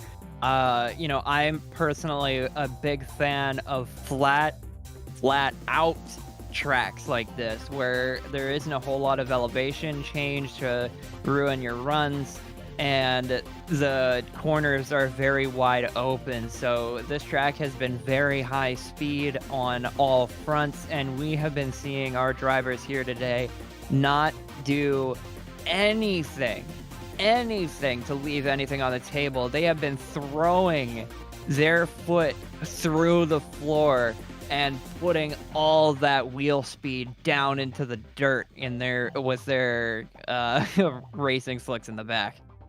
Yeah, so we have heard from the judges what they've been looking at here earlier on. So a little bit of an explanation here. So I believe a couple of the battles earlier on, some drivers reporting contact when there actually wasn't any contact. So with that, the judges have sent us a note, and they have said, so your final four, that's not going to change. Your final four, there's no protests in ESDA till after the event, and I don't even think there are protests after that. So with that being said, nothing's going to change with what we have right now, but in the future, if drivers are able to produce evidence of contact that we or the judges did not see, that might be taken into account, and it sounds like that's what we had earlier today in the competition. So something that will be added to the rule book here in the future, but not going to affect. That may be, that's true, may be added to the rule book in the future, but it's been uniform judging calls all day long. We're not going to change it up here for the semifinals. So with that, that's what the judges have been working on and deliberating. But with that out of the way to this point, we're going to go ahead and start getting ready for our semifinals here from Atron International Circuit. So far, competition has been incredibly tight. And our first battle between Brandon Gardner and Alexander Sevriek, first qualifier versus 21st qualifier. this is a pretty big gap between qualifying results heading into the semifinals here. But we've seen upsets in the past where high qualifiers get, just make that little mistake and get eliminated and don't get the full points. So we'll have to see what happens here as Alexander lines up with that beautiful blue S14 on the left-hand side, and Brandon Gardner with that murdered out black and pink. Brandon in that black and pink S15 there, as we get set up for run 1 of your semifinals today at Atron International for ESDA round 5. Just waiting on the competitors to get going, and here we go. Brandon Gardner in the lead. Alexander Severiuk in the chase. Brandon throwing a lot of angle, trying to keep that car on track, and he does, just barely. Lots of drivers have been toying with that white line there as we head into the outer zone number 2. Alexander still trying to maintain that proximity and getting it right in the pocket, very close to that door indeed, as they transition across into the power alley. Brandon Gardner throwing a lot of angle, but Alexander Severiuk right on the door into the outer clip number 2 and across the line. Alexander absolutely no slouch here, but Brandon showing what it is to be first qualifier. Yeah, Brandon, fantastic lead to start us off here. And you see this transition, a great kind of nice, easy line for Severiuk to follow coming into outer zone number 1. Severiuk does stay with him for the most part through this whole run, and yeah, same thing, fantastic, nice, easy transition. Brandon Gardner taking Severiuk to school almost, as it seems like, just a really good lead run. But that being said, the HDT driver, that bright blue S14, he stayed with him the whole day. So that entire run, I'd say pretty even pickings as we get into run number 2 here. Alexander is giving the judges a lot to think about as we head into the second run. Alex now in the lead, Brandon in the chase in that black S15. Oh, nope, that's a shutdown. We did not change cameras. So they shut down early here. Driver's not happy with the launch. Yeah, so we'll bonk. Do another run again. A little bonk on the start line, but no harm, no foul. As Let's we try it give again another here. shot. So this is run 2 of your first battle in semifinals. Alex in lead, Brandon in chase. Alexander not throwing as much angle. Brandon maybe being a little bit phased by it, but still being able to close up right on the door is Brandon Gardner. Alexander Severiuk heading into the second outer zone, throwing a little bit more angle here now, getting all of that outer zone. Brandon getting into the door as well, still maintaining that proximity, and the wall claims another victim. Alexander, having done a fantastic job in both his lead in the first half, just once again that guardrail claiming a victim. And somebody's going to be right into the Onco barrier after this. As we see, let's take a look at the replay here. Make sure there wasn't contact that sent him into it. Drudge is already typing. So I think whatever we're going to see here is going to be pretty cut and dry. And we do have a decision in. We'll wait and watch the footage back one more time. We come through this outer zone number 2. Transition. All's clean there. And unfortunately, yep, Alex just drove himself into it. So unfortunately, that is going to end the battle right then and there. And that means Brandon Gardner is going to be running on to the finale. And unfortunately, that one mistake is all it took. And Severiuk goes down in competition. He'll be fighting for top 3. He'll be fighting for 3rd. Brandon Gardner moving on to your finals. Yeah, you hate to see battles end like this. You want to see competitors put it into the judges' hands. But Alexander should not be disappointed at all by this result. Not only does he have to battle now for 3rd place, but he's also going to be picking up a significant number of points regardless of where he finishes now, being able to get into the semifinals. So he's definitely got to be happy with that. And Brandon, he might have something to worry about, because if Severiuk did what he did in that chase and He was moving showing on. what he was showing on that lead, he put a darn good fight to Brandon Gardner. So he's obviously not going to be able to rest on his laurels. Yeah, and I think Serviak would have knocked out Brandon there. But either way, that's the past battle. This battle is now. Darius Ostrika going to be chasing Yasir Saad. Yasir has come alive this round. We have not seen him drive like this all season long. Let's see what he's got. Yasir Saad in that blue S14. Darius Ostrika in the S15 behind. Lots of angle that we've been seeing Yasir Saad throw, but Darius unfazed, getting right on the door right off the bat. Transitioning into outer zone number 2. Yasir Saad filling in that outer zone and possibly a tire drop. We're going to have to take another look at that. But Yasir Saad now heading into the power alley on the guardrail that has already claimed 2 victims. We get past it.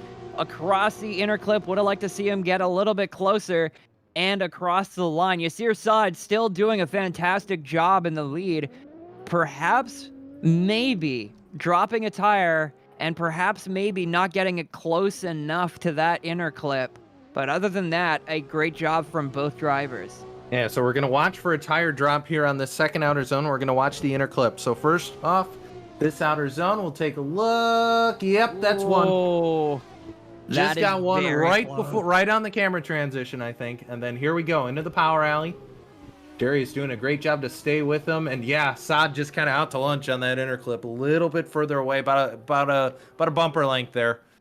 And a really good lead, but just a couple small mistakes there might cost him here as we line him up and get ready for the other side of this battle. Darius Ostrika now going to be leading Yasir Saad. And this is for the final position to determine our first and second, as well as our third and fourth. Now it's time to see who advances into the grand finals here. Darius Ostrika throwing a lot of angle, but Yasir Saad not phased at all. He's been throwing angle there all day. Darius Ostrika going into outer zone number 2, cleanly painting the end of the outer zone, but Yasir Saad right there in proximity, getting as close to the door as he possibly can, getting close, almost passing him across the line. Yasir Saad throwing down a incredibly stylish, aggressive runs, doing a fantastic job here and putting it in the hands of the judges. But now it's up to the judges. Did Yasir Saad drop a tire in outer zone 2? This is going to determine the result of this battle, I think. I don't think it's even necessarily the tire. I think it's the inner clip. I think that's what did him in. I think the tire's a little bit, you could take it either way. But I think, watch here, this inner clip, Yasir Saad, look at the difference there between the two. Darius right on where those yellow hashes are. Yasir was just a little bit too far away, and this was a really good battle, but I think I got to give the edge to Darius Ostrika. Tire drop regardless. I think it all came down to that inner clip, because apart from that, these two were on each other's doors. It was a fantastic battle. And let's not forget that, because it's really easy when you start diving into these details. Well, he missed the inner clip. That run was horrible. No, look at the proximity between these two. Fantastic job, both sides. But you just look for the inches. Yeah, what do you see? I noticed, watching run 2 on the right side of your screen, Darius Ostrika coming out of outer zone number 2. Watch the rear end of that car. Gets all the first part of that outer zone, but I think right around here, he starts leaving the outer zone just a little bit. I think not as big a mistake as necessarily Yasir Saad's inner clip not being quite as close as I would have liked it. But this, as Oritafa says in chat, might also be an OMT. There is definitely an argument for it here. I think and if you take... are still deliberating too, so it's entirely possible. Start your timers. Yeah, start your timers. I think it's gonna come down to Ostrika just on that inner clip, but if what you're saying is the case, and he didn't fill that last little bit of that zone. Yeah, he might have uncorked out of that outer zone too, just a little too soon. As we take another look here, run 2, right side of your screen, Darius Ostreka in the lead, Yasir Saad in the chase. And we're going to take a look at And I'm watching the Darius zone here, what you were Ostreka. saying. Right around here, he's going to come off the back end of it a little bit and almost come out of it. Yeah, okay, I can see a little bit of that, yeah. Yeah, because we've been seeing a lot of drivers filling in that outer zone completely. We haven't seen a lot of drivers pop out of that outer zone quite like that very frequently. But at this point in competition where you are determining who your top finishers are, this is where every single bit counts. Every single piece of what happens in this run matters incredibly highly. The judges are going to be expecting perfection here. And another thing too in run 2, Yasir. Oh, we got a decision. So I'll pause you right there, Strix. Oh, Because chat, you guys get one this time. We're going again. yeah, that makes a lot of sense to me. Ostreka just didn't fill in that outer zone on the second corner just as much as maybe the judges were looking for. And the battle is very, very, very close. And I am not at all disappointed with this decision to run it one more time. Both drivers doing a fantastic job. Yasir, fantastic aggression all day, but Darius Ostreka, that robotic consistency, doing a fantastic work for him here in competition. So we're running him one more time. The S14 of Yasir Saad in the blue on the right side of your screen. Darius Ostreka and the Nissan S15 on the left side of your screen. Time to send it one more time for these two drivers. 2 runs to try and get it into the finals. Yasir and Darius both off the line, headed into turn 1. Yasir Saad once again throwing a lot of angle on entry as he has been doing consistently all day, but Darius Ostreka not phased and getting that distance, that proximity, absolutely closing the door. Yasir Saad once again throwing a lot of angle, very consistent angle. Darius Ostreka once again not phased by it, able to match that angle almost perfectly, and heading into the finish line once again. A perfect example of what a good run at Atron International Circuit looks like at this layout here at round 5 of ESDA. Oh, we're going to be here for a while, aren't we? We're going to be here for a It, while. yeah. He They're was with throwing- him that whole time. Yeah, they're throwing everything they've got at this battle. Like, the level of consistency that Yasir Saad and Darius Ostreka are both showing today is ridiculous.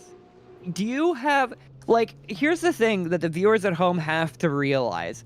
It is hard to drive a car sideways. You are in a loss of control, but controlling that loss of control. And these drivers are doing a fantastic job making it look copy-paste like every single run before, as Darius Ostreka throws a lot of angle, but Yasir Saad perfectly mirroring that initiation.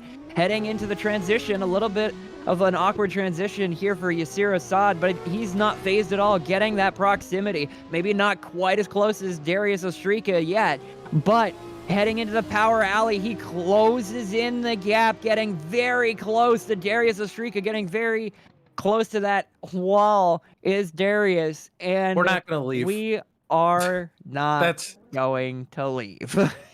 That's going to be an OMT again. That one was even there. I didn't even see mistakes on that one. The transition, Odie Tafa in chat saying that transitions were a little bit sus after Outer Zone 2. That's really my only problem. You saw a little bit of camera shake in the second run, so maybe a tiny piece of contact, but didn't affect him. And both these guys, the chase car transition a little bit early versus the lead, and then just stay with them the rest of the run. So, I don't know. I don't know. As I was mentioning earlier, these drivers are really showing like an incredible amount of talent, an incredible amount of skill, and an incredible amount of experience here, because You know, when you look at drivers who do stuff like this and just copy paste their runs, run in, run out, competition in, competition out, it's just incredible the level of consistency these drivers are able to maintain, despite the fact that driving at this speed, at this level of competition, is incredibly difficult. We do have a call from the judges, though, and hopefully we'll get the judges in here to explain the decision, but Darius Ostraka is going to be getting your final spot into the grand finals of round 5 here at Atron International at ESDA, and that means Yasir Saad is going to be going up against Alexander Sevriuk for the 3rd place battle. Well, it's the first time today we've had to call you in, and I guess that's been a good thing, Westies. Yeah, Westies down I've from been the tired. Yeah, you've been tired, fighting a little bit of a cold, but Westies, that one was so close. What did it for you guys? Oh man, that was an amazing battle. Darius just had closer proximity throughout his whole run, and Yasir, he I guess he got out of place on that transition going in the outside zone 2, and the timing was off, and he had to fall back and basically transition after the lead car instead of with him or slightly before him. And his transition and the Darius's better proximity is what took the battle to Darius's favor for us. Oh yeah, I forgot about that transition. Yeah, you typically want to be transitioning right about the same time, and you can definitely see it there on the big screen. A bit of an awkward transition might have cost Yasir the win here today, but thank you very much, Westies. Here, have another box of in. Kleenex. Here's another box of Kleenex, Westies, and soldier on through this, man. Yes, sir. Yeah. We'll talk to y'all afterwards. Yeah, thanks for popping in and giving us that explanation. But now it is time for your 3rd place battle, the second to last battle of today here at Atron. It is getting down to the wire. Alexander Sevriuk versus Yasir Saad. Both drivers have been incredibly impressive, incredibly consistent today.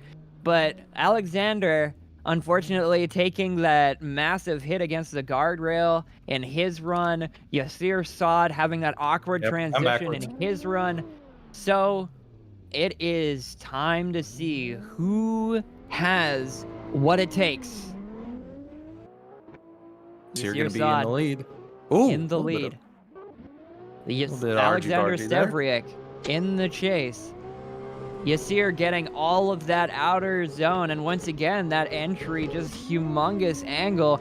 Yasir Saad in that lead, doing a fantastic job filling up the outer zone, but Alexander Sevriuk is right behind, right on the door, transitioning into the power zone. Yasir Saad once again throwing that consistent angle. Alexander not phased at all, and getting really close right towards the end of that run. This is going to be another absolute bloodbath.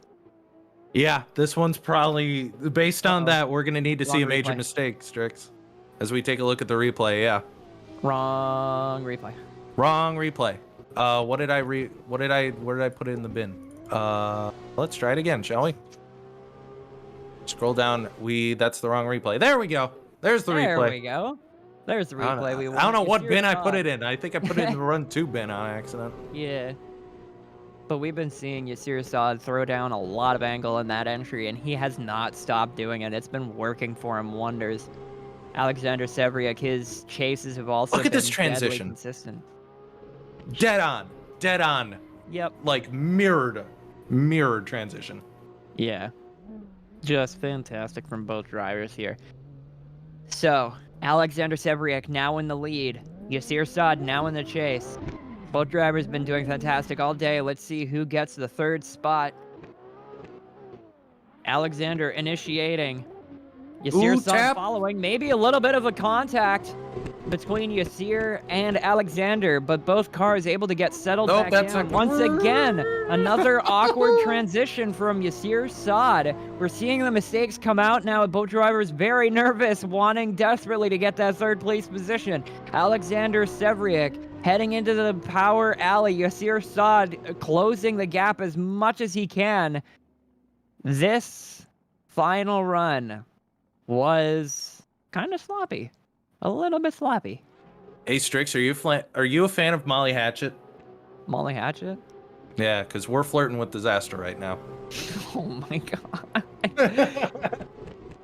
Yeah, second run a bit sloppy on both ends. You saw Yasir Assad kind of making that weird transition once again into outer zone number 2, as well as kind of having a bit of a bobble into outer zone 1, but transitioning across here. Yeah, that's definitely going to be an interesting decision for the judges. Once they make that decision, we'll be announcing it after we run our final battle today to determine who takes home the trophy here at Atron in Ryazan, Russia. Yep, so judges deliberating here at the moment. And of course, once we get the decision, we will be able to share that with you at the end of this thing. So we are waiting for a decision, or if we're going OMT. If we do get a decision, we'll share it with you at the end of the show. Otherwise, we are going to be... There it is. Sorry about that. Bit of a gaseous anomaly. That's what we're gonna call it. But either way, yeah, we're gonna wait and see if we get a decision from the judges on this one. Oditafa saying in chat, the best chase runs we've seen today. Yasir was leading them, and that says a lot. Yeah, I tend to agree with that, Strix, for the most part. Yeah, Yasir Saad's lead runs have been easily chaseable because of the consistent angle he throws, the aggressive entries he has into turn 1. And he is just mad clean in that S14. He knows exactly what he's doing in that car, and this track seems to be perfectly suited for this car as well as his driving style.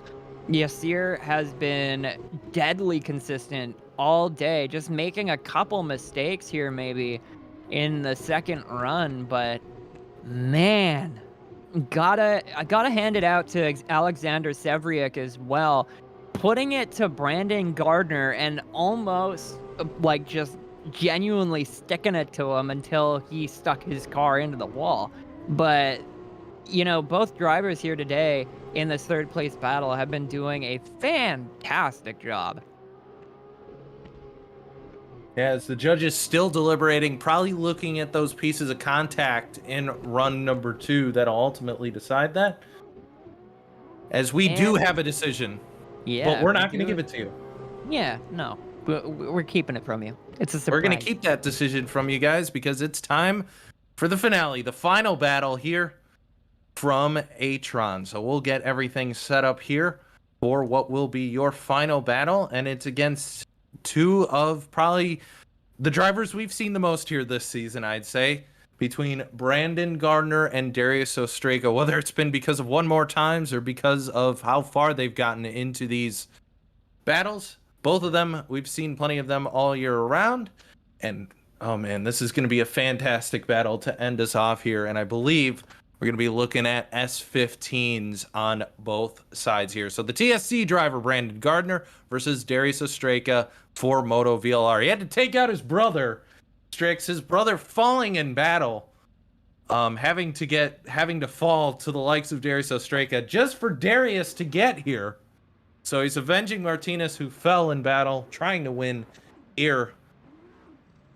This is going to be good. Oh yeah, Brandon Gardner, deadly consistent. Darius Ostrega, deadly consistent. Both are like robots. You could probably compare it to, in skateboarding competition terms, you could probably compare both drivers to Nyjah Houston in their deadly consistency.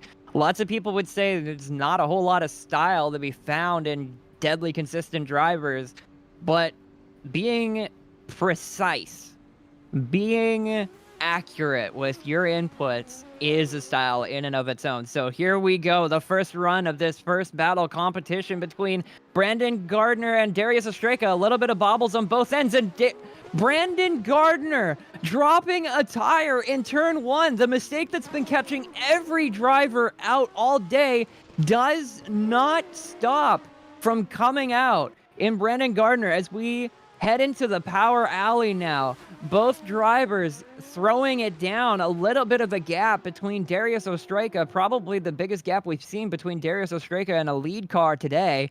But Brandon Gardner in the first place battle being caught out by turn 1.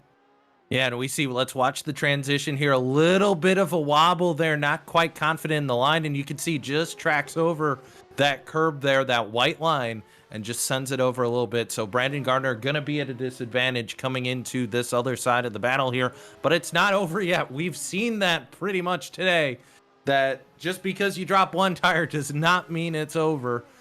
And other than that, just Darius Ostreka, just a nice, clean, easy run. Really good proximity there. Nothing really to complain about as we line them up. Brandon Gardner's got to pull out the stops here in chase. Absolutely. The only way that I can see this going Brandon's way is if he's just constantly on the door, hounding Darius into a mistake, because Darius didn't really get as close as maybe the judges would have liked. Darius going into turn 1 for possibly the final time today as we head into turn 1, almost going off course, but still managing to keep it on course. Currently, Darius is still at an advantage, but Brandon Gardner trying to close in the gap, getting into the door, much closer than Darius was on the lead. Heading into the power alley now, Darius needs to throw the foot through the floor to get away from Brandon Gardner, but Brandon is not going to allow it. Brandon almost going completely straight there as well, shallowing up on his angle. But with that, I think we may have a decision coming very quickly. We'll see. The biggest question is going to be, did we see enough mistakes out of Darius to offset that tire drop by Brandon Gardner? Judges deliberating right now. Either way, Twitch chat, give it up for both these drivers. Excellent proximity. They survived all day. Yeah, we need one more camera angle. Unfortunately, we don't have it. But look at the proximity between these two drivers. Yeah, I mean, either way, that fantastic driving from everybody here today at Atron International Circuit, and just putting it all on the line. We've seen a couple drivers put too much on the line, and it come back to bite them. And the judge is going to be taking a look at everything here and letting us know if we do indeed have a winner or if we're going again. Yeah. This is a very hard battle to pick out because, yes, Brandon Gardner did drop a tire in that lead run on the left side of your screen. You can see it right here as they're initiating right there. A bit of a bobble from both cars. Initiated by Brandon Gardner having a bobble on his end, and Darius possibly responding to that to match that angle. And then Brandon just running just a tiniest bit off course. But Darius also didn't get as close as he possibly could have. And Brandon capitalized on that by getting very, very close to the door indeed. So, you know, it's going to be interesting to see how the proximity is going to be weighed against the mistake. Brandon was closer in his chase, but he also made a mistake in the lead. And we have a decision. We do. So as these two, we're going to watch these runs back to back. We're going to invite all the top four over to the sponsor wall here at the end of the track over in the power alley. And we're going to be bringing you a victory, and we're going to let you know who is going to bring home the victory here from Atron. As I try and get the old semaphore over there, it's a little bit hard to drive this thing, but we're going to get there here in a second. So drivers, the drivers, your top four, please make your way over to the sponsor wall here so we can run through your podium and let you know who is on top of that podium and who brought home third here from Russia. Man, I have been thoroughly impressed by everybody driving here today. We saw Brandon Patrick in that Ferrari throwing down and almost making an upset until he upset himself hitting into the wall. Darren Baker, another very consistent, deadly accurate driver who ended up stalling out. We saw a lot of drama, but we also saw a lot of upsets here with drivers like Yasir Saad throwing down really big entries. We saw, Cormac Guard, somebody who we've seen in the later parts of the competition get eliminated fairly early. Zach O'Sullivan, we saw him as well. He is second in the championship standings today, and he also got eliminated a bit earlier than expected. So today has been very, very eventful indeed. Yes, it has. So with that, we're going to walk you through who finished where here on the podium. So in your battle, your third place battle here to decide who's going to get third, it was between Austin Sevaluk and Yasir Saad. I should say Alexander Serviuk, get his name right, Cisco. And Yasir Saad, your winner out of the pair of those two is driving a Nissan. Alexander Serviuk comes home with third place, and he defeats Yasir Saad and puts it on the podium. So the bright blue entry over to your right. The HKS intercooler on that car, bright blue, brings it home third. A fantastic showing from Alexander Sevriuk as well. But Yasir has nothing to be disappointed about. What a run from both drivers. Absolutely. And your winner, Strix, I'll let you do the honors here. It's a Nissan. Let us know who brought home the victory in your first place battle. The winner here today in round 5 at Ryazan, Russia at Atron International Circuit. Your winner in the Nissan with black on the car is Darius Ostraka, taking the win, the overall win today. Fantastic levels of consistency and raw talent have shown the true winner here today. Brandon Gardner being the first qualifier, not having enough in the final end, but man, nobody here today, top 32 all the way to the very tippy top, nobody here can come away disappointed because this was a fantastic showing of what the top level of drifting looks like. Absolutely. Darius Ostraka, the driver out of Lithuania for Moto VLR. He takes down his brother. He had to fight him in the first round of the brackets there. Took out his brother, was able to make his way all the way to the finals and bring home the win here for round number 5 here from Russia. Fantastic run for that driver, and that's going to be a big boon in the points here to hopefully get Darius into our playoffs once we get to round number 8. Looking forward to that. But we'll start to wrap up here. Final thoughts here, Strix. Tell me, our first visit here to Atron International Circuit, it was a fast course, very different from what we're used to seeing here on Podium, especially as of late. What did you think of that whole mess? Man, I was excited right from the get-go when I was told that I was going to be doing commentary for this round, because the track is, like you mentioned, very fast, and that is exactly what it ended up being. We saw a lot of drivers who are very consistent with their cars, going very fast, very consistently. We saw a lot of drivers be more aggressive and almost too aggressive into turn 1. I thought the final part of the track with that power alley was going to be a bit more important than it actually was. But nonetheless, Atron was a very, very, very fun track to watch. The tandem battles were all just pure raw energy, and it was a lot of fun to watch.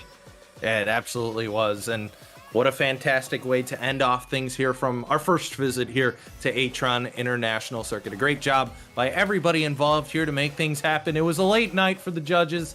Everyone's been super busy. Everyone's a little bit tired. But what a fun night of racing we've had here in Russia. So that'll do it for us here on Podium Esports. Just looking, looks like Paula's doing a little bit of breakfast. So probably going to be heading over to Paula's stream here after this.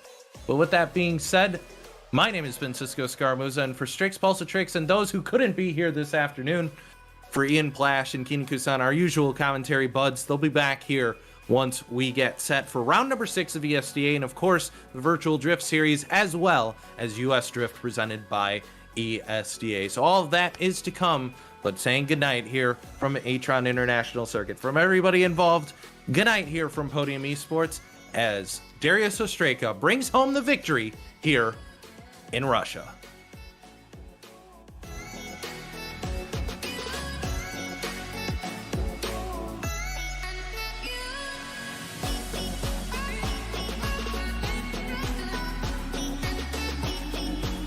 Coverage of the 2021 Esports Drift Association is brought to you by Big Duck Club.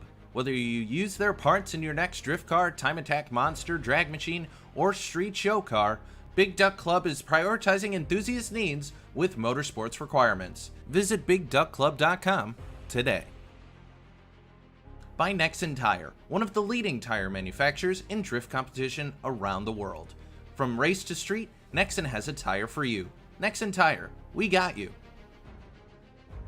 By NRG Innovations. From hubs, wheels, shift knobs, and more, NRG has the finishing touch you're looking for your next build. NRG, keep innovating. By Next Level Racing. Build your ultimate racing simulation experience with Next Level Racing. Esports tested and award-winning Next Level Racing, be first. And by Vosan, your home for Assetto Corsa drifting content. Want the track from today's event and more? Visit vosan.co.